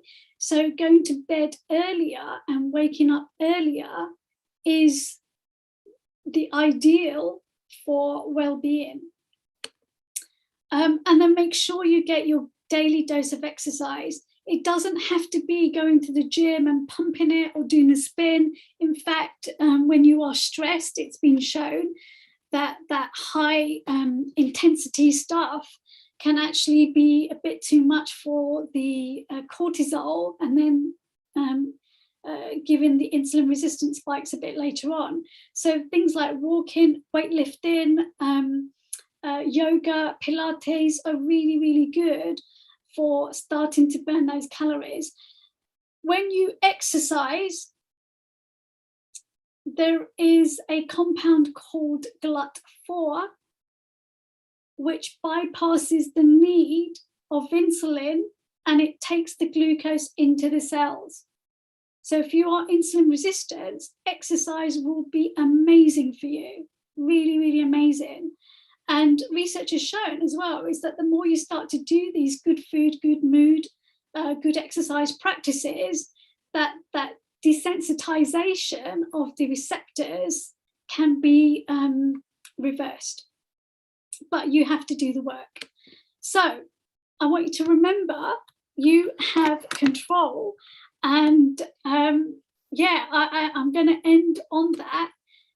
Thank you for listening. And I'm going to just switch off my PowerPoint, stop share. Switch off my PowerPoint and take any questions. Wow, that was so interesting, Geeta, and so much information all packed into one presentation. I hope it wasn't confusing. No, it's fantastic. It's such a wonderful summary, an overview of so many points, but you put it so wonderfully into 1 hour, and so many really important points that have been highlighted, which are absolutely fantastic, and a very nice step-by-step manner as well of sharing this information. I'm sure all our global audiences were thoroughly enjoyed the presentation, but also I'm sure they've gone back with some really amazing tips that they can go back to really help to improve their own health. So from here, Geeta, we may be having some questions coming through shortly from the questions that we're getting through our social media side. But there was one question that we had coming through. Is it moringa leaves? Is that good for diabetes? So moringa has been shown to help lower blood sugar levels. What I say to people is that what's really important is not to focus too much. don't put your primary focus on supplements or specific herbs. I think they are important. Your behavior is going to be more important. So your behavior being what you eat, how you eat, your stress, your exercise. If you get those right first, then you start to focus on things like moringa. There's many other ones that start to help balance, like supplements like alpha lipoic, cinnamon, that start to help with blood sugar balancing. But they, to me, unless somebody is really chronic, they would not be my first place to go, because the moment I say to someone, take these supplements, the moment they're looking for that magic bullet, and there is no magic bullet. You have to do the work if you really want to be in control. And if you think about the human body, right, Annie, it's got such a capacity to heal. Okay, it really does. You were born to heal. Like, we were born with that capacity. Okay, there might be a minute number, less than 1%, who have a genetic mutation and they can't, but the rest of us do. And the only thing that's stopping, the only thing that's stopping is the things that age us. And that's oxidization, our inability to remove AMA, our stress, and those sleep factors. If we can start to, fix those, then the majority of things is like, I mean, three things you mentioned were very true, because you talked about having enough sleep and less stress, as we said, have exercise and nutrition, 3 areas which we would just have normal food. And you talked about habits. Habits are important because it doesn't then feel like extra work. It doesn't feel like, oh, I'm being deprived, or I have to do this and I have to do that. If you have a lifestyle choice, as soon as you put something in your mouth, you'll think straight away, is this going to be good for me or not? And if you think, oh, it's not going to be very good for me, okay, I'll just have one piece just to, help yourself feel a bit satisfied that I tried it, instead of gulping down everything, So sometimes people have a whole bar of chocolate, for example. But if you just had a little one bite and ate it, you felt that, okay, you had the chocolate. But it won't make any difference when you have one piece of that chocolate or the whole chocolate. It hasn't filled you up, actually. It's just been the taste that you've been enjoying.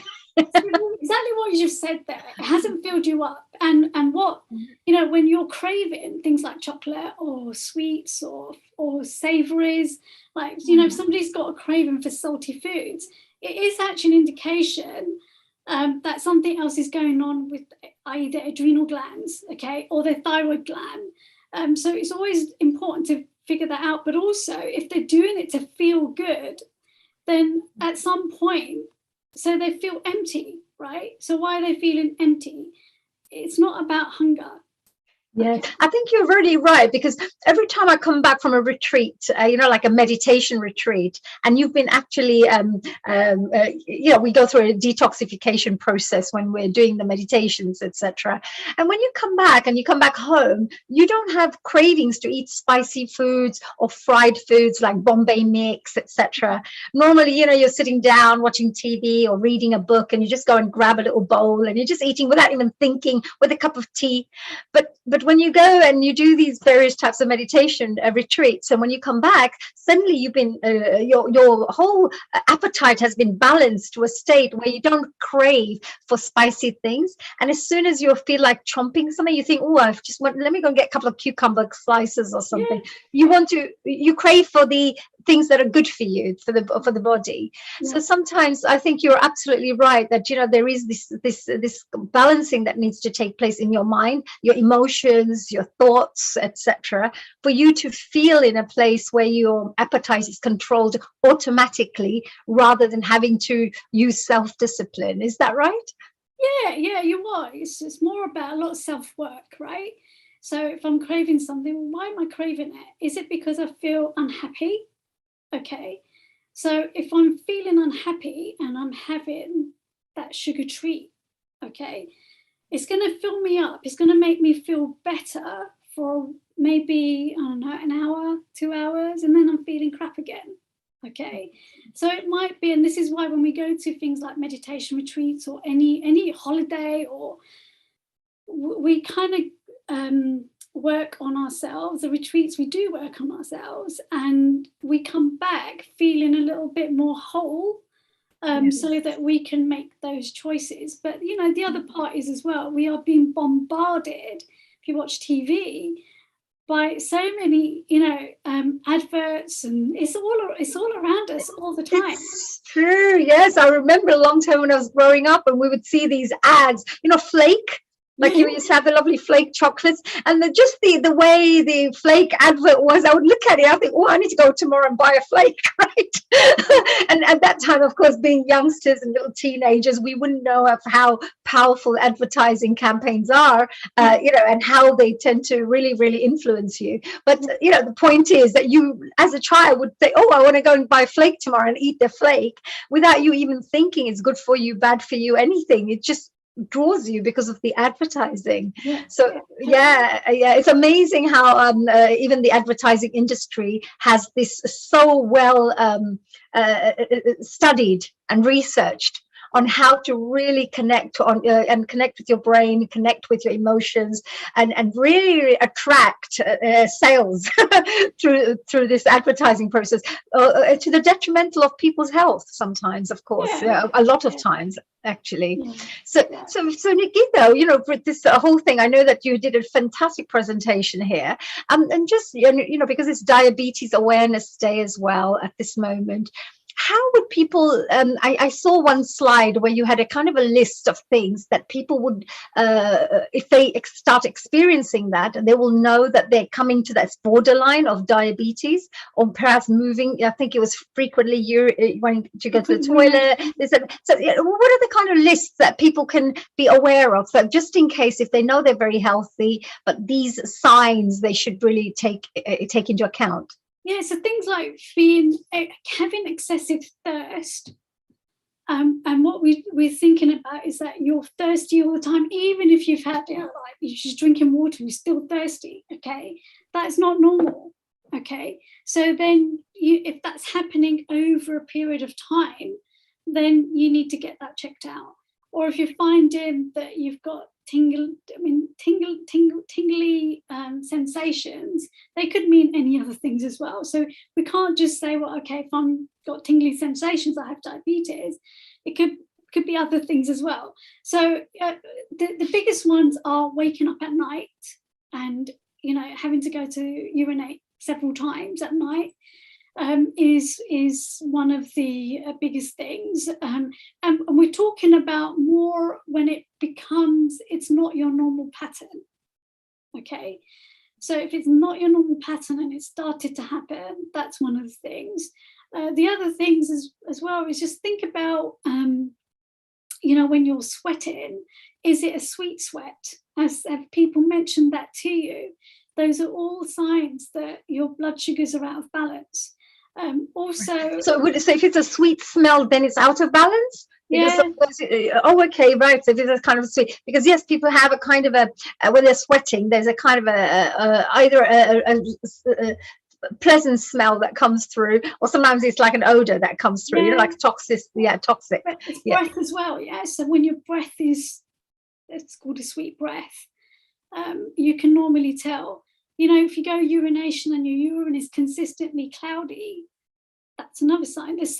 There are quite a few signs. And if you're in the UK, there's a really good list on Diabetes UK that you can have a look at. Educate yourself, really, really important from reputable sites. And just tune into yourself, really understand yourself and understand, is this my nature or is this not? And if it's not, then you need to get that looked at. Right. No, that's really great tips there. Yes. And as you said, you know, that I think right at the start you mentioned about the facts and figures of how many people have diabetes. Is an extortionate amount of people who have diabetes nowadays. It's just rising and rising all the time, right? And the numbers are. And I was an ambassador for the Diabetes UK UK charity for quite a few years, where we have to bring awareness to this, this cause, where a lot of Asians and ethnic minorities were having diabetes, and it's a larger percentage actually. For what is the reason? What is the reason the Asian population or the Black community would have diabetes more? Well, so they do have that genetic predisposition, okay, number one. And number two, just looking at so do you remember earlier I mentioned carbohydrates, and then I said also you need to make sure your proteins are adequate, all right? Mm-hmm. So from a carbohydrate perspective, it's things like, you might have eaten your meals late at night, and then you have your roti, and then you have your rice, and then you have your potatoes, and then you got just a big carb smack of a meal there. Yes. But other things as well that we're not used to. And I remember, well, I don't remember because I was tiny then, but if you, my parents, my family is from Africa, and the lifestyle there in Africa was different, in that their largest meal was at lunchtime, not in the evening. Whereas when they came to the UK, there's that shift from your largest meal being at lunchtime to your evening, and then not doing anything after your evening meal. Yes. I find that because we focus so much on our meals and our meal times, that we don't really think about what we're doing after our meals. So if you've had your dinner and all you're going to do is sit and watch TV, then you're not burning it. And then the whole point of you eating has gone out the window, because we eat for energy. It's very true, because we tend to do that, yes. In the evening, after you've had a long day's work, you quickly have your meal, quickly clean up, and then you just think, oh, I just need to sit down. And suddenly you've eaten and you go, oh, I can't move now. Just had such a long day. But actually, it's not very good for you, and you should really get a little bit. That's when you probably need to go for your little walk or something, just burn it off or something, and keep awake. And it stimulates the digestive system as well. So as soon as you've had your meal, you cleaned up, 10-15 minute walk, just go and move your body, and just kind of stimulate. Honey, talking about walk, I've got a question here from Mandakini from South Africa, and this is to you, Geeta Taylor. Global namaste to you. Yeah, global namaste. Geeta, the question from Mandakini in South Africa is, she's referring to type 2 diabetes, and she reckons, and she has read quite a lot about it, that this can be reversed with brisk walking and exercise and change of diet. Please comment. There's a lot of anecdotal evidence with practitioners working with people to be able to do that. And what I would say is that, if you're coming off medication, just don't do it. Don't just come off medication. I believe you can. I've worked with people who have, even when they're in their 70s and 80s, okay? But you have to do it in a safe way, all right? So there's lots of anecdotal evidence of that happening. There's lots of research as well in terms of different people doing clinical studies. You've probably heard of Dr. Mosley, who's in the UK. He did the 5-2 diet, and they used the 5-2 diet to work on reversing diabetes. There's lots of, that's documented. Yes, there is, and we have to just make sure that anyone who goes on that path to do it, that you do it in a safe way. And Geeta, she mentions, next question on the same person, define brisk walking. What is the quantum of brisk walking? So brisk walking really is that you are walking at a pace that is starting to get your cardiovascular system working a little bit harder, not too hard, but you're not puffed out, okay, but you're walking at a pace where your heart is now starting to really work, and you're having to make effort walking at that pace. all right? But you're not doing it at a pace where you're so puffed out that you're just going to collapse. Brisk walking is the ability to move at a strong pace without completely wearing yourself out. And with brisk walking, it's the length of time that you want to do. Whereas if you're going to run, it's the shorter amount of time.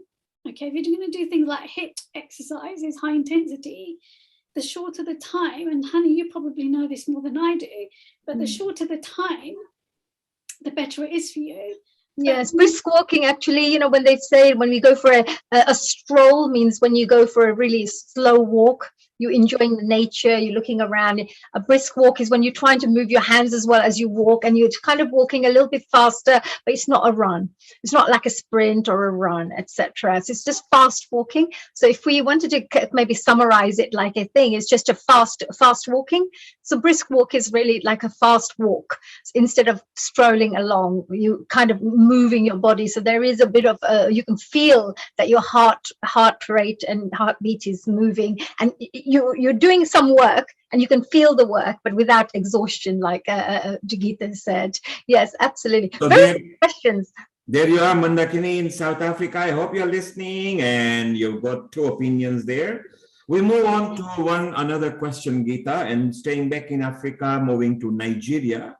George wants to know, how do I know what foods I am intolerant to?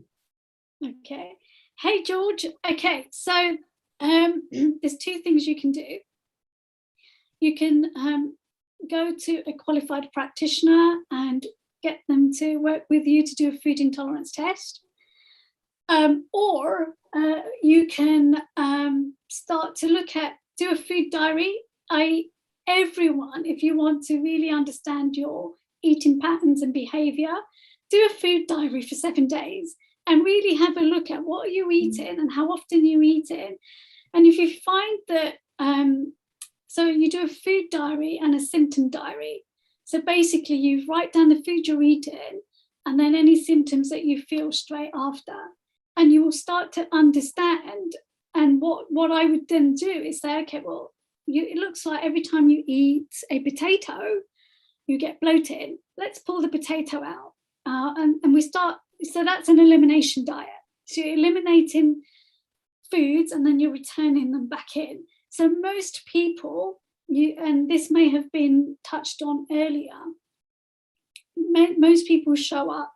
There are some key food intolerance, I would say food sensitivities, and they're going to be dairy, gluten, certain fish, eggs. They're going to be some of the key ones. So if you want to eliminate those and see how you feel, and then if you feel that you've become symptom free, then you introduce them one by one back in to see which one is the one that's causing a problem. So your food sensitivity is happening because of what we call leaky gut. Okay, and you're not always going to be sensitive to that food, providing you heal the gut.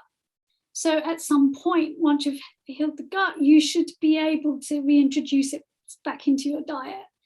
Or you might just have an enzyme deficiency. So for example, it's lactase, which most people have a problem digesting. So it's not the milk protein, the dairy protein that they have a problem with. It's because they're lactose intolerant. That's why they can't drink milk. So you really want to identify exactly what your problem is. You might also, it might not be the food that you're intolerant to. It might be that you may have histamine intolerant, okay? And you're eating foods that are high in histamine that you react to. So that whole thing can be very confusing. So it's a really good idea, first of all, just to do a food diary, do a symptom diary, and start to knock out the foods that you think are problematic, or go and see someone to really identify your symptoms based on what you're feeling.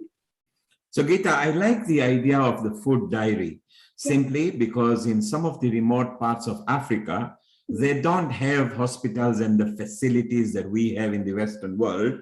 So George, I hope you can maybe start keeping a food diary and see which foods you are intolerant to. And if you got any questions, you can connect to Healing Our Earth at any of your social media, and our nutritionist Geeta will answer to you. Geeta, stay around. What we will now do, we will introduce our next host as well from America, and our Seema back on, and Honey can enter into a panel discussion. So Geeta, stay around. Yep. And we will ask Sharon to come on, and Seema and Hasmita are there as well. So over to you, Honey. Absolutely. We're just waiting for Sharon to come and join us. And before we just get Sharon joining us, Geeta, one final thing was you talked about the leaky gut as well.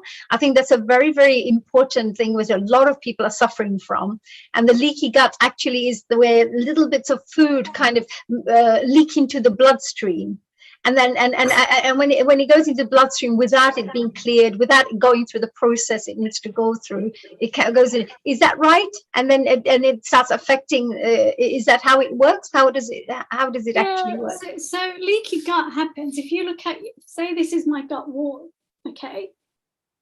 Not everybody, we're not born with leaky guts.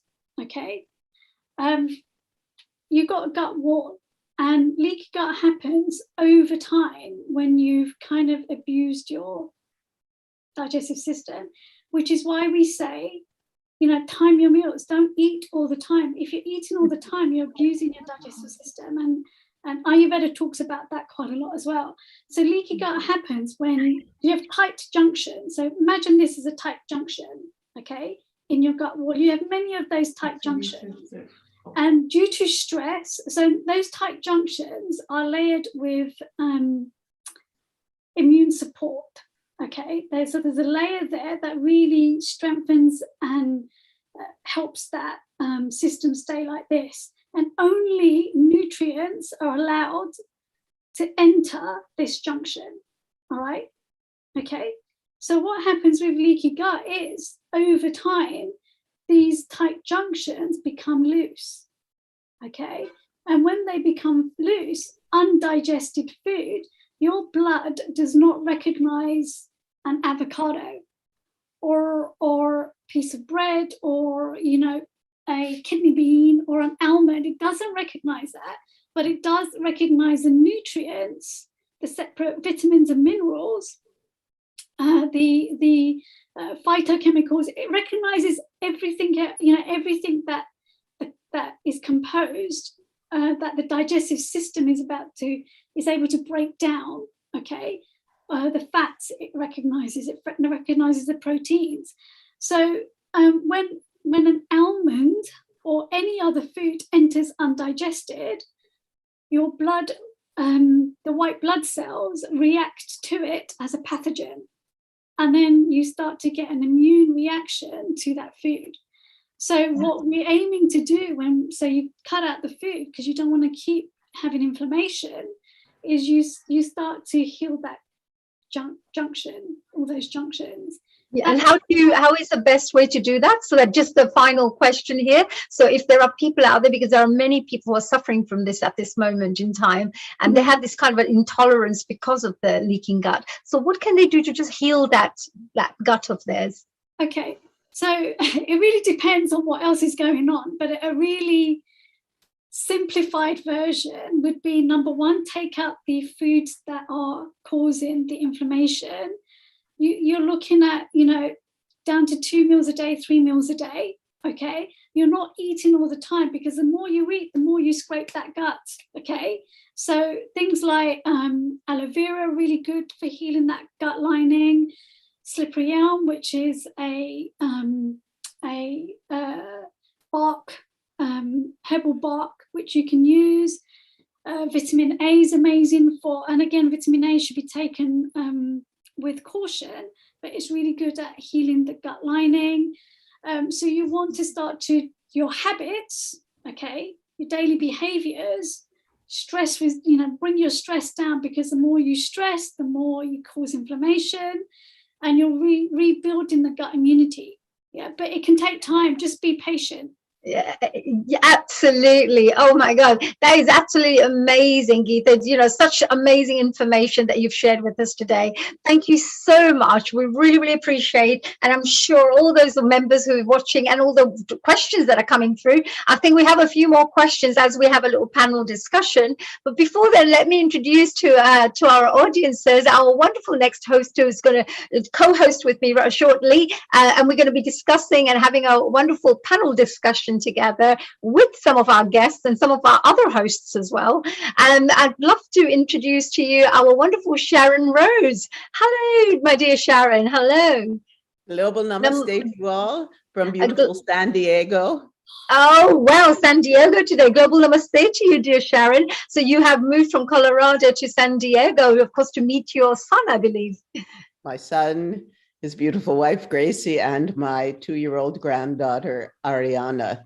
It was actually the most easy travel experience in the airport and all that I've ever experienced. Oh, that's a really good positive thing, isn't it? And you look absolutely amazing. You look so healthy, so happy, and so beautiful. You know, I just have to do a little bit of an introduction, Sharon, whilst I've got some introduction about you here. And for the rest of the audience members who have never met Sharon before, Sharon is one of our Healing Our Earth members here, one of our family members here, team members, and also, of course, a coordinator in USA. She coordinates a lot of wonderful guests and brings them along onto our platform. So she's got amazing people that she knows.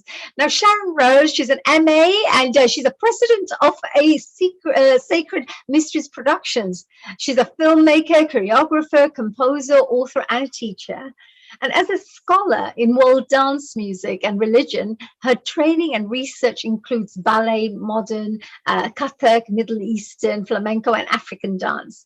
She's also known for her unique reconstruction of the dance, music, and ritual of ancient Egypt, which is beautiful.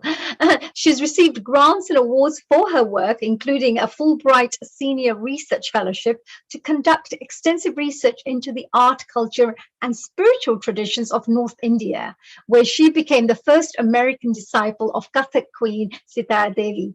And of course, Sharon loves cooking and entertaining guests at home regularly, and she'll be sharing her tips and recipes too. So I'm really, really looking forward to finding out what she has to share with us today. So, dear Sharon, that's such a wonderful, list of talents that you have over there, and cooking is one of them. Of course, you have your own garden with all your organic herbs and vegetables that you grow as well. Isn't that right? Yes, that has been such a joy. You know, my husband, Jay, he really has seen, he's very visionary type. And for many years, he saw what was happening now in the world. He envisioned that there would be something like this. And so we moved out into this beautiful area way up in the mountains, like the Himalayas, but in Colorado, called Crestone, where we have temples from all over the world, including a Lakshmi, Sri Lakshmi temple. And we made a beautiful garden. We have an 800 square foot greenhouse. And wow, that's big. Such a joy in my life to have that connection, that personal connection with the plants, with the earth.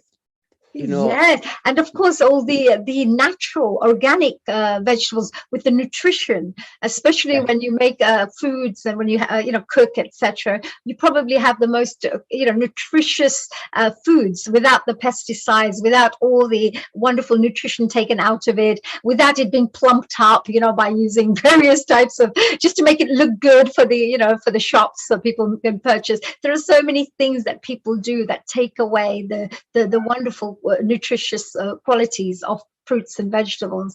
But you had a question as well, Sharon, whilst Geeta's here. Did you have a question that you would like to share before we go on to perhaps asking Seema as well? Yes, I've met a lot of young people, particularly the first one was a young man who as a child had been in Hollywood. He was on a big Hollywood show, TV show, and they were given lots of medications as children, and also growing up, they had those SSRIs, the drugs that, you know what they are. And many of them ended up with celiac disease.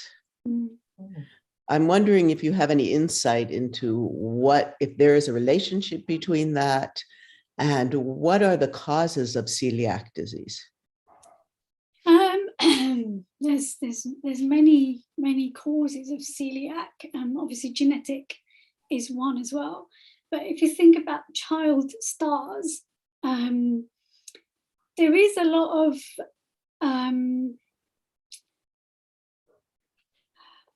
okay, I'm going to be making a lot of assumptions here, so please correct me if I'm wrong. But there's a lot of attribute to rejection. There's a lot of attribute to being fully loved. I was actually reading something earlier this week, and it was part of the Bhagavad Gita. And this quote was really beautiful way of really understanding how parents should bring up children. And what this quote said was that between the years of 0 to 5, love, love, love, love, love. Molly, cuddle your child. Just show them love, love, love, love, love, love, love, so they know when they're an adult that they've experienced that love. Between the ages of 6 to I think it was 19.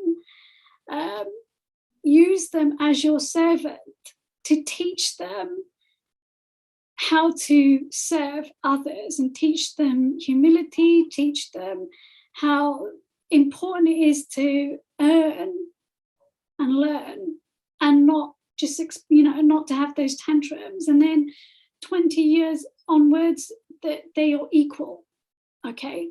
They become your equal. And I just think from the perspective of what you've described is, I'm making, again, lots of assumptions. Apologies if I am wrong. But from what I've seen, just having worked with the psycho-emotional side within the environments I've been in, is that a lot of things happen between the ages of 0 to 7 with children that have had to compete and perform and not have that self-love or feeling loved just because of who they are, instead of because I'm competing. So there's that competition side, but also I would wonder what their diet was like. And if they've been on SSRIs, that is already telling me what their mental health state is like.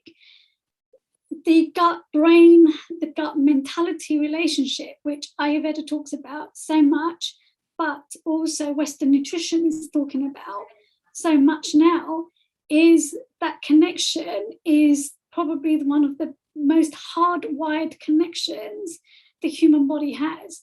And if somebody at that young age is on SSRIs, that is telling me that, and they've been on medications, we're talking about the microbiome, okay? That has its own intelligence. And the intelligent part of that is that we live in communities. Literally, even within our body, there's communities that make us thrive or not, okay? And if they're on a lot of medication, anytime you take a medication, it is going to affect the microbiome. And then when that starts to happen, celiac, things like celiac, inflammatory bowel disease, all of those things start to fester. Allergies as well, so allergies like asthma, eczema start to come up. So the connection's huge. And if, how does it happen exactly? So when the microbiome is out of balance, and it does get out of balance even in children because of diet and the stress of what they have to do to perform now, when that gets depleted, you're opening yourself up to inflammation, other pathogens. Not going to the toilet. It's very much stress related, isn't it, as well? So, it starts because there's a lot of stress, competition, ambition that people have to compete, within schools just to and also a lot of pressure from the parents as well. Sometimes, especially from the Asian background, they have to come back with certain grades. So there's so much pressure for children, and of course that will definitely have. And I loved what you just said, Geeta, regarding from 0 to 5 years old. I believe it was 0 to 7 years actually. From my side, what I've studied, that from 0 to 7 is when the child is completely developing its own full personality. So by 7, you've actually established their main character at that age. So if you teach them fearlessness, courage, love, forgiveness, respect, all these things at that age, values, good values, you will find that they will use those values as they get older, because it's their vocabulary, it's their understanding of the world. And if you teach them the best understanding of the world, rather than, oh, don't do this and don't do that, and that's scary, or don't know, you're going to hurt yourself and you're going to do this. There's so many things where don't do this, don't do this, don't do this, that the child kind of goes, instead of adventurous, goes inwards. And cannot expand, to become the full version of themselves.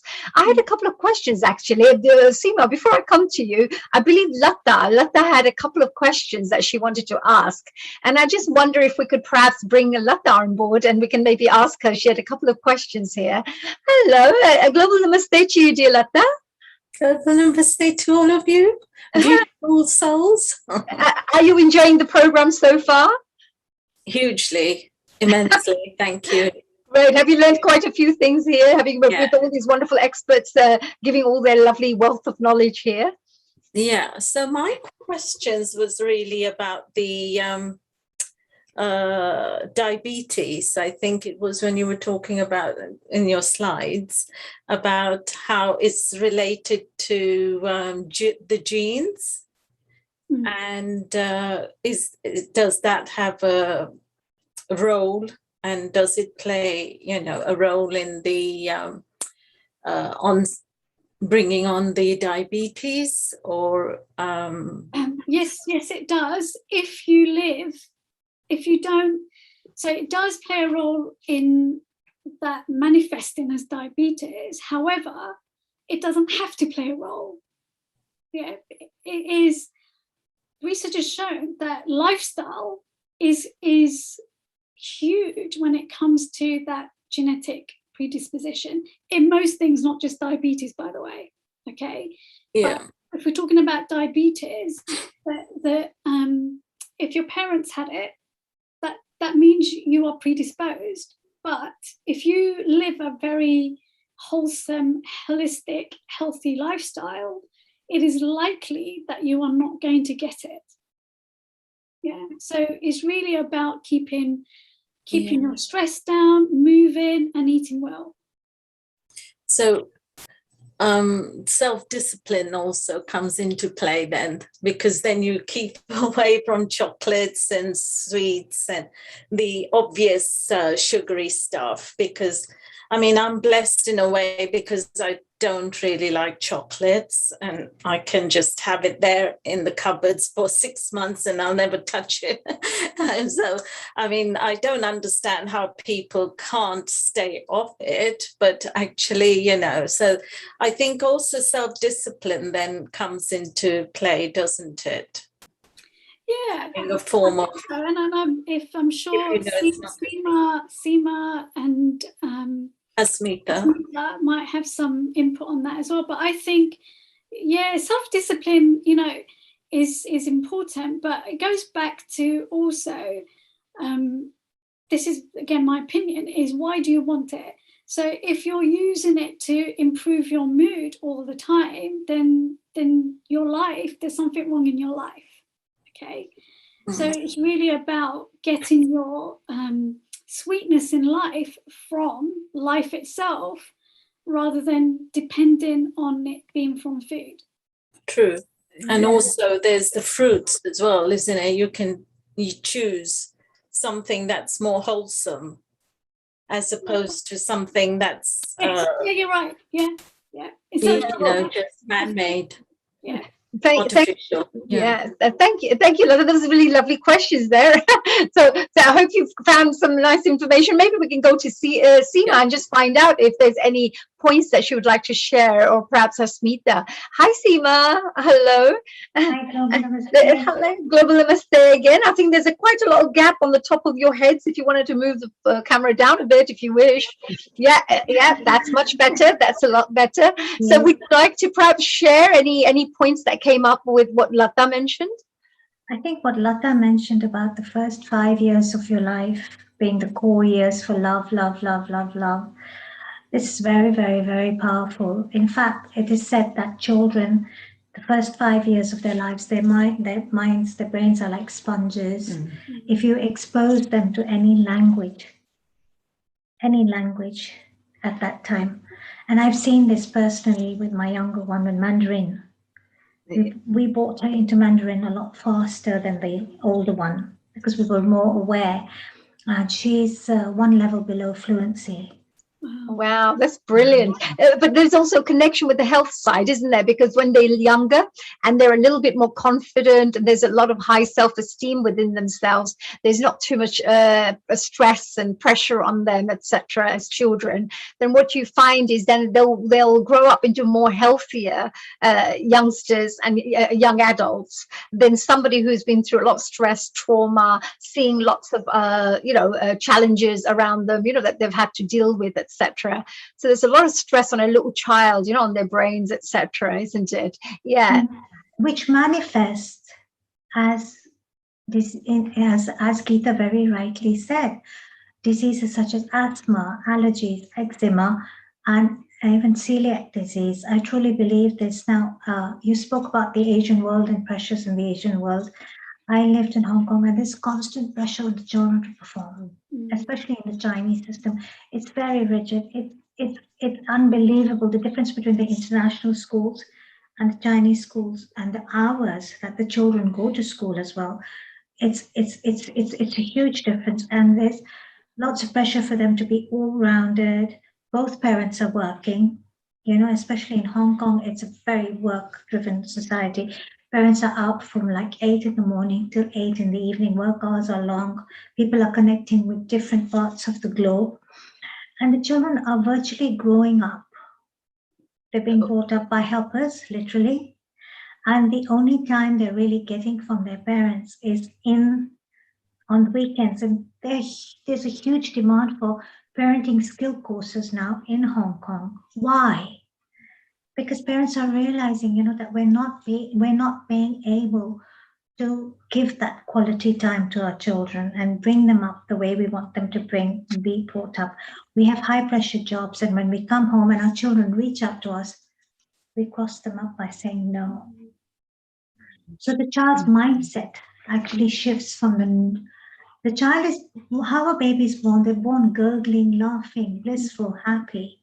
Right? And then suddenly you have all these layers that are implemented upon them and all these no's. And what each no does is it makes you shrink and close slowly. And it manifests in their body language. It manifests in so many ways. The food patterns as well, the way they eat food later on in life, which then affects their nutrition and, the health, etc. See, when you're a working parent in general, and you're in such a stressful society, Hong Kong kitchens are, I can only speak from a Hong Kong perspective because I spent 20 years of my life there. I can't speak from a perspective in England because I have only lived here for a year. But I would assume that both parents are working as well here. And on top of it, there's no domestic help, which lends parents to, I'm horrified. Geeta, I'm horrified, Sharon and Honey, when I go into the supermarkets here, I'm horrified to see what trolleys are full of. TV dinners, mashed potatoes, ready-made mashed potatoes. How long does it take you to make mashed potatoes? Or a ready-made pizza. And these are meals for the week. Trolleys are full of, Dead food. no prana, nothing. Maybe the only no prana life force, they have, no life force. the only prana filled food they might have on their trolley is a salad and fruit. But I say there is no compensation for that. You take responsibility. You had your children. You take responsibility to feed them well. Yeah. Yes, girl. There you go, Seema. We need Seema to go out there and do a little talk to all these parents out there. Yeah, It's a choice you make. Coming to Sharon while she's patiently listening there. Sharon, do you have anything to say about this? What is, because, when it comes to nutrition, we're talking about Diabetes Awareness Day today. We're talking about how, mind, body, soul affects the body as well and your health. And of course, is there any points that you would like to bring into play here of how we could limit and how we could help people who, for two ways? One is preventing the diabetes onset, and one is, of course, to heal. So is there any solutions you could offer? Well, everything we've been talking about, all levels, body, mind, soul, spirit, are equally important. I find it fascinating that I'm the oldest of 4 children, and I'm the only one that is on no medications at all. Wow. And I'm 72. And so look amazing. Look 20 years younger. and so I find it, well, let's say it was dance itself that led me into alternative health. I'd injured my Achilles. I found a chiropractor. I found an acupuncturist. I was in my 20s, and I've been on that path ever since. Mm. And in terms of, we're talking about nutrition, let's start with healing our earth. Mm. Let's start there. The earth is crying for us. It's crying for us to reconnect. And I'm always going on about this on the show. When we speak about young children, even if you just have a pot with some dirt, plant some seeds. I know, honey, you love to do this, and make that actual connection for them, that they can nurture a plant, they can grow, they can, even if it's like tomatoes, cherry tomatoes, and then they can eat it and get that connection.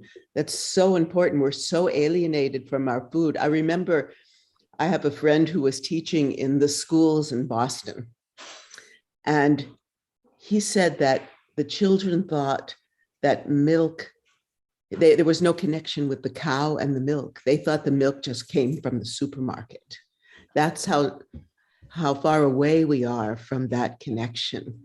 So that's really important. And every level, meditation, yoga, so many things that we talk about on the show are so important. It's even, to take your 2-year-old and start teaching, say, oh, let's do some down dog, right? Or a cobra. Yes. Yeah, let's pretend to do a little cobra and bend back. So, fun stuff. Yes. Yes. So those kinds of things are very important. The Ayurvedic tradition, as Seema knows so well, has so much to offer us, especially now where I live with the COVID. I'm in the middle of nowhere really, and we've had very few deaths from it, but there's so many alternative health people that we really are constantly talking about what can we do to boost our immune system. And that's one of the things I love about this show. We're talking about healing. We're talking about helping people, not just, thinking that the doctor's going to give you a pill and you're going to be automatically cured. We're taking our healing into our own hands. Taking full responsibility for it. And you also mentioned something very, very interesting. I mean, it's beautiful that you mentioned that about healing our earth, because that's exactly what we're about, is just to share a bit of love, joy, unity, friendship, but along the way to inform, to educate, to entertain, our audiences in a way that uplifts their spirit and, transforms them from where they are to become better versions of themselves. So that is absolutely right. And I love what you mentioned about the milk side, that you mentioned that the children don't even know where the milk comes from. But if you actually went backwards with every single food and then look at how it's made and how it's produced, like some cows are definitely, not kept in right places, as the milk is created or brought into the supermarkets. But the actual lifeline of that poor little cow, they're being tortured, being actually really, really, they go through a lot of suffering for them to provide us with milk. So even that isn't good, because those chemicals that are being released in that milk, which we are then drinking, is not very good for us either. So that in itself is, we have to look backwards and see at the whole of the journey of this food. When we look at the grains, for example, nowadays, before, I think Seema mentioned, they have that little wheel thing. I don't know what they call it, the Chucky Piss thing. I don't know what they call it. But yeah, you put the wheat in it and you turn it into flour. It was literally, you bring it from the farmland, turn it into flour, make your food, and it's so organic. Nowadays, they make it, take out all the good things, which is all the real bits that are important, make it look really refined, so it looks good for the eye and looks pleasing, but all the nutrition value has actually been taken out.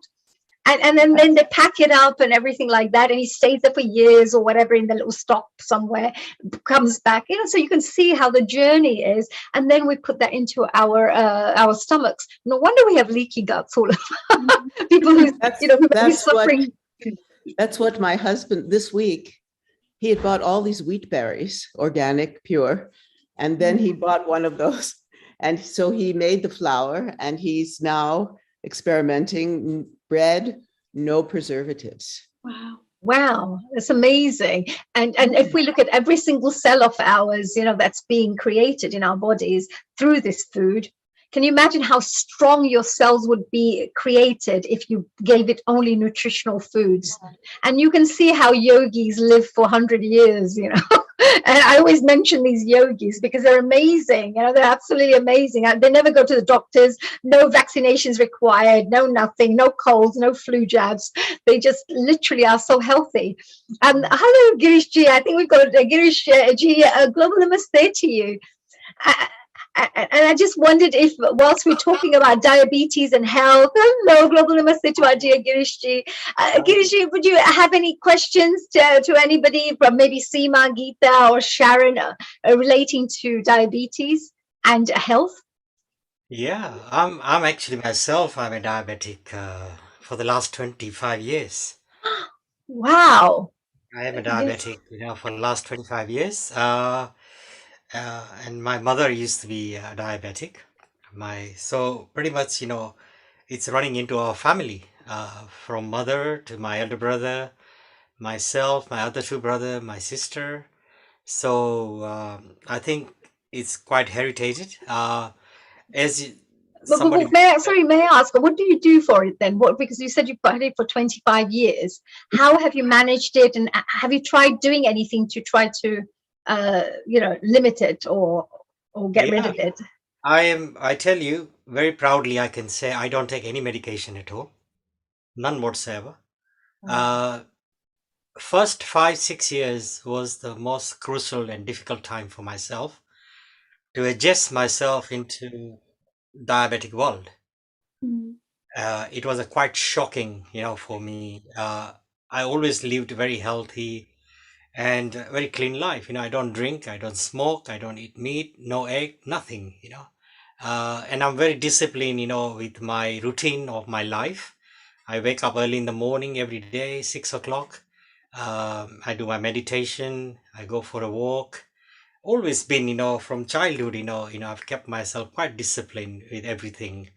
And I followed the footstep of my father, because he was very, very disciplined of everything, eating wise, timing wise, sleeping, very, very important. Because he always said, everything is important in your life, but the most important is the gift of life that you got is the most important. Nothing can come close to that. You really have to cherish that and appreciate the gift that God has given you in this life. It's you. Everything else is material. Yeah. So we used to have a family gathering every evening, and I remember that very much. I was a little boy, but I still remember the oneness of the family that my father used to share with us. that every evening, we used to sit together and we'll discuss everything about everything, whatever anything, whatever. Even myself, a little boy, I have a question, my father will listen and he will answer the question to the best of his knowledge. And if he's not, he will say, my apology, but I'll do my best next time. Evenings, we used to sit together, my father, in one, we call thali, and in one thali, he used to feed all the siblings. And then my mom and dad will sit and eat in the same thali, to show that this is what the real prasad and this is what the love is. And this love gives the purity for living a good and quality life. But going back to the diabetic, I remembered all those wonderful gifts that my father blessed us with. That how important your life is to discipline. Discipline is the most important part of your life.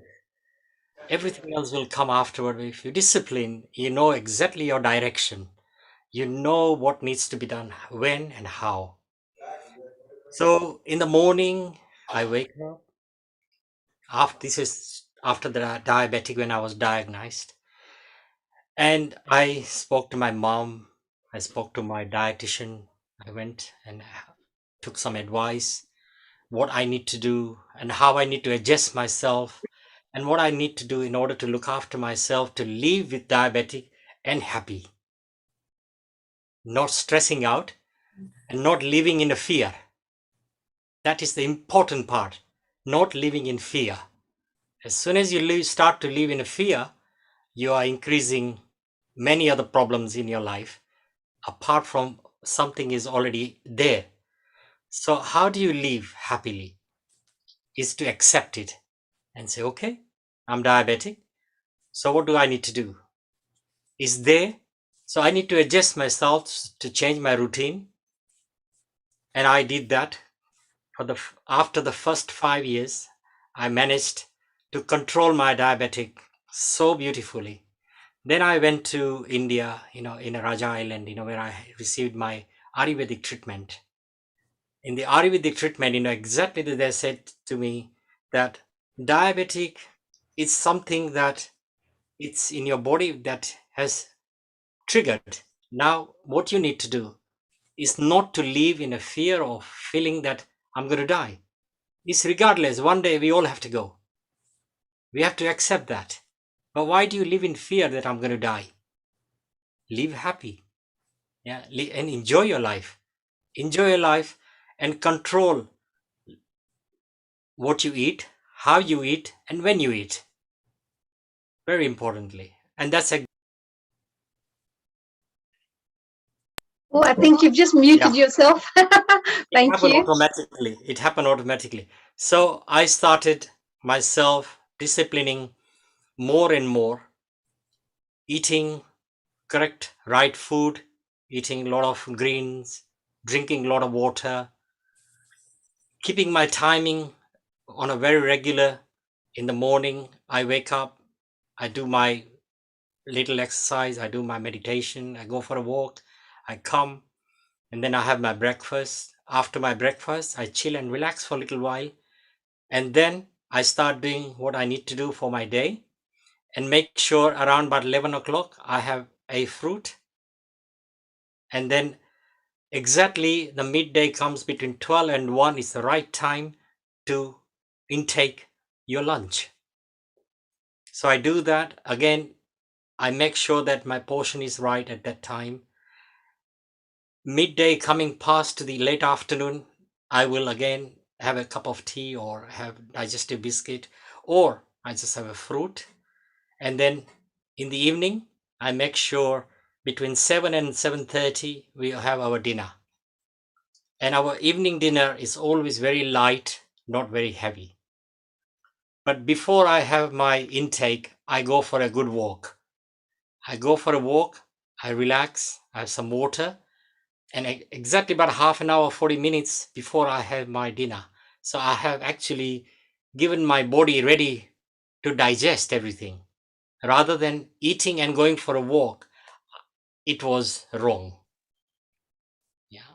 So So, you so you've got a whole disciplined way of working your day, and that's how you've been able to manage your diabetes. So, yeah, if there were audience members who are watching right now, listening right now, that would be probably your advice to them: is to perhaps get themselves disciplined, get a little very bit of a schedule, so that they can give themselves maximum chances to lead a healthy life. And you mentioned you have not taken medication, because that's what you've said, but you've done it through your diet and exercise and your joyfulness, as we always see, through your creativity, by being happy. So you use the mind body soul connection actually to keep yourself nice and healthy there.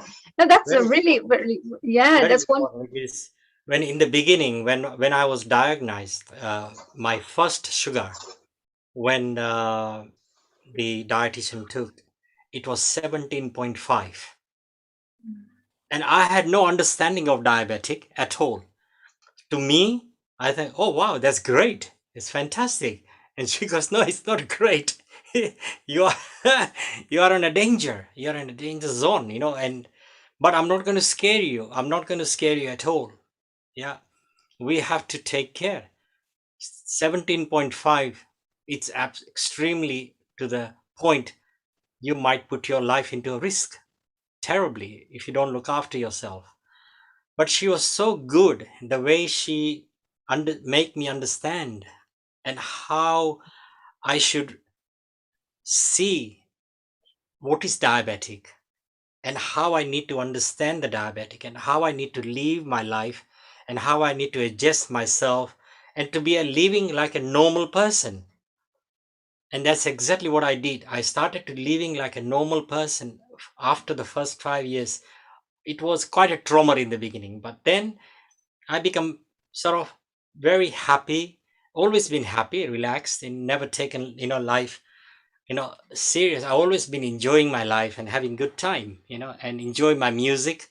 And I think my music has really helped me immensely. My music has really helped me so much that I cannot describe in any word. All I can say, I'm so blessed to Ma Saraswati that she has gifted me, a beautiful medication to say I don't need to touch metformin or glycoside. Yeah, I can live my normal life happily. And as I said, sleeping. I always make sure, apart from my events or when I have a program. Otherwise, I'm always ready to go to sleep at 9 o'clock sharp. Between 9 and 9:30, I've got to sleep. I do my prayer, my Hanuman Chalisa, and I go to sleep. And I'm sleeping, bindas. I wake up nice and happy in the morning. And again, I start my routine as I explained. So I think at the end of the day, diabetic, if you live your life with a discipline and time yourself with everything correctly and eat right food, I think, you can beat the diabetic. Diabetic will not kill you. Yes, one day our time will come. We will have to say goodbye, but we should not live in fear at all, ever. Girish Kumar, Global Namaste. This is Neil Kumar here, and time is not going to come for you as yet, because the God has given you a gift of good, wonderful voice for singing. But just before that, you and Hasmita hosted one of the dinner lunches last week, and you raised a lot of money. So first, can you tell our global audience, because we came live to you there, and it was beautiful to come live into the restaurant. So either you or Hasmita, if you could tell us how it went and how much money you raised, and we are very proud of you at Healing Our Earth. After that, you are going to sing, so you can, Hasmita can sing for us. Then we will move on to our panel discussion again, because people are really enjoying this diabetic friendly chat today, because it seems to be helping a lot of people. So over to you and Hasmita and Girish. Tell us more about how much money you raised last Sunday. Well, it's been a fantastic journey, and I must say my humble pranam to Hasmita ji and Ash ji. They've been an anchor in supporting this event, and with a divine blessing, everything went so beautifully. Really enjoyed, had a great time, good music, and good crowd we had full seated 70, sold out, weekend and a half. And I must say thanks to Neil Kumar for that, for giving us that encouragement and support. I was talking to him continuously on progression of coming near and near the time of the event. And he said, why are you worrying? Just enjoy. It will happen. It will happen. Don't worry. Just enjoy. You will do it. So thank you, Neil Kumar, for giving us your love and your kindness in supporting. And would you believe that, we actually, apart from the ticket, we've actually raised £665 for St. Luke's, our nominated charity. So everyone who supported us, we're really so grateful to everyone. And we are now about to discuss, our next event, and that is going to be for the Heart Foundation. And we have 3-4 charities, that we have nominated. So one after one with the divine's blessing, and I'm sure Hasmitaji will be through and throughout with our new journey that we have just began. And it's not the first or the last, many more to come, many more to come. But we need your love and your support. In the next event, I will see you all there, sitting there, cheering us, giving us your love and your kindness and the lift that we need, that we count on. I'll leave Hasmitaji to say whatever she would like to say. Congratulations for that, Girishji. Congratulations, Hasmitaji. Please share with us, because we loved watching you, and we had amazing comments coming through as well when we watched you guys. So it was great for the Diwali function. Please, Hasmitaji, do share. Thank you. So it was an amazing afternoon. We did raise, as Girishji said, 665, which was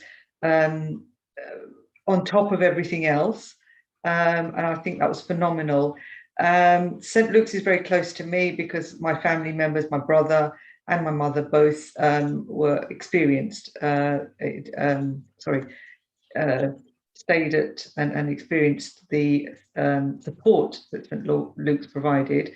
And thank you to Girishji also, because the singing was just phenomenal. We had Ashji, we had singing, we had a whole crowd of singing, karaoke. So it was a fun, very eventful afternoon. Restaurant was superb. So it was a good start. And it was an occasion where we could actually bring people together and recognize that there are charities out there that need our support, but also they do so much for our families and friends. And it's recognizing that support that's there, which is a support mechanism, an emotional mechanism to help people go through whatever they have in their journey in life. And yeah, wait for the next one to come. Next time, Honeyji and Neilji and everybody else would like to see you there live. Well, Hasmita and Girish, what a wonderful effort that you did. Keep on doing it. We are always with you. Yes, we will come and join if Honey is allowed to dance and I'm allowed to sing and you watch us, okay? But just before that, if everybody is wondering that why we have got generally lots of women on Healing Our Earth, I get that question asked on my WhatsApp so many times that the most of the host and the panel are always women. Well, I want to answer this to the people who are listening on YouTube, website, and other channels, that after the pandemic, what I have found out, that women are the most compassionate, they are most caring, and it is little wonder that they are the ones who are always there on Healing Our Earth. So Girish, I had to put your face on just to show them that we do have mail about. Absolutely. And you can surprise everybody now by singing a couple of songs to us, and we'll go back to our panel discussions. Thank you, everybody. Thank you. Thank you, Neil Kumar. Really appreciate. And without you all, it wouldn't have never happened. So thank you once again for everything, truly, truly, from bottom of my heart, I really appreciate it. There are no more words. All I can say, God bless you all. Thank you for your love and your kindness. Really appreciate it. Please enjoy your lovely song. We're looking forward to listening to your beautiful songs as always, Girishji. All yours. The platform is yours. Thank you so much. So I think today I will sing a nice ghazal. I'll start with a ghazal. I know Haniji loves, listening to ghazals as well. So one of these beautiful ghazal from film Saath Saath, Jagjeet Singh's ghazal. So hope you all enjoyed.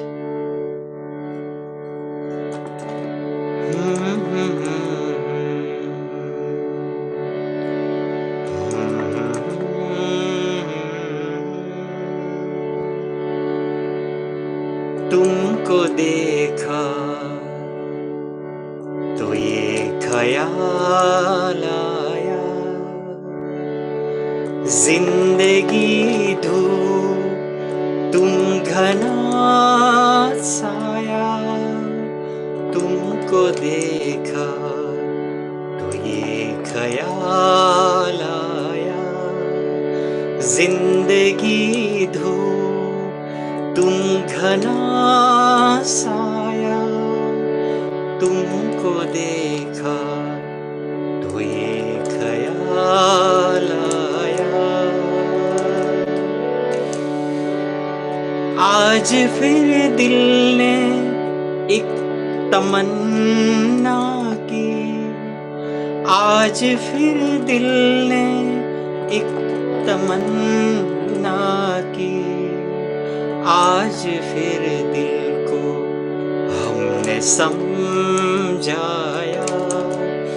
आज फिर दिल को हमने समझाया, जिंदगी धूप तुम घना साया, तुमको देखा तो ये ख्याल आया, तुम चले जाओगे तो सोचेंगे, तुम चले जाओगे तो सोचेंगे, हमने क्या खोया, हमने क्या पाया, हमने क्या खोया, हमने क्या पाया, जिंदगी धूप तुम घना साया, तुमको देखा तो ये ख्याल आया, हम जिसे गुनगुना नहीं सकते, हम जिसे गुनगुना नहीं सकते, वक्त ने ऐसा गीत क्यों गाया, वक्त ने ऐसा गीत क्यों गाया, जिंदगी धूप तुम घना साया, तुमको देखा तो ये ख्याल आया, तुमको देखा तो ये ख्याल आया. Thank you. Beautiful. Let's carry on. Thank you. Thank you. And the next one, it's a beautiful ghazal. So, Girish, you got Sharon there in America. Make her dance. She loves doing the movements about classical dances. Oh, yes. She actually asked, I would like to sing this song. She has requested for me that she's going to perform a dance on that, you see. And that song is none other than O Palanhare. And you made Lata smile, and Mita is already wondering what song that she should be asking for. So go ahead. If you sing this one and one more number, then Honey and Sharon will. We also want Honey doing a little meditation, because what a wonderful session that we have got, that she can take us to the digestive meditation as well. So 2 more songs, Girish. Make Sharon dance and make everybody smile. Keep on rocking. Absolutely. Here, this is for you, Sharon. I will be doing the recording for you and send it over to you. I know you want to do a complete dance on this beautiful. It's a song from the Bollywood, but it's actually based on the bhakti. So here is for you, my lovely dear sister Sharon.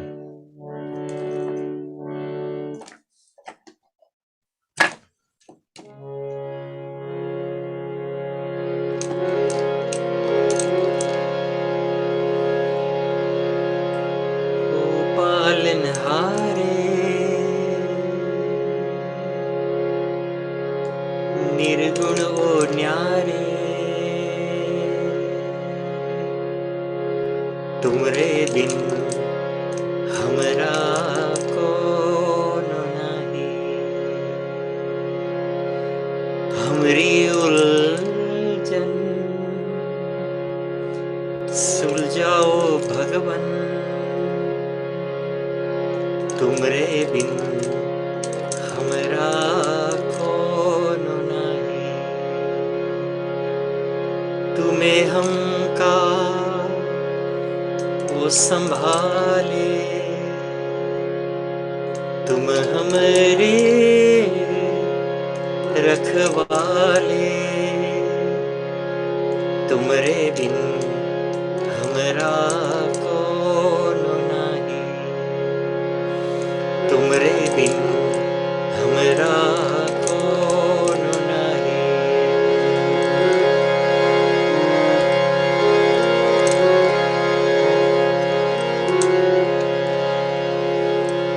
चंदा में तुम्हें तो भरे हो चांदनी सूरज में उजाला तुम्ही से ये गगन थे मगन तुम्हें तो दिए हो ये सितारे भगवन है जीवन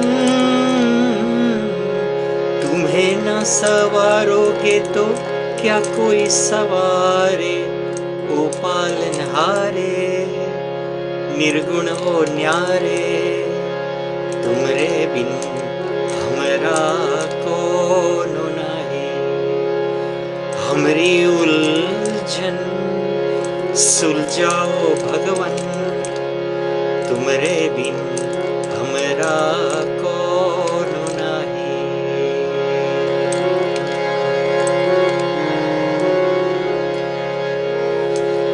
जो सुनो तो कहे प्रभु जी हमरी है बिनती दुखी जन को धीरज दो हारे नहीं वो कभी दुख से तुम निर्बल को रक्षा दो रह पाए निर्बल सुख से भक्ति को शक्ति दो भक्ति को शक्ति दो जग के जो स्वामी हो इतनी तो अर्ज सुनो हे पथ में अंधियारे दे दो वरदान में उजियारे ओ पालनहारे निर्गुण ओ न्यारे तुमरे बिन हमरा कौन नाही हमरी उलझन सुलझाओ भगवन तुमरे बिन हमरा कौन नाही ओ पालनहारे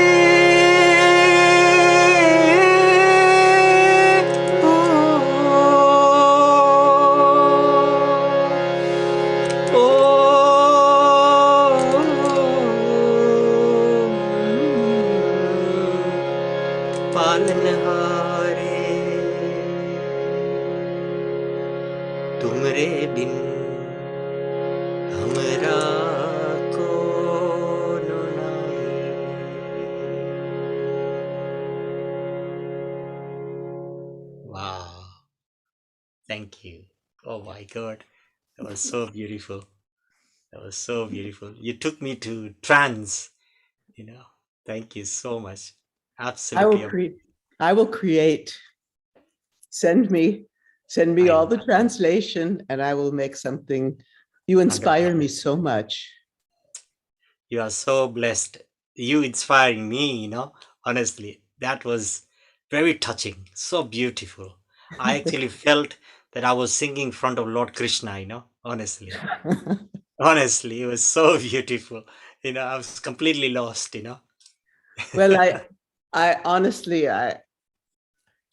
it's the blessing of my Guruji Sitara. It Amazing. really is. I was so blessed to actually live, as an American, to come and live with such a shining light of Kathak, to be there and have 8 hours, well, all the time with her, so that I could just drink from this fountain of Amrit that Wow. she gave to me. And because she had learned, well, her father had revised the Hindu Kathak form that he saw in Nepal. But then he sent her also to all the Achan Maharaj and Chobe, all these other, the Mughal styles. So Yeah. I was able to just drink in this fountain of Kathak that was incredible. But I do want to mention that when you were speaking about love, love is the key. Yes. Love is the key for health. Love is the key for everything. Yeah. And I completely agree with, and also music, because I'm in the midst of composing all this music as a gift back to all the traditions I've been part of. And I'll tell you that the more time I spend absorbed in the music while I'm writing songs for Lakshmi and other things like Shakti, but the energy, the spiritual energy which you emit comes from your whole being. I understand how that lifts up every aspect of you. Thank you. Thank you. I will honor that blessing. Thank you for being my sister and giving me that little place in your heart, to become your brother. And I really, honestly, what can I say? All I can say, my dearest divine Lord, I am so grateful for connecting me with these very beautiful divine souls, and that's what really gives me that inner joy and happiness, that I don't need any medication. All I need is just 4 letters: love, joy, happiness. That's it. Nothing Good else. food and good food. And good food. Which is nutritious. And according to our SEMA, the colors of the rainbow. So yeah, no, absolutely. That was a really beautiful songs, by the way, Girishji. Thank you so much. And Sharon, of course, your lovely share as well. And how much you adore and you're dedicated to your Guruji. That's also very admirable. You know That's really- what? The most important, that I still have not actually sent the recording and the translation of this beautiful bhakti song. Can you imagine? Without all that knowledge, you could see, the divinity within yourself was flourishing. Like a beautiful garden. You could sit in the garden and just see all those beautiful moments.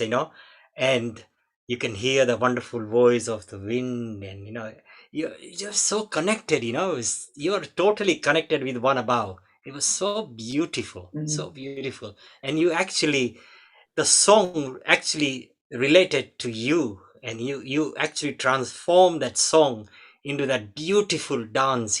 My God, it was so beautiful, so So beautiful. Girish, let's do something now. Let's honey bring some sort of calmness, yoga and meditation. And after that, after 20 minutes, you come back and sing for 15 minutes. Just before you do that, so you start preparing, keep a 15-minute medley ready, and we'll come back to you shortly. Just before that, once again, Hasmita, today was your first presentation in the kitchen show. How wonderful you were. You were just natural. And obviously, thanks to Seema, because he was there with you as well, guiding you as well. So both of you did an excellent job. Then we ended up with Alicia and Geeta. Geeta, how much you warmed up. You had a lot of people then wanting to join your session. So Geeta, you are a family. Obviously, you were there at a long time back when we started, where in that show of Wellbeing Wellness, we had 60,000 people because the world was new to it. So Geeta, Wow. wonderful job to you and Honey and Sharon, the whole team at Healing Our World, together with our regular panels. We've got Lata, Meeta, who always give their points and opinion. So Girish, keep a 15-minute medley. Honey, go over, bring in a nice soothing meditation to everybody. Let's digest the food and the nutritional information we had. Over to you. Thank you, Danielji. Thank you. Haniji, Yes. Haniji, before you go to the meditation, can I gift you one of your favorite ghazal? And Go then ahead. you can, Go ahead. Please, then yeah, you can, please go ahead. And that would be lovely. Sure. and it just brings us into that mood of that meditation, you know. So first of all, Seemaji, my humble pranam to you for looking after Hasmitaji and giving her all your love and your support. Thank you ever so much. Really, you both look absolutely amazing. So well done. Superb. Absolutely superb. Thank you. It's been a very fun-filled day. It has been. Thank you We've to had a Seema. good It's time. been wonderful. It's been wonderful. A big Yeah. thank you to Seema. No, a big thank you to you for coming. So much And fun. not forgetting that unplanned, each of the coordination of each lady, Alicia, Seema, Hasmita, and Honey, was a combination of the black, because executive chefs wear blacks nowadays, and red. And so if you look at Honey and Hasmita, yes, one has got reverse of the other, and then Alicia, and our friendly color, Geeta brought in the yellow color, the friendly color as well, because nutrition is supposed to be very friendly to the mind. So ladies, you rock the place at Healing Our Earth. We love you all. Stay around. Girish, this song is to all the ladies who did a wonderful job today. Beautiful. Oh, thank you. So this is especially for, let us all get ourselves into the wonderful mood of Haniji's wonderful soothing meditation. So, होठों से छू लो तुम मेरा गीत अमर कर दो होठों से छू लो तुम मेरा गीत अमर कर दो बन जाओ मीत मेरी प्रीत अमर कर दो होठों से छू लो तुम मेरा गीत अमर कर दो ना उम्र की सीमा हो ना जन्मों का बंधन हो ना उम्र की सीमा हो ना जन्मों का बंधन हो जब प्यार करे कोई तो देखे केवल मन नई रीत चला कर तुम ये रीत अमर कर दो ये रीत अमर कर दो मेरा गीत अमर कर दो होठों से छू लो तुम मेरा गीत अमर कर दो आकाश का सुनापन मेरे तन्हा मन में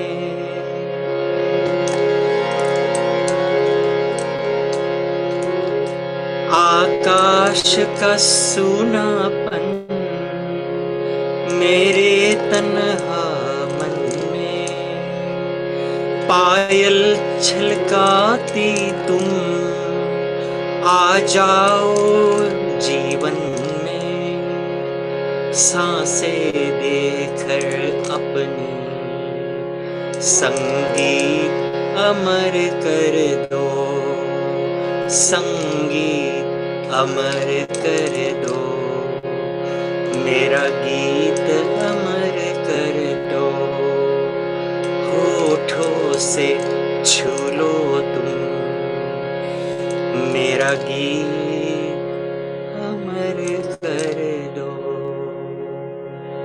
मेरा गीत अमर कर दो। वाह वाह वाह वाह वाह, क्या बात है गिरीश जी. As we say, wow, wow, wow, wow. Yes, it's mera geet amar kar do.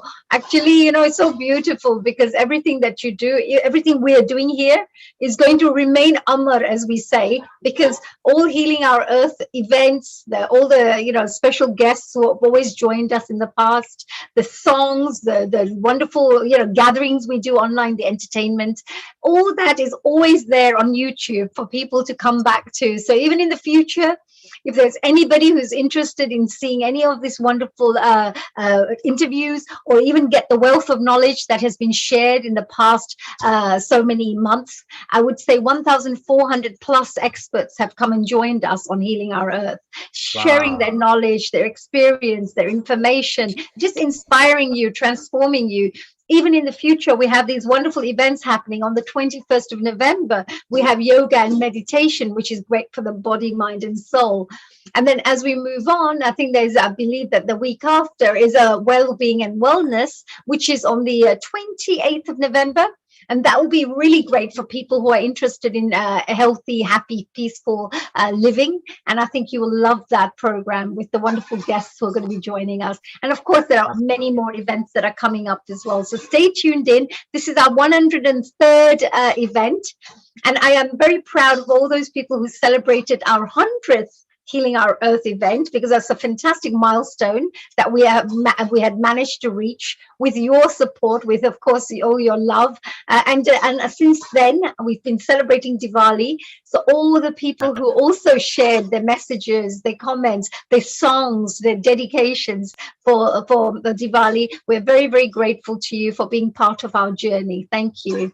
And honey, who's just joined us. Hey, and honey, yes, honey, after a 10-minute or 15-minute nice meditation from you, we've got Meena here as well, who has recovered from the COVID that she was going through. So Meena and Girishji will actually lead us to some singing song that we can bring on beauty outside people while waiting. So honey, let's go to your meditation now, and then we'll go to Meena and Girish. Thank you. Over. Absolutely, no problems at all. So we are going to go straight into a meditation here. May I invite all our panelists, if you would like to come on and join us for the special little health and wellness meditation. Now, meditation is all about focusing ourselves and focusing our mind on one thing. And sometimes it's about trying to gain a thoughtless state. And sometimes it's about being grateful. Sometimes it's about just experiencing the love that we have and what we should be displaying to the world. And today, what we will do is perhaps focus on the health and fitness aspects of our lives, which is so important. So for that, as we always say to people, why is health so important? Well, first of all, health. And what is health? Well, I always say health is a complete state of physical, mental, spiritual, and social well-being, because even emotionally, you need to be balanced. Sometimes people can get a little bit out of balance emotionally too. So all that is health. And for a healthy life cycle, a person needs to, of course, have balanced diet, which is what we spoke about. They have to regularly exercise, also have proper shelter as well, stay at a nice, comfortable place, sleep well. And there's so many other things like good disciplined habits to help you live a more healthier, happier lifestyles. So today, what we're going to do is we're going to concentrate on going through a few affirmations. And whilst I go through these affirmations, I would love you to just close your eyes, just relax, and try to imagine yourself within these situations. So as we close our eyes, may I request everybody just to close your eyes wherever you're sitting. If you're in your sofa, just sit comfortably. If you're on the floor, just sit nicely there. Or if you're sleeping on your bed while you're watching, if you may be in any part of the world, just relax in your bed and just comfortably close your eyes. And as we close our eyes, we're going to start off with a quick little prayer to get ourselves in the mood.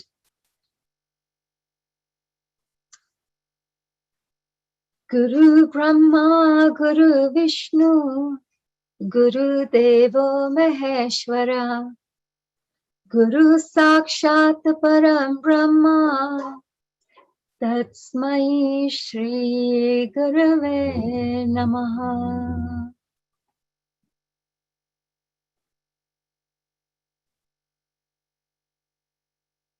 Now, whilst you have your eyes closed, see if you can do a couple of deep breaths and just let the negative energy out. Again, take a couple of, or one a big deep breath and imagine all the stresses which are stuck within you to be released as you exhale.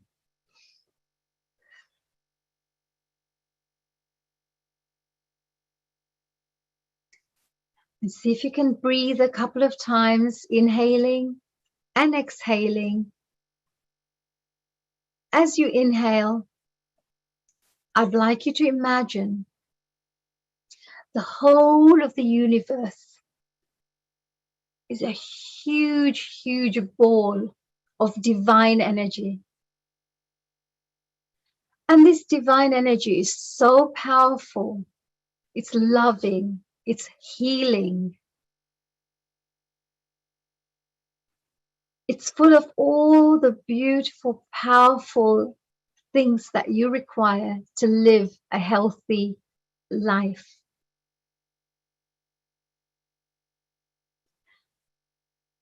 And as you breathe in, I'd like you to breathe in this light, this divine energy. Breathe it into your body.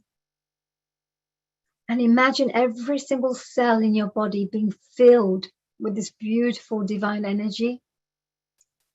And as you exhale, just imagine all the dark energy, all the stress, even dark black smoke just coming out of your body and just being released and disappearing.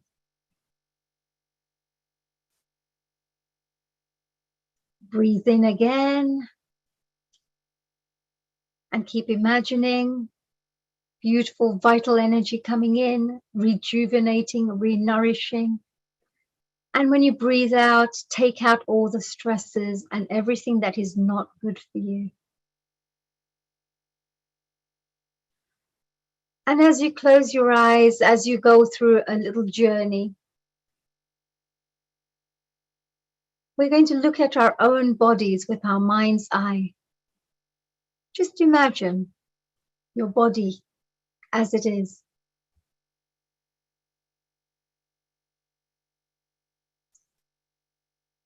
And now let's start affirming. Let's start affirming what we actually believe. As you know, mind, body, soul is all connected. So whatever we think, we start creating in our bodies and creating in our reality. The first affirmation: perfect health exists in my body. Perfect health exists in my body.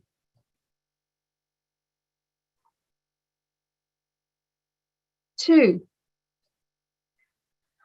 I release all disease from my body and welcome health, love, and happiness into my life.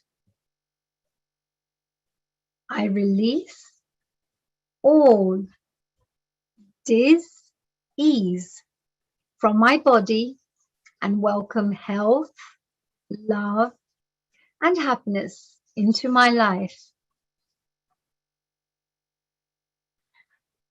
3. I am well, I am whole, and I'm strong and healthy. I am well, I am whole, and I'm strong and healthy. Number 4, I choose healthy foods every day. I now crave only foods that increase my well-being. I choose healthy foods every day. I now crave only foods that increase my well-being. Number 5, I have more energy and stamina than ever before. I have more energy and stamina than ever before. Number 6, I am in the process of making positive changes in all areas of my life, including my health. I am in the process of making positive changes in all areas of my life, including my health. Number 7, I invite peace, harmony, and health to dwell in me and surround me at all times. I invite peace, harmony, and health to dwell in me and surround me at all times.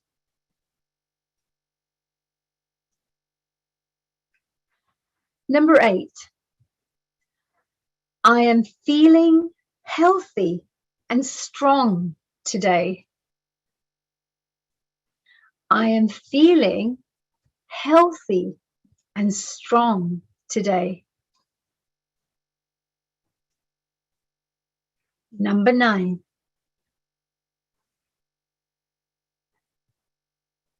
I relax all my neck muscles and I let go of any tension in my shoulders and my full body. I relax all my neck muscles and let go of any tension in my shoulders and my whole body.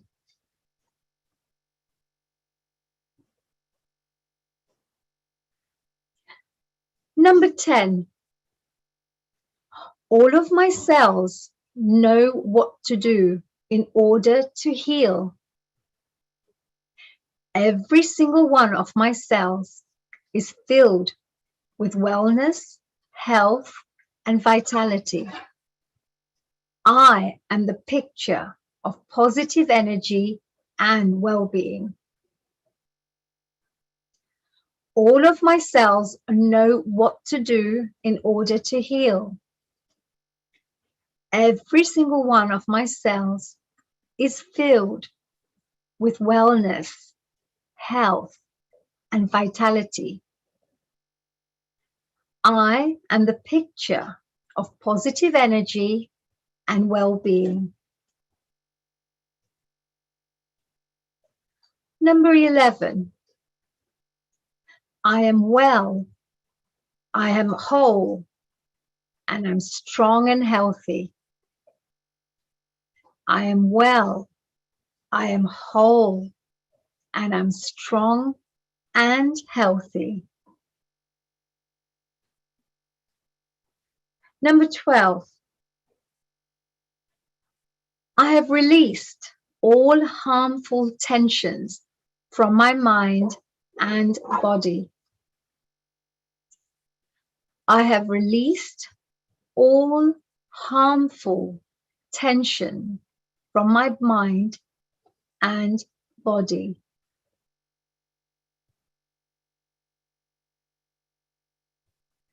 Number 13.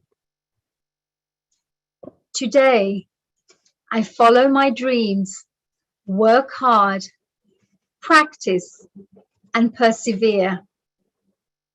I eat a variety of foods, get plenty of exercise, and maintain a healthy lifestyle.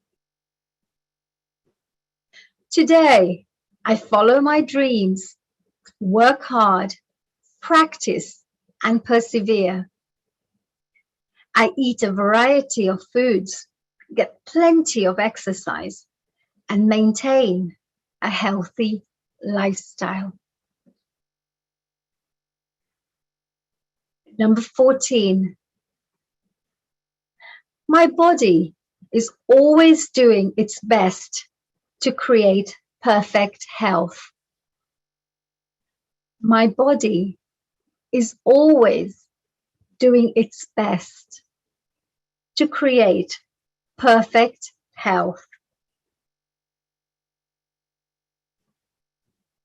15. I am grateful for my healthy body. I love life. I am grateful for my healthy body. I love life. Number 16. Your body hears everything your mind says. So remain positive. Your body hears everything that your mind says. So remain positive.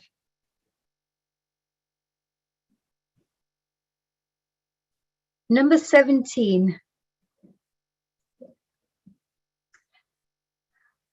Perfect health is my divine right, and I claim it right now.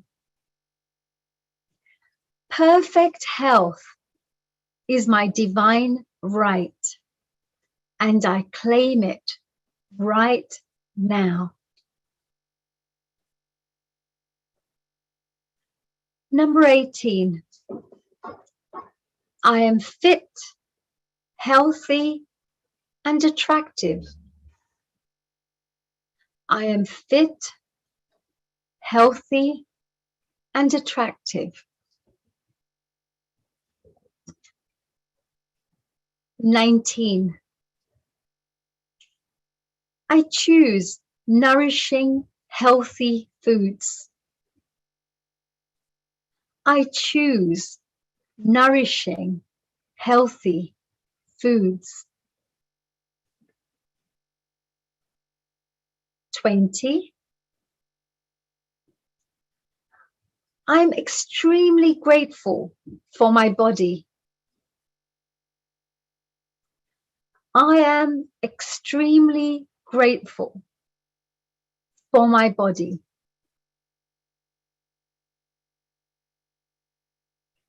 21. I already possess the ability to heal and thrive. It is my divine nature.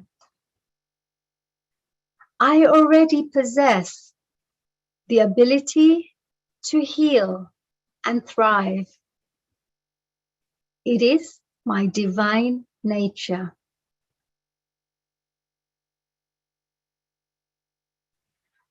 Number 22. Every cell in my body vibrates with energy and health. Loving myself heals my life. I nourish my mind, body, and soul. And my body heals quickly and easily. Every cell in my body vibrates with energy and health. Loving myself heals my life. I nourish my mind, body, and soul, and my body heals quickly and easily.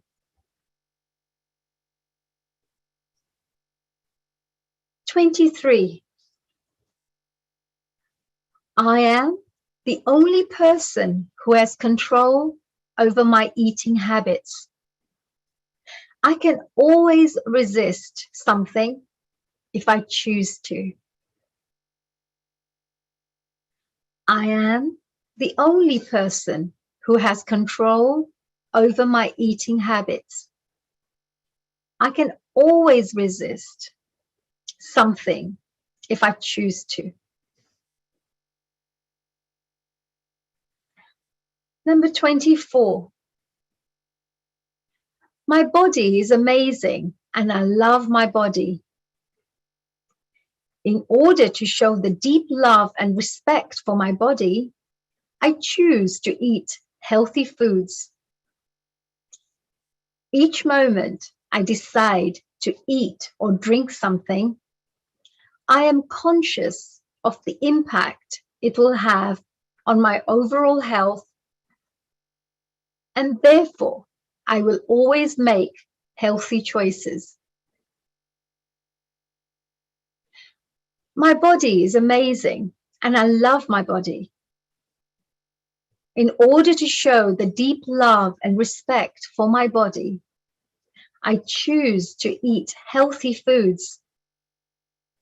Each moment I decide to eat or drink something, I am conscious of the impact it will have on my overall health, and therefore I will always make healthy choices. And finally, number 25.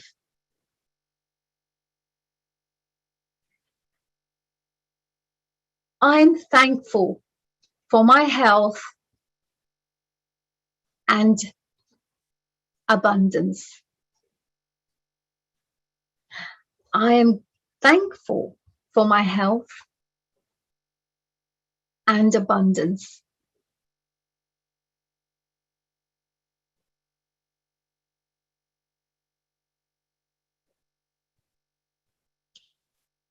Every time you breathe in now, I'd like you to breathe in relaxation. And every time you breathe out, I'd like you to breathe out tension. Breathe in relaxation. And breathe out tension. Breathe in relaxation. And breathe out tension.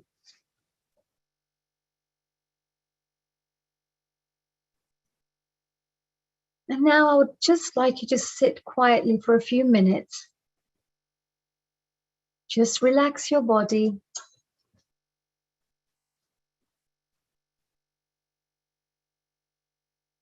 Just imagine the divine energy of the universe pouring into your body through your crown chakra. Just continuous pouring in of energy. High quality, healing, divine energy. Pouring in through your crown chakra into your body, through every single nadi, energy centers and energy pathways that you have in your body. And just imagine every single cell that's in your body being rejuvenated, revitalized, nourished, energized, healed, filled with energy and vitality. Just imagine that healing divine energy touching every single minute cell in your body and activating it. So your aura starts shining bright. And that energy just dissolves anything that is not good for you. That energy dissolves all the pain, aches, illnesses that you may be experiencing.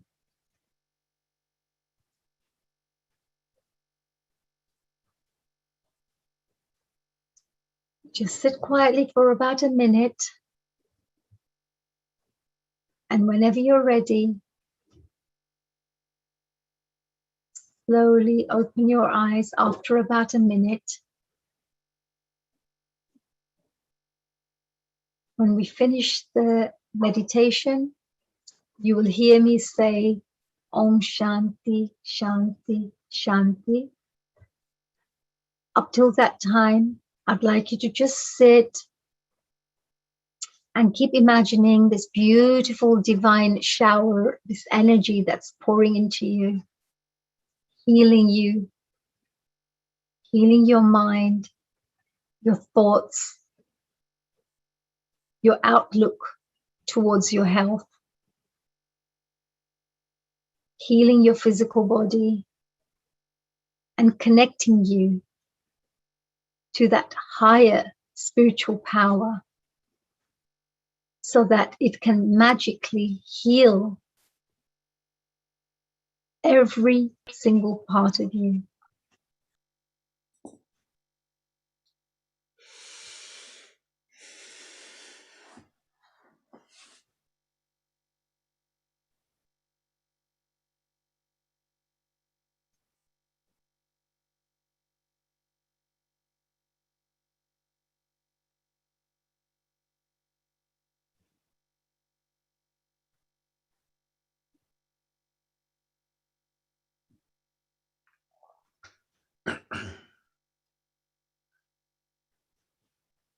Om Shanti, Shanti, Shanti.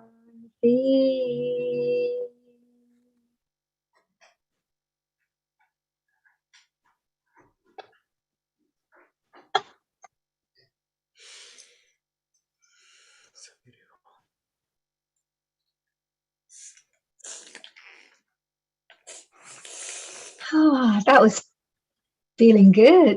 I didn't want to come out of that meditation. How did everybody feel? Sharon? I just felt like this light, this bliss, and Amrit was showering down all around me and through me and into every cell. Thank you, Haniji.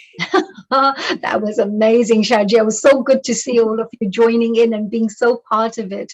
And this actually, you know, when you psychically, as we would say, anything you think about in your mind on a constant basis, on a repetitive basis, will start manifesting into real life, because we say thoughts are energy. And if you have enough focus and enough faith in those thoughts, then you can actually use it as plasticine, you know, as manipulate the energies to bring it into reality. So your reality is made out of consciousness, and thoughts are part of consciousness, from what I understand. So Girishji, how was it for you? Absolutely so beautiful. Feel so light, lightened, feel absolutely totally connected with the divine, you know, beautiful. Oh, I just feel so calm, so peaceful, so relaxed. You that's know, amazing. right from my top end all around my body, you know, I just feel completely detoxicated. So beautiful.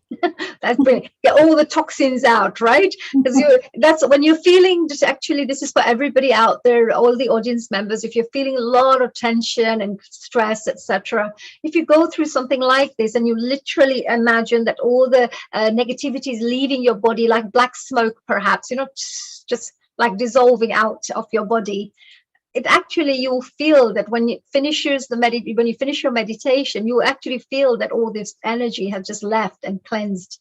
So it's a really, really powerful method, using visualization with meditation.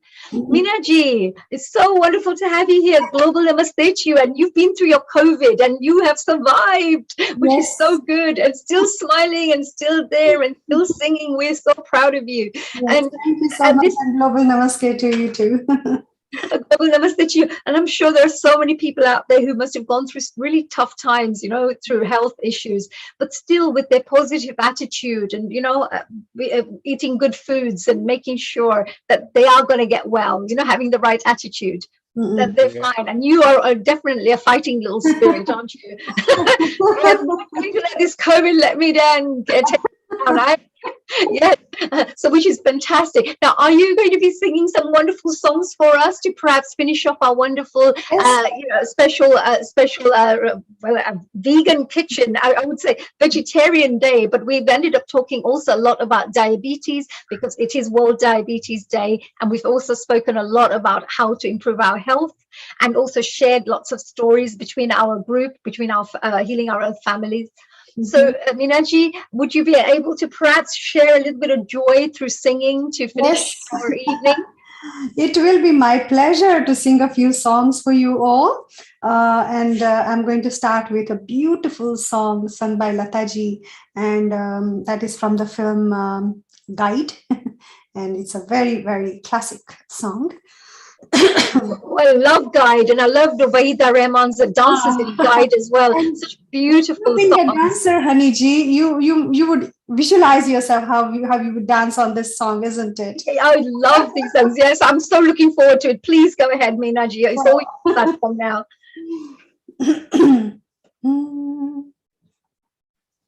पिया तो से नैना लागे रे, नैना लागे रे, जाने क्या हो अब आगे रे, नैना लागे रे, पिया तो से नैना लागे रे,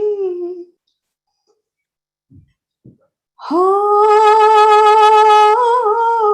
जगने उतारी हो धरती पे तारे, पर मन मेरा मुरझा हो उन बिन आई हो ऐसी दिवाली मिलने को जिया तरसा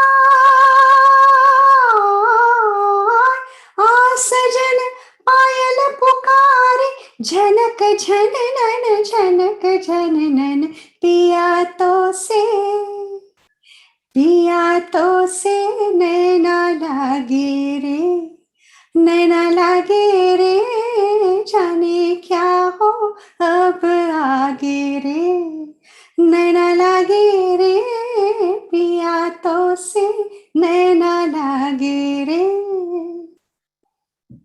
भोर की बेला सुहानी नदिया के तीरे, भर के गागर जिस घड़ी में चलूं धीरे धीरे,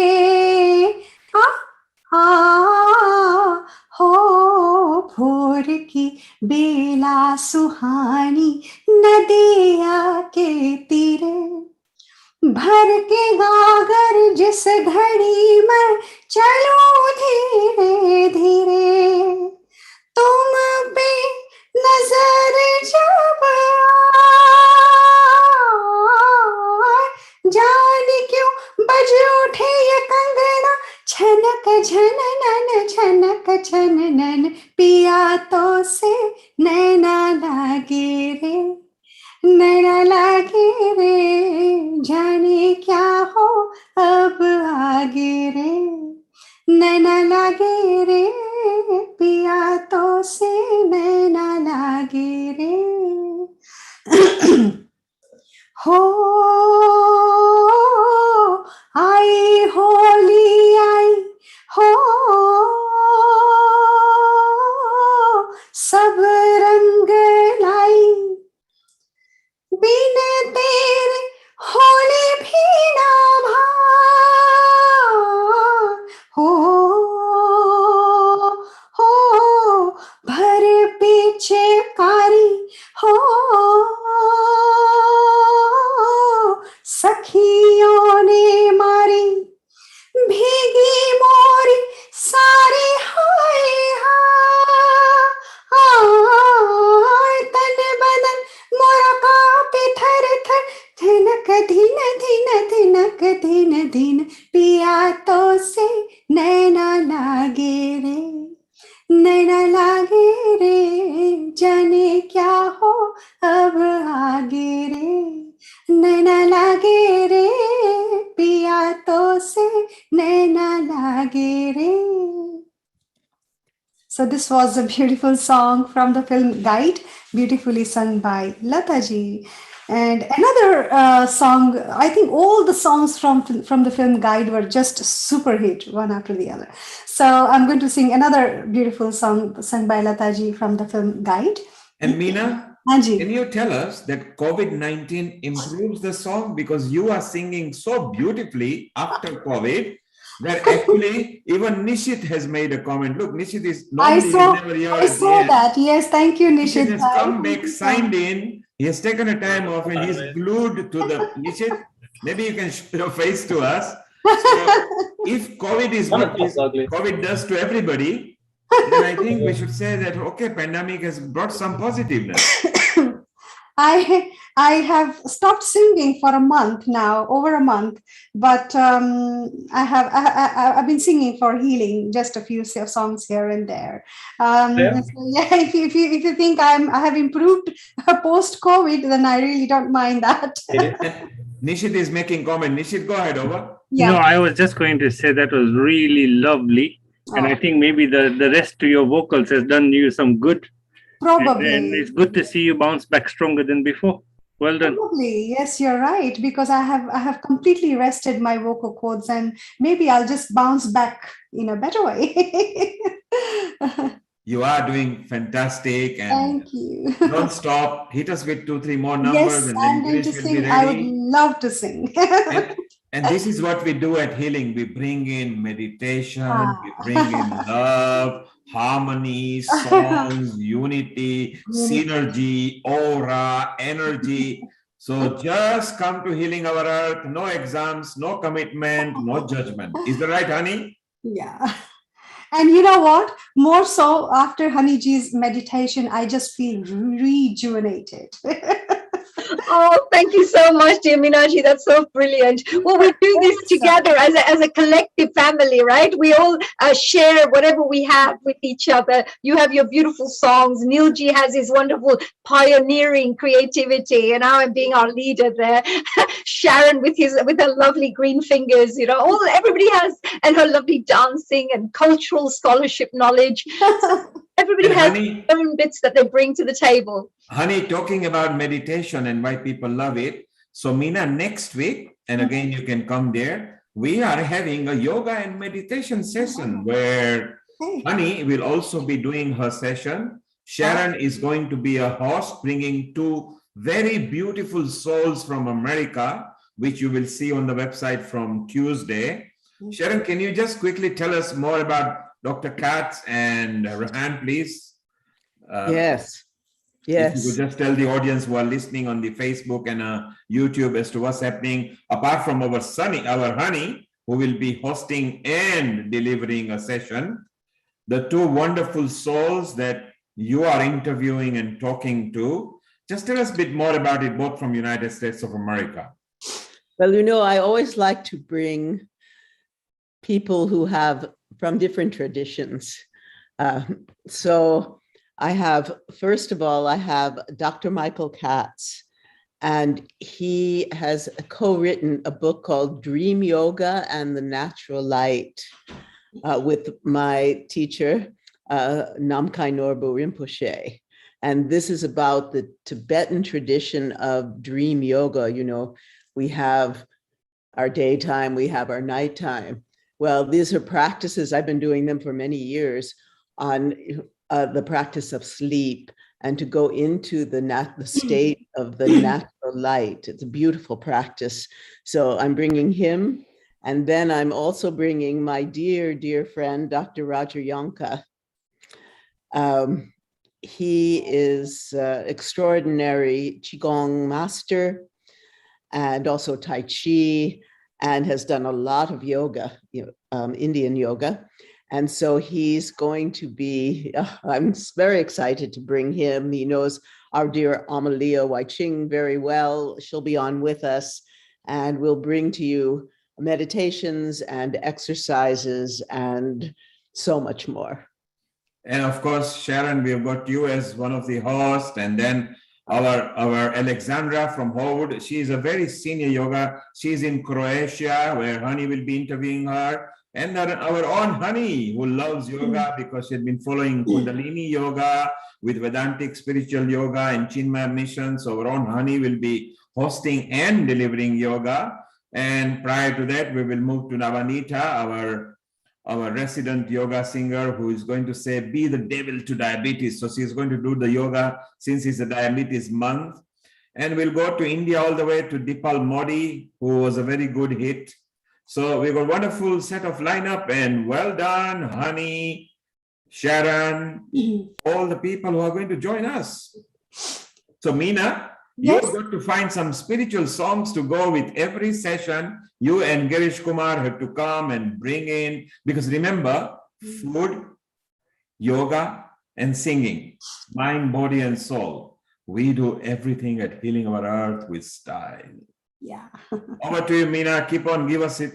Definitely. Thank you. Thank you, Neilji. Thank you very much for those lovely, encouraging words as well for all of us. And Honey, as you know, that you love yoga, because ever since I know you from extremely, even before you were a teenager to what you've grown to be now. And suddenly your journey for spiritual journey, where the outreaches that you do, and of course you are a resident production director at Healing Our Earth, and sometimes you anchor the whole event. You know, you love it. So I think the harmony and the creativity that we are bringing, and the joy that we are bringing to different countries, and the fact that we are connected to Africa, America, India, all the continents, and the following day, where people like Philippines, Thailand, Malaysia, Singapore, Hong Kong, we got vast following from Hong Kong because of our Seema, who is actually from Hong Kong. So she has dropped in so many people from Indonesia, Malaysia, Singapore, and Hong Kong. So it's so beautiful that this cohesive harmony that we are creating is actually helping people outside. So yoga, food, meditation, singing goes all hand in hand. So Meena, hit us with some more beautiful numbers, and Girish is ready as well. Yes, sure. Thank you for that. You know, because together, when you work together like this, you're actually raising the collective consciousness of the whole of the earth.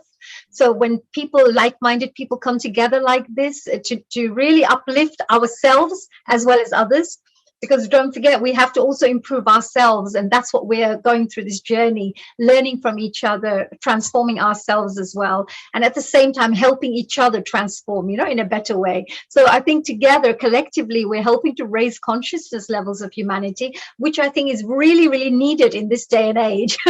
So, thank you to all our wonderful family members. So Meenaji, what's going to be more beautiful, Honey, hopefully next year, outside the Wembley Arena Square, together with the leader of the council over there, Brent Mobart, who is a very nice person there, and the Brahma Kumaris, who are our regular supporters.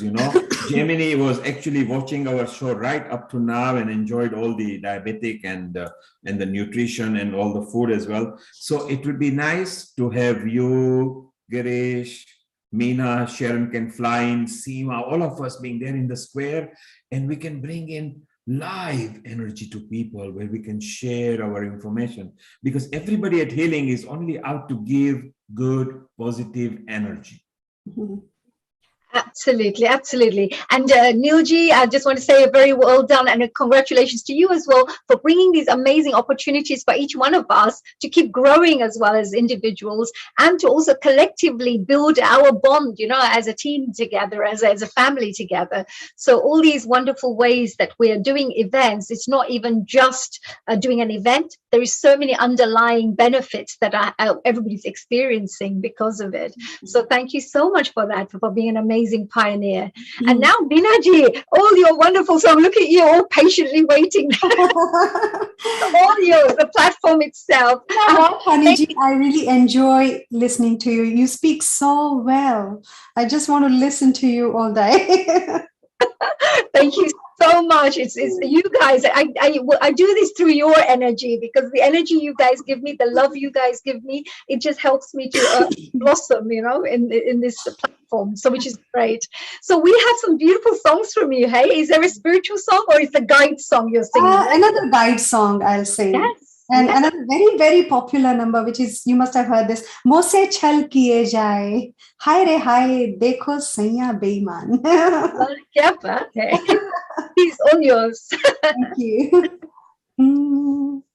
Mose chal kiye jaye, हाय रे हाय हाय देखो सैया बेईमान सैया बेईमान मुझसे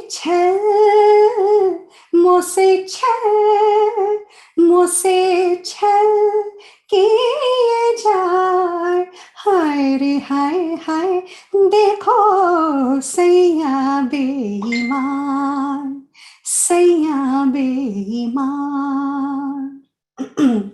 समझा कि मैं तो हारी हाँ धमकाया दीनी गारी नीनी नीनी रे रे गा गा मा मा पा पा धनी सा समझा कि मैं तो हारी हाँ धमकाया दीनी गारी और करो भी क्या देखो मोरा जियरा हाँ जियरा तड़पा जियरा तड़पा मोहे हम देखो हाय हाय हो देखो सैया बेईमान मुझसे छल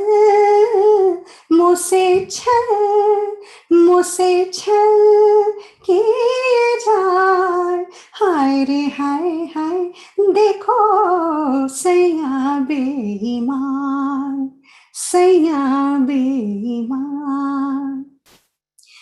मन का है बैरी काला दिल जिसे दे डाला नीनी नीनी रे रे गा गा मामा पापा धनी सा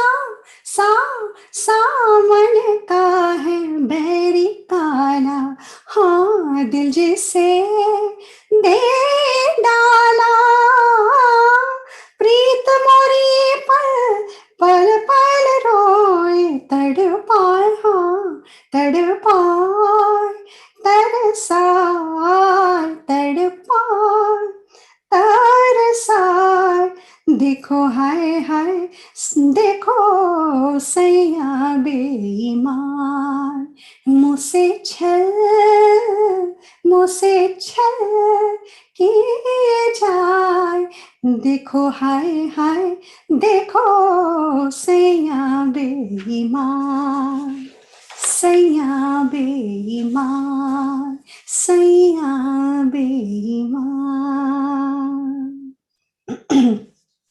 Wow. And now, thank you. Wow, that was beautiful. Don't stop singing. We love it. If you need a break, Girish is ready, or you can sing and then he can come, or whatever you like. No, I'll sing. I don't mind singing. I feel ahead. good actually after singing after such a long time. Go ahead. We've got time. We are waiting. Go ahead. Okay. Another one is by Lataji again from the film Laking. It was a very, very famous movie at one time. And and she sung all the songs in that film. They are just classic songs, one after the other. Suniyo ji, araj Mario, Babula Hamar. Beautiful wordings.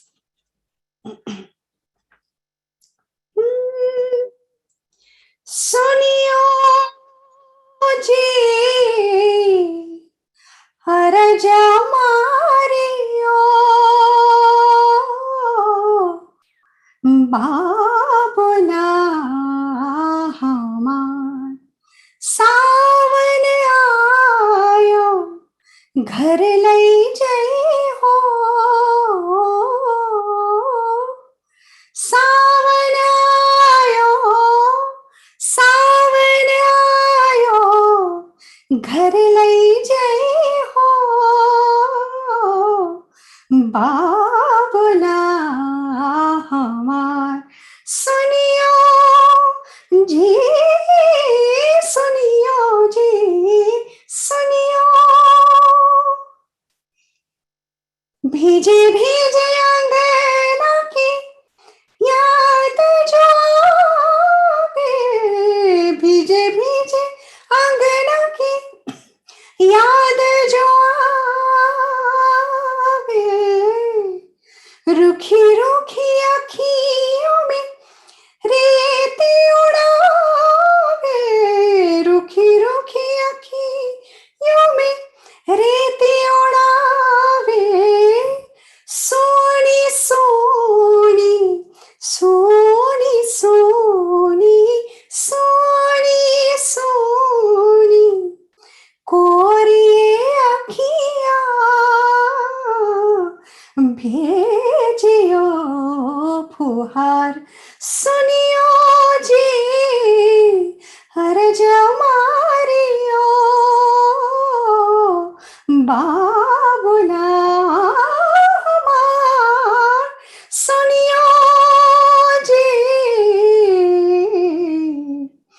सारे गा गा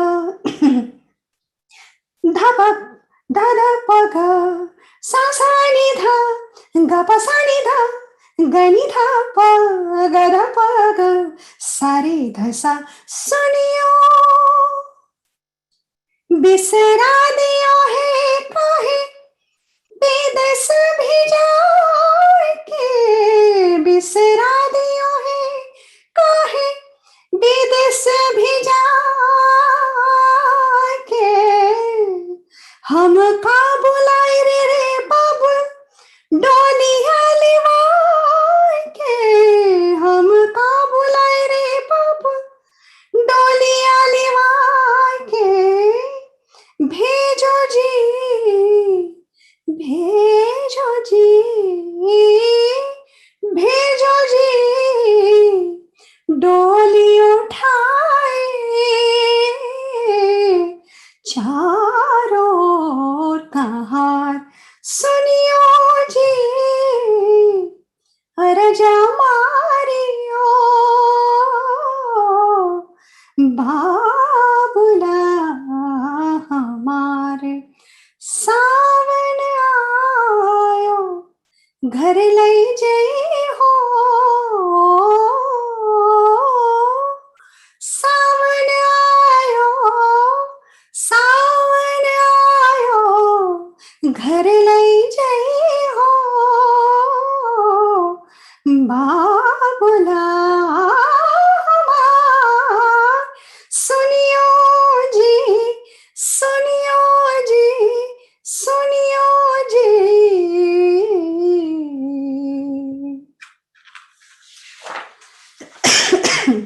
Beautiful. Thank you. It's one of my favorite songs. I just love singing this song. And another one is from the film 1942, A Love Story. And it's beautifully sung by Kavita Krishnamurti ji. दिल ने कहा चुपके से, ये क्या हुआ चुपके से, क्यों नहीं लग रही है ये धरती गगन, मैंने पूछा तो बोली पगली पवन, प्यार हुआ चुपके से, ये क्या हुआ चुपके से, तितलियों से सुना, तितलियों से सुना, मैंने किस्सा बाग का, बाग में थी एक कली, शर्मीली अनछुई, एक दिन मन चला हो भंवरा आ गया, खिल उठी वो कली, पाया रूप नया, पूछती थी कली कि मुझे क्या हुआ, फूल हंसा चुपके से, प्यार हुआ चुपके से, मैंने बादल से कभी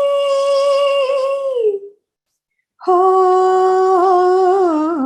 मैंने बादल से कभी ये कहानी थी सुनी, पर्वतों की एक नदी मिलने सागर से चली, झूमती घूमती हो नाचती डोलती, खो गई अपने सागर में जाके, नहीं देखने प्यार की ऐसी जादूगरी, चांद खिला चुपके से, प्यार हुआ चुपके से, क्यों नहीं लग रहे हैं ये धरती गगन, मैंने पूछा तो बोली ये पगली पवन, प्यार हुआ चुपके से, ये क्या हुआ चुपके से, धीरे ना धीरे ना धीरे ना धीरे ना धीरे ना धीरे ना धीरे ना धीरे ना धीरे ना धीरे ना.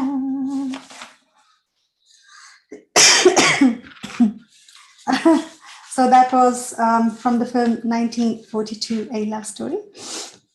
And today I'm singing. Thank you, Nishit Bhai. Thank you so much for your kind words. I'm going to sing another beautiful songs, and one of my favorites as well is from the film Utsav, and that is again a duet sung by Lata ji and Asha ji, and I'm going to sing it on my own.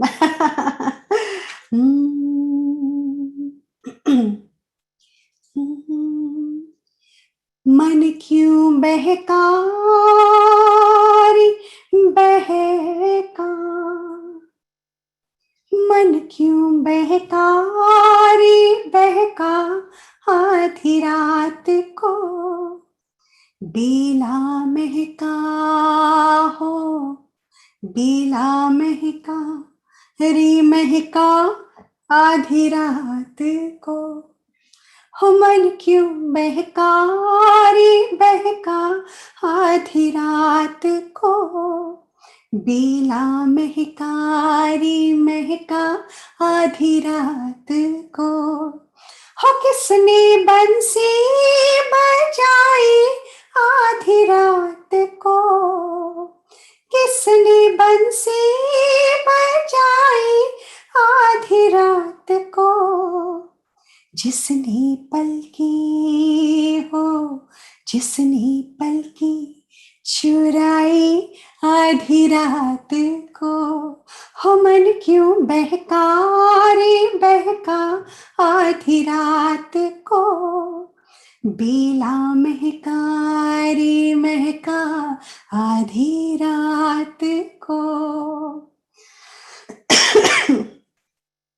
झांझर झमके सन झमके, हाँ झांझर झमके सन झमके, झांझर झमके सन झमके, आधी रात को हो हो हो, उसको टोको न रोको, रोको न टोको, टोको न रोको आधी रात को। हो लाज लागे रे लागे आधी रात को, लाज लागे रे लागे आधी रात को, बेला सिंदूर के सो आधी रात को,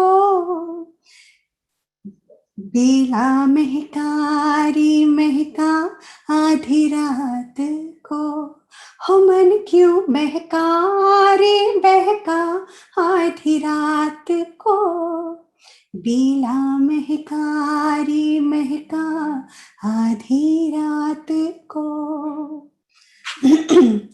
बात कहते बने क्या आधी रात को, आंख खोलेगी बात आधी रात को, हमने पी चांदनी आधी रात को, हो हमने भी चांदनी आधी रात को,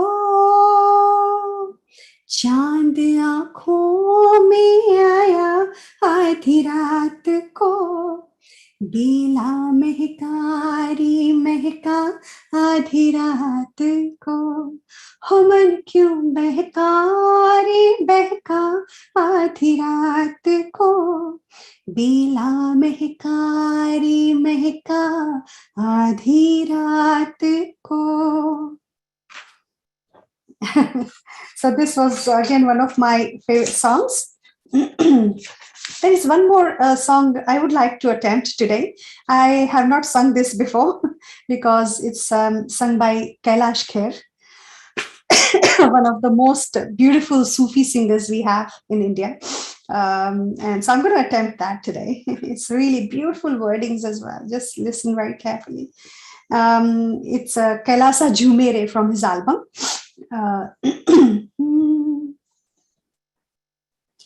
हीरे मोती मैं ना चाहूं, मैं तो चाहूं संगम तेरा, मैं तो चाहूं सैया तू है मेरा, सैया सैया तू जो छू ले प्यार से आराम से मर जाऊं, आजा चंदा बाहों में तुझ में ही गुम हो जाऊं, मैं तेरे नाम में खो जाऊं, सैया सैया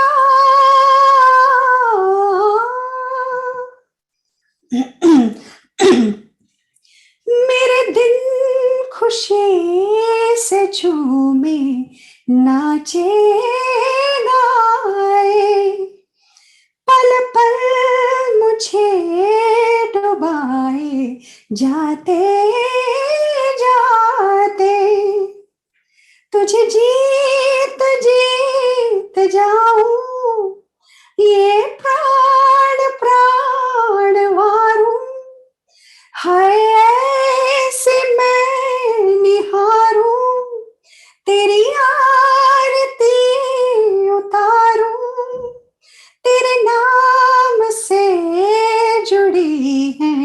सारे नाते सैया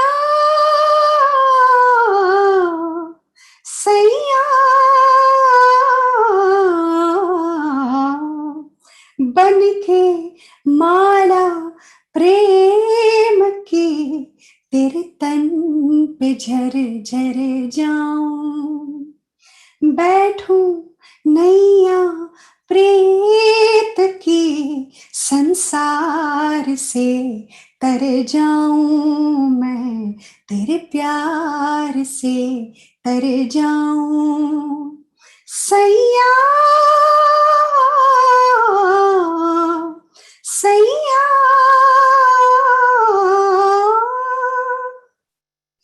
ये नरम नरम नशा है बढ़ता जाए कोई प्यार से घुघटिया देता उठाए अब बावरा हुआ मन जग हो गया है रोशन ये नई नई सुहागन हो गई है तेरी जोगन कोई प्रेम के पुजारन मंदिर सजाए सैया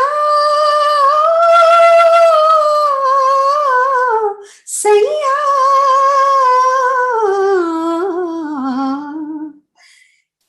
हीरे मोती मैं ना चाहूं मैं तो चाहूं संगम तेरा मैं ना जानूं तू ही जाने मैं तो तेरी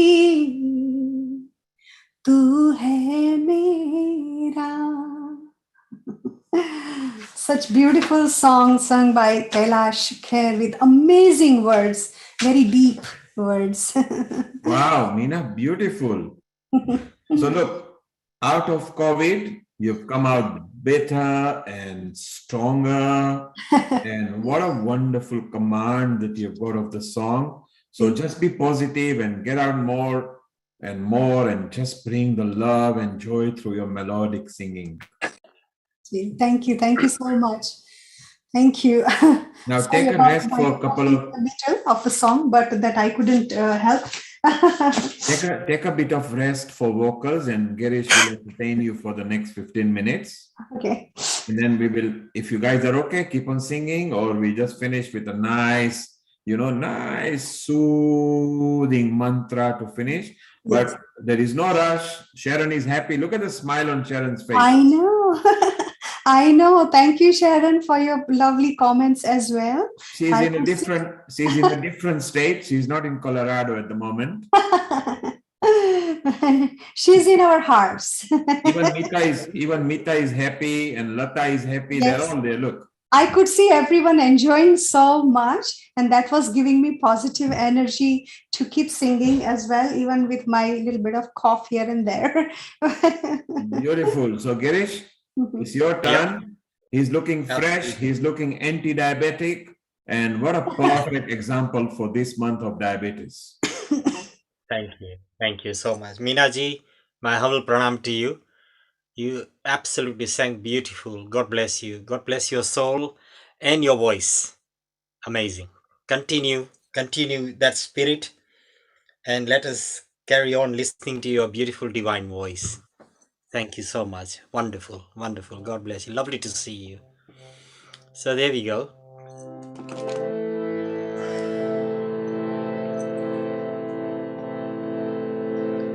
आपकी नजरों ने समझा प्यार के काबिल मुझे दिल की ये धड़कन ठहर जा मिल गई मंजिल मुझे आपकी नजरों ने समझा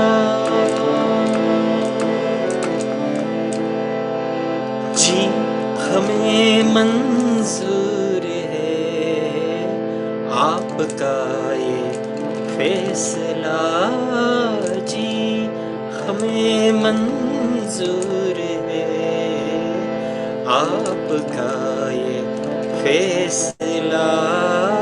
कह रही है हर नजर बंदा परवर शुक्रिया, दो जहां की आज खुशियाँ हो गई हासिल, मुझे आपकी नजरों ने समझा।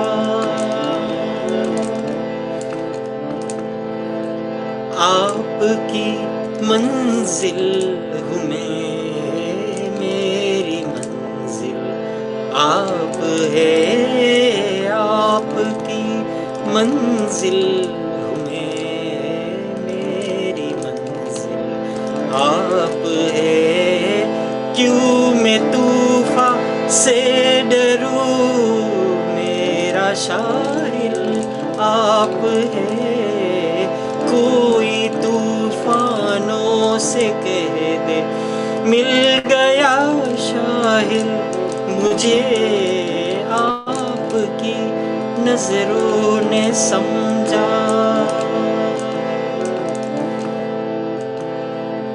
पड़ गई दिल पर मेरे आपकी परछाइयाँ, पड़ गई दिल पर मेरे आपकी परछाइयाँ, हर तरफ बजने लगी सैकड़ों शहनाइयाँ, हंस के अपनी जिंदगी में कर लिया शामिल, मुझे आपकी नजरों ने समझा। आपकी नजरों ने समझा, प्यार के काबिल मुझे दिल की ये धड़कन ठहर जा, मिल गई मंजिल मुझे आपकी नजरों ने समझा। Thank you. Beautiful. Carry on. Don't stop. Thank you.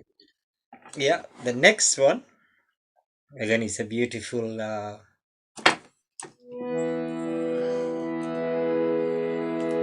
लग जा गले।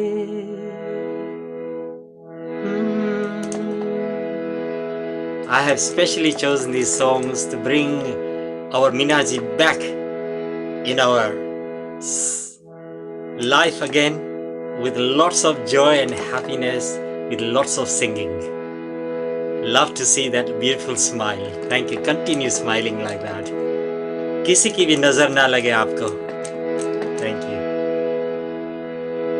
ये एक भैया जी का ही ना आपको भगवान से प्रार्थना है. लग जा गले.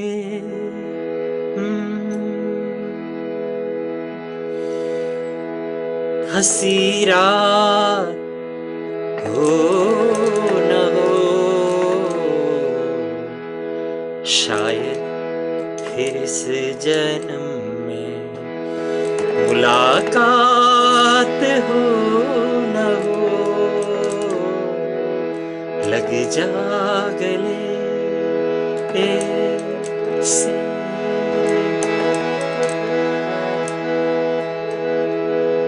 हमको मिली है आज ये घड़ियां नसीब से,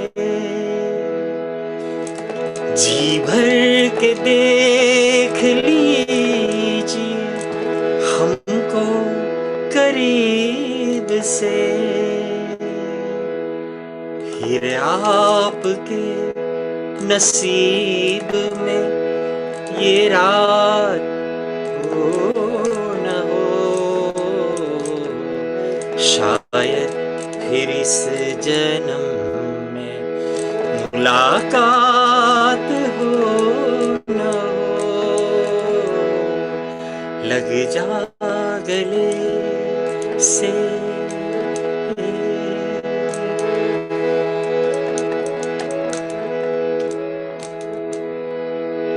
पास आइए कि हम नहीं आएंगे बार बार, बाहें गले में डाल के हम रोल जार जार, आंखों से फिर ये प्यार की बरसात हो न हो,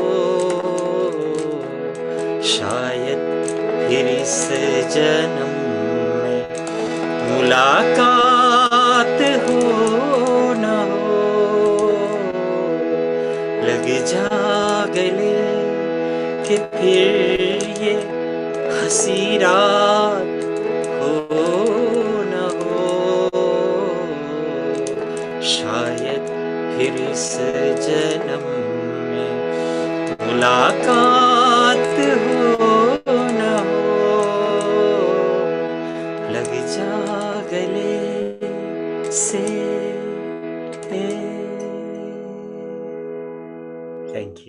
Thank you so much. Thank you. So that was specially for you, Minaben. And Thank you so much, Girify. always welcome, always welcome. And this song, Nil Kumar loves this song, he likes. So this is from Kabhi Kabhi, beautiful song. कभी कभी मेरे दिल में ख्याल आता है, कभी कभी मेरे दिल में ख्याल आता है कि जैसे तुझको बनाया गया है मेरे लिए, कि जैसे तुझको बनाया गया है मेरे लिए। तू अब से पहले सितारों में बस रही थी कहीं, तू अब से पहले सितारों में बस रही थी कहीं, तुझे ज़मीं पे बुलाया गया है मेरे लिए, तुझे ज़मीं पे बुलाया गया है मेरे लिए। कभी कभी मेरे दिल में ख्याल आता है कि ये बदन ये निगाहें मेरी अमानत है, कि ये बदन ये निगाहें मेरी अमानत है। ये गेसुओं की घनी छाँव है मेरी खातिर, ये होठ और ये बाहें मेरी अमानत है, ये होठ और ये बाहें मेरी अमानत है। कभी कभी मेरे दिल में ख्याल आता है, कभी कभी मेरे दिल में ख्याल आता है। Thank you so much. Thank you. So that was especially for Nilkumar. He loves that song so much. And this is the most beautiful, very classical, beautiful song that I love so much.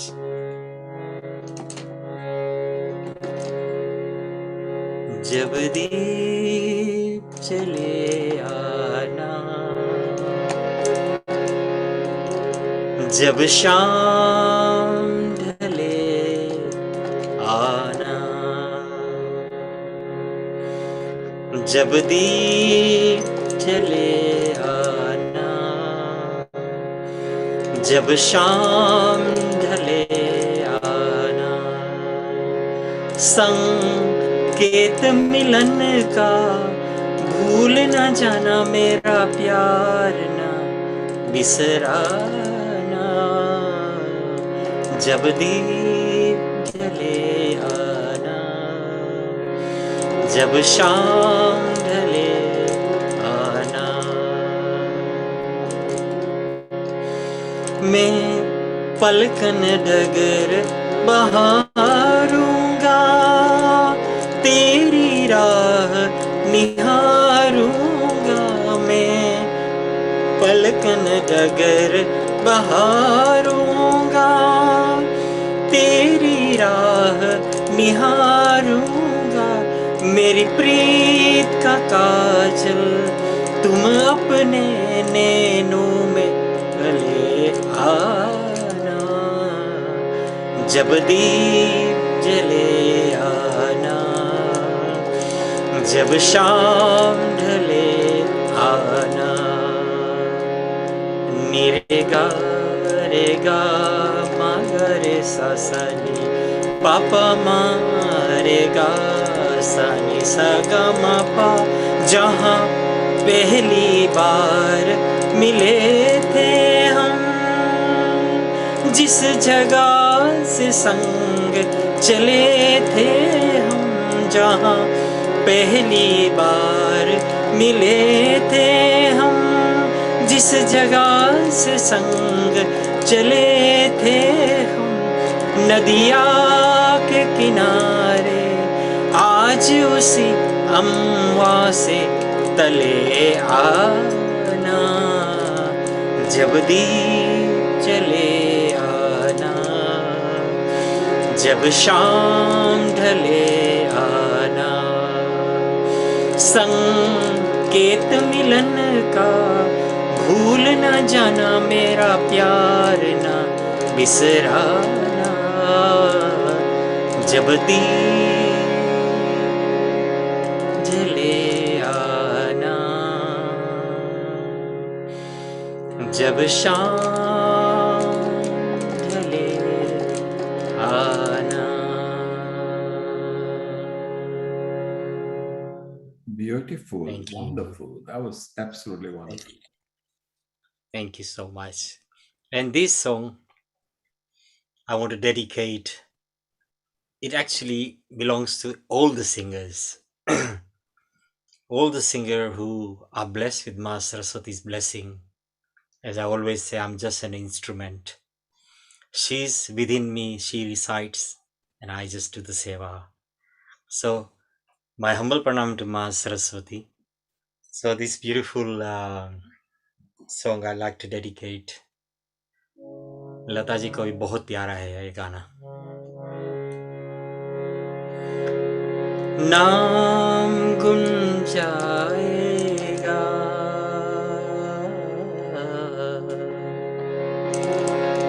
चेहरा ये बदल जाएगा,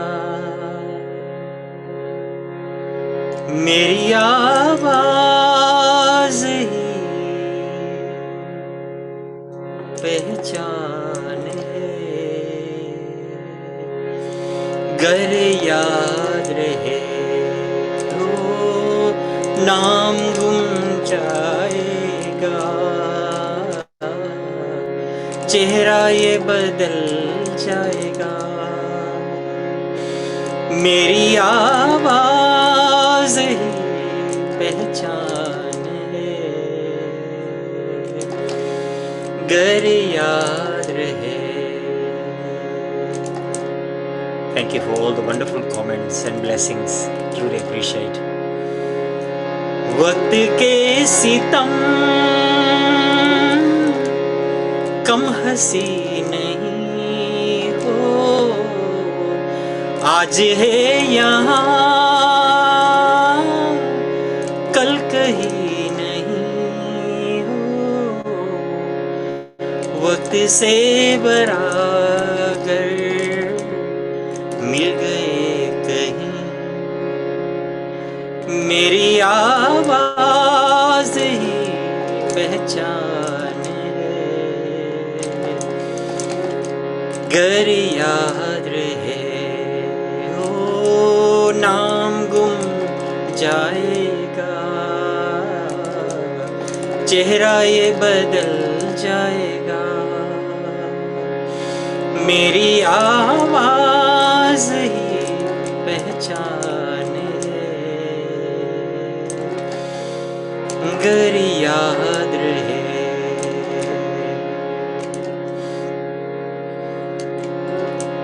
जो गुजर गई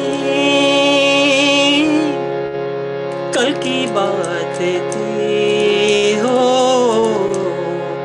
उम्र तो नहीं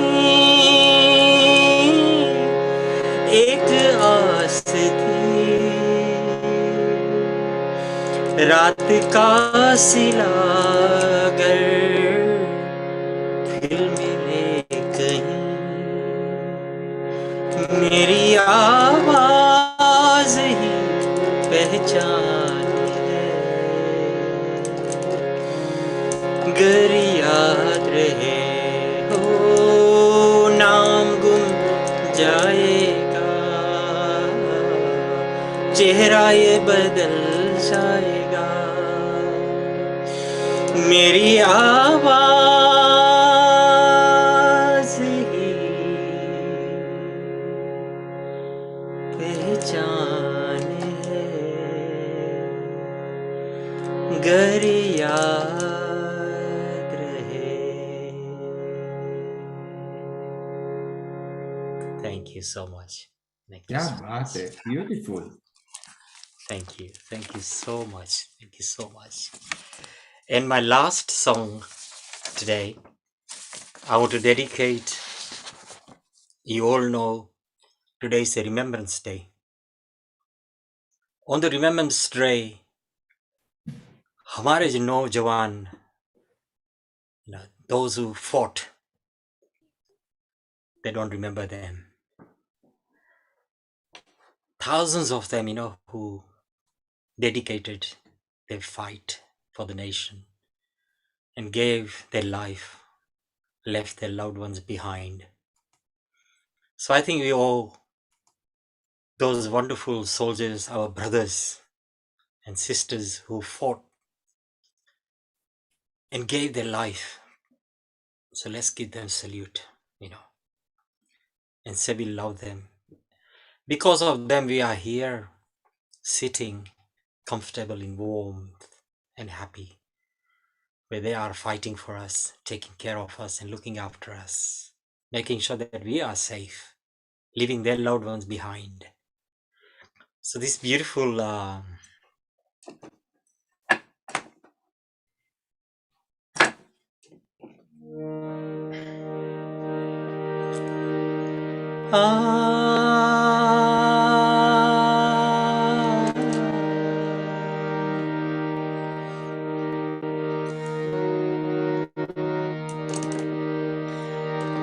ये मेरे वतन के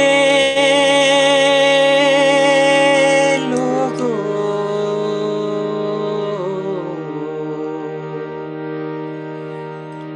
तुम खूब लगा लो ना, ये शुभ दिन है हम सबका,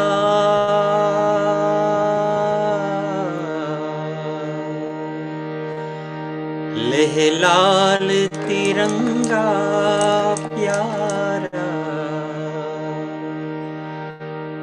पर मत भूलो सीमा पर वीरों ने प्राण गवाया, कुछ याद उन्हें भी कर लो, कुछ याद उन्हें भी कर लो।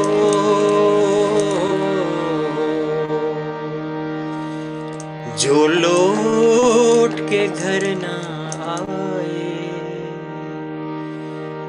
जो लौट के घर ना आए। हे मेरे वतन के लोगों, जरा आंखों में भर लो पानी, जो शहीद हुए हैं उनकी जरा याद करो कुर्बानी। हे मेरे वतन के लोगों, जरा आंखों में भर लो पानी, जो शहीद हुए हैं उनकी जरा याद करो कुर्बानी।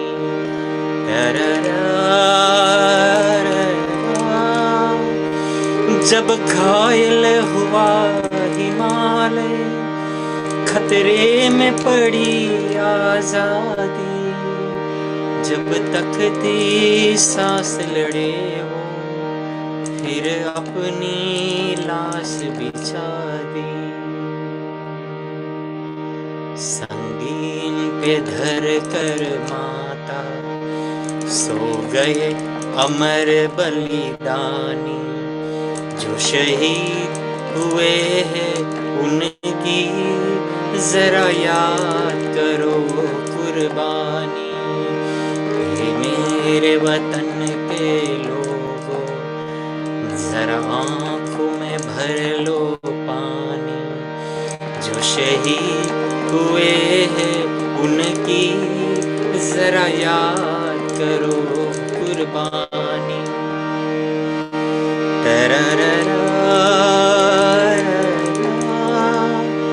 जब देश में थी दिवाली, वो खेल रहे थे होली, जब हम बैठे थे घरों में, वो झेल रहे थे गोली। था धन्य जवाओ अपने, थे धन्य वो उनकी जवानी, वो शहीद हुए हैं उनकी जरा याद करो कुर्बानी। हे मेरे वतन के लोगों, जरा आंखों में भर लो पानी, जो शहीद हुए हैं उनकी जरा याद करो कुर्बानी।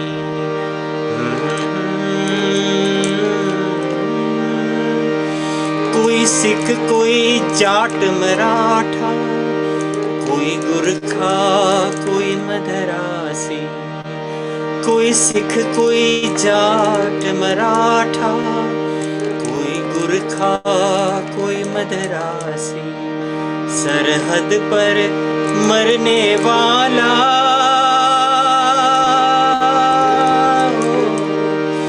सरहद पर मरने वाला, हर वीर था भारतवासी, जो खून गिरा पर्वत पर, वो खून था हिंदुस्तानी, जो शहीद हुए हैं उनकी जरा याद करो कुर्बानी।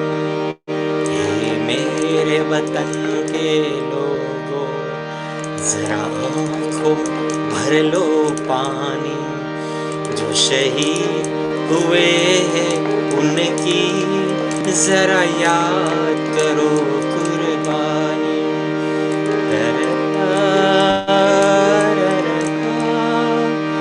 थे खून से लथपथ काया, फिर भी बंदूक उठा के 10-10 को एक ने मारा, फिर गिर गए होश गवा के।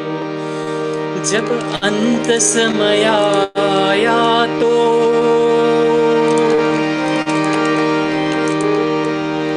जब अंत समय आया तो कहे गए हैं अब मरते हैं।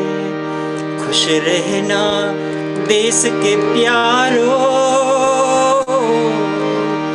खुश रहना देश के प्यारों। अब हम तो सफर करते, अब हम तो सफर करते हैं। क्या लोग थे वो दीवाने, क्या लोग थे वो अभिमानी, जो शहीद हुए हैं उनकी जरा याद करो कुर्बानी। हे मेरे वतन के लोगों, जरा आंखों में भर लो पानी, जो शहीद हुए हैं उनकी जरा याद करो कुर्बानी। तुम भूल न जाओ उनको, इसलिए कही ये कहानी, जो शहीद हुए हैं उनकी जरा याद करो कुर्बानी। जय हिंद की सेना,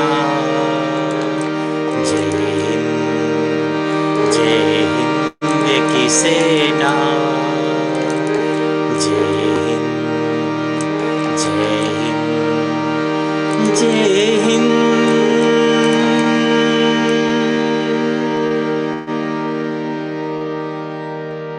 बोलिए भारत माता की जय।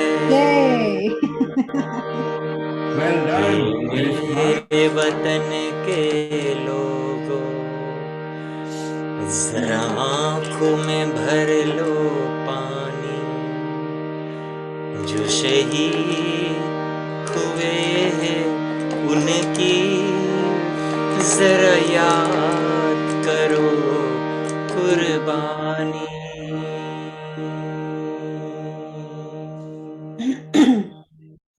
Well done, well done, well done. Thank you so much. We are still live to many channels. Maybe Meena, you can sing a Santi part.